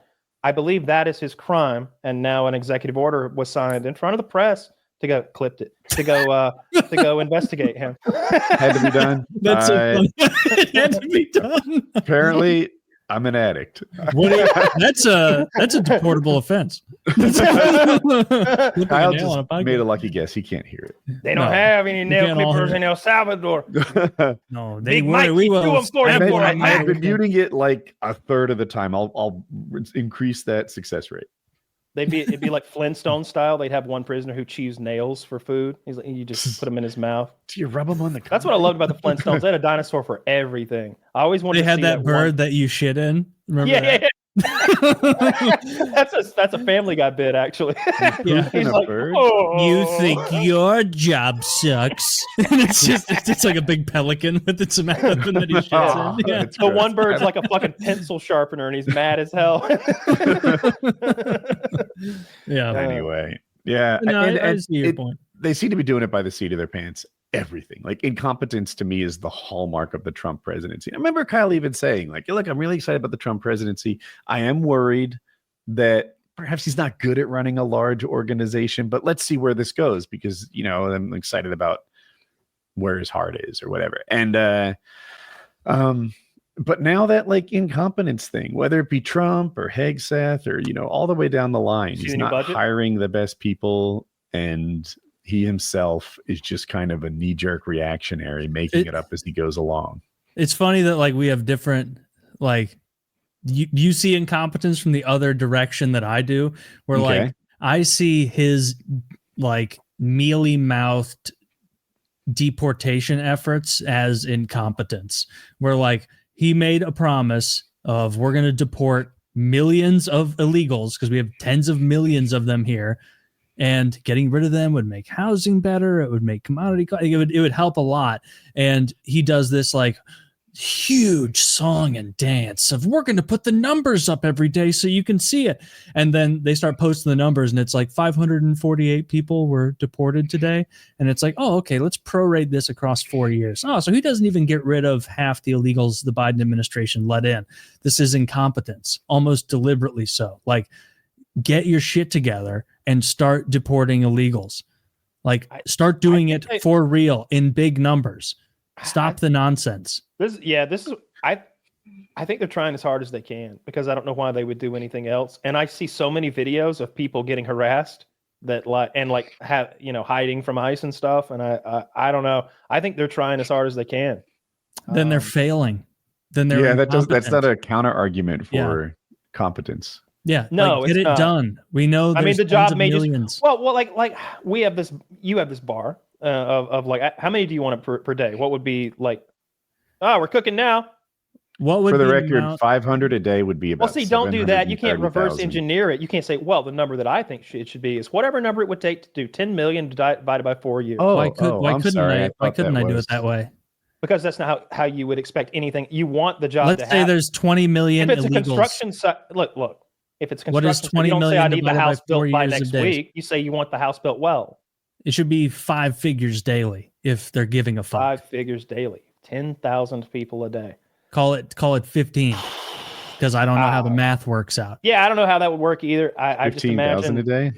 I mean, how many ICE agents there are there? You know, That'd be about 22 million. Okay, well then, if we say there's 20 million illegals in the country, or whatever the number they say. Well, I'm just trying to do like the reverse math, which you said was against the fucking rules. You know, a little hypothetical, which is not a fair way to frame it. How many are deported a day? But you can't do math or reason to it. No. But you want over 10,000 a day. That would be your goal. Absolutely, yeah. Well, what if 50 million had come in instead of? Then it 10 would million? be whatever amount Then you would just it multiply takes the to get rid more. of those. Well, yeah. see, that's not fair because we have a finite amount of agents and time. So you can't just say whatever Hire it takes is what more. I expect. Well, I mean, I think it is fair to say whatever it takes is how much I expect. Do you think the Trump administration is being light-handed right now about deporting illegals? Do you think that they're like, oh, leave them alone? No, I think they don't have a list of illegals they're ignoring. I think they're trying to have their cake and eat it too, where they do this song and dance about how like hard they're working with it, and then they post, 601 people were deported today, and it's like, okay, I think they're working hard, they're doing the best they can, and that it's a harder job than it would seem. I don't know how you find them. I don't know what lists they have to work with, but it seems like they're going door to door looking for people that and doing the best they can. And I'm just thinking like, it's in their best interest to get as many as they can. They want to get them. It's their whole thing. They love it. That Tom Homan guy, he's frothing at the mouth to send another one back home. So I can't imagine him being What's like, his name? Oh no, Tom Homan. That's the guy with fucking Tower of London executioner physiognomy. Yeah, I think they're doing the best they can, and I think that they're serious about it. I think the problem may just be more nuanced than it seems. And look, maybe next year the numbers go up, maybe they don't. I think they're getting rid of a lot of people that need to go, though. My fear again is that some of the people we're getting rid of are being sent to an El Salvadorian hell. Like, look, I think those Tren de Aragua members who clearly have those crazy rap sheets, that's what that prison's built for. That's what that prison's built for. The ones with devil tattoos immediately get in there. But I don't want anybody accidentally falling through the cracks on that thing. Certainly not one of us. And by us, I mean anybody who's a fucking American citizen. I don't care if you're a piece of shit. Dude, if an American citizen got sent out, even a Dodgers fan, Kyle, there would immediately be a million stories about how this person, here's the evidence, they're an American citizen. Like it would be immediate. I hope so. Because I bet what'll happen is they'd be like, oh, but he's one of the bad ones. Don't you know that he did this, that, and the other? And I don't know. That's why I told the Russian press story. Like, it would be like Kyle said, oh yeah, but look at this guy's rap sheet. I forget what we were talking about earlier in the show when Kyle's like, this is your guy that you want to stand up for. He's the flagship of your cause. Bad wording, but whatever. And that guy is who is the guy I think for Ferguson, Michael Brown, who had just strong arm robbed some. I was like, guys, like I understand your desire to rally and make things better for yourself. Perhaps you feel like police are treating you unfairly as an instinct every day. Like I hear you, but don't rally around this guy. This guy's awful. There's like security camera footage of him brutalizing some guy 15 minutes before this incident, right? It's like he just tried to take a cop's gun, which I think is freedom of speech. Right. So and he did. You should be able to try the holster. I wish there were body cams for that part. Maybe it would have prevented all the violence and property destruction and who knows what. I don't know. It wouldn't have. But I love body cams. I love body cams. They tell the truth, regardless of what the truth is. They tell the truth. And but anyway, yeah, they need to rally around the right guy. And if that citizen is a bad guy that they send to an El Salvador prison, I think 3/4 of America is going to be like, all right, I didn't think I like citizens, but I'm really happy this guy's gone. If you're a serial killer and you're a citizen, you should be in an American prison. Yeah. You should not. I thought you were going to do exactly what I said people would do, but you didn't. No, you should be in an American prison if you're an American criminal. If you're a foreign criminal, then if you break into our country and you're from Venezuela, you belong in a Venezuelan prison. Send them back on a plane, and then the Venezuelan fucking authorities lock you up for breaking a law. They do kind of go on a case-by-case basis with that, and I feel like they do it the right way because sometimes people commit a crime here, and we want to make sure they pay for it. And if you send them home, they might not. So in those instances, we need to handle them here. But there are certainly some situations where, and this is what they're doing. There are people here who came over illegally. That's the American law they broke. But wouldn't you know it, they got a Mexican rap sheet a mile long that includes, murder or kidnapping, hijacking, shit like that. They also get sent back to their home country to do real prison sentences. Yeah. Why would we keep that guy?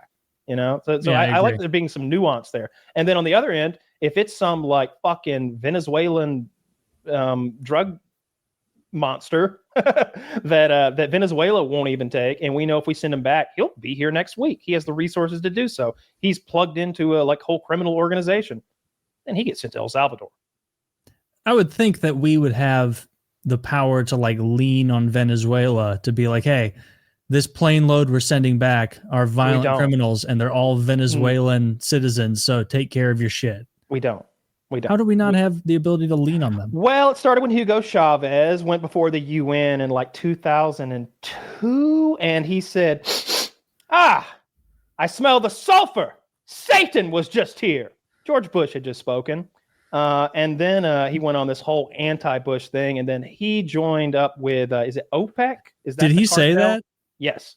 Is it OPEC, the oil cartel? Pretty good. Yeah, it's typically the Middle East one. I didn't know that he was part of it. I think he's working with them, going to do some, I think they were working on fixing the price of oil, and he was talking about changing the currency that's used for the oil exchanges to a different currency. And wouldn't you know it, next thing you know, he got kill you real fast cancer, and he died. And then we destroyed their economy, and they had hyperinflation. Yeah. So now they have $1 trillion bills there. Their entire economy. We hated that they tried to nationalize their oil supply. They did nationalize it. They did, and we said, nah. Yeah, that's why we don't have no pressure to exert on Venezuela, because we already exerted it all, and they hate us. Venezuela joined OPEC in 1960. I had no idea. Venezuela has larger oil reserves than any other country on earth. They keep saying that. I think we got the most. Wikipedia says that too. I didn't know. Yeah, their oil production is crap. I don't believe any of that. I don't believe any of that about where oil is. All right, Taylor, what's number 2? Everywhere they look, there's tons of it. I'm going to say number 2 is Antarctica. No, that's not a nation. Saudi Arabia. You didn't ask for nations, yes? Yes. Oh, Kyle, we're doing OPEC nations, by the way. Oh, what's number 3? That's a completely different thing. Number 3, I'm going to say Qatar. Ooh. Saudi Arabia. Wait, hold on. No, I said Saudi Arabia for 2. Number 3, it wouldn't be Iraq. Strangely, not OPEC. It wouldn't be Kuwait. Is Kuwait in there? Kuwait is in there. They're not. I'll just tell you, Iran is the next one. Then Iraq, then Kuwait. Of course. Oh, wait, I made a mistake. Then Iraq, then United Arab Emirates, then Kuwait. Cool. Yeah, that's why we don't have any pressure to exert on Venezuela, because they hate us, because we've ruined their country. We've contributed to it greatly. And I'm sure we did some of that crazy CIA shit too. Yeah, but Kyle, Hugo Chaves. Give us a break. That's one South American country that we've fucked with. Yeah, Kyle, think about it. Just we did to Honduras a few years back. I think it was 2000. Yeah, probably sent him balloons. This might surprise you. I don't know. Nothing like toppling a democratically elected government. No, we don't do that constantly all the time for decades. That's ridiculous. And the fact you'd say it makes me think you might need a little trip to an El Salvadorian prison. Right. You know what? We've never toppled an elected government and installed a puppet dictatorship. Have you guys seen that TikTok trend or the viral where he's like, nobody should. Nobody should. I mean, you shouldn't. I'm saying you shouldn't do this. No one should. No. But no. Oh, is I know what you're inferring. Like though. Passively insinuating like political violence or something. Yeah. Yes. Yeah. And he basically says no one should again and again and again. And every once in a while, there's punctuated with this. But no. I'm saying it clearly. I mean no. Like that kind of thing. And okay, it's interesting then to me because everyone knows what he's thinking. And basically he says nobody should again and again and again. So hilarious bit that Trevor Moore did, God rest his soul, 16 years ago. I linked it there. It's called "It's illegal to say ... And he spends 2 minutes saying it's completely illegal to say I want to kill, and he keeps saying the thing that I won't even say now. Right? It's like the salute. And if you think that's bad, never say that you want to get 14 tons of ammonium nitrate. He like goes to this whole fucking thing. It's awful edgy. I'm sure he got contacted by the Secret Service. That's why they killed him. R.I.P. That is. It took him true. a while. It took them a while. They were slow on the draw. You know, a lot of bureaucratic paperwork. They were busy deporting illegals. Yeah, well, you guys want to call it a show? That was fun. I suppose. I'm hungry. So. Check out our sponsors in the description. PKA 747.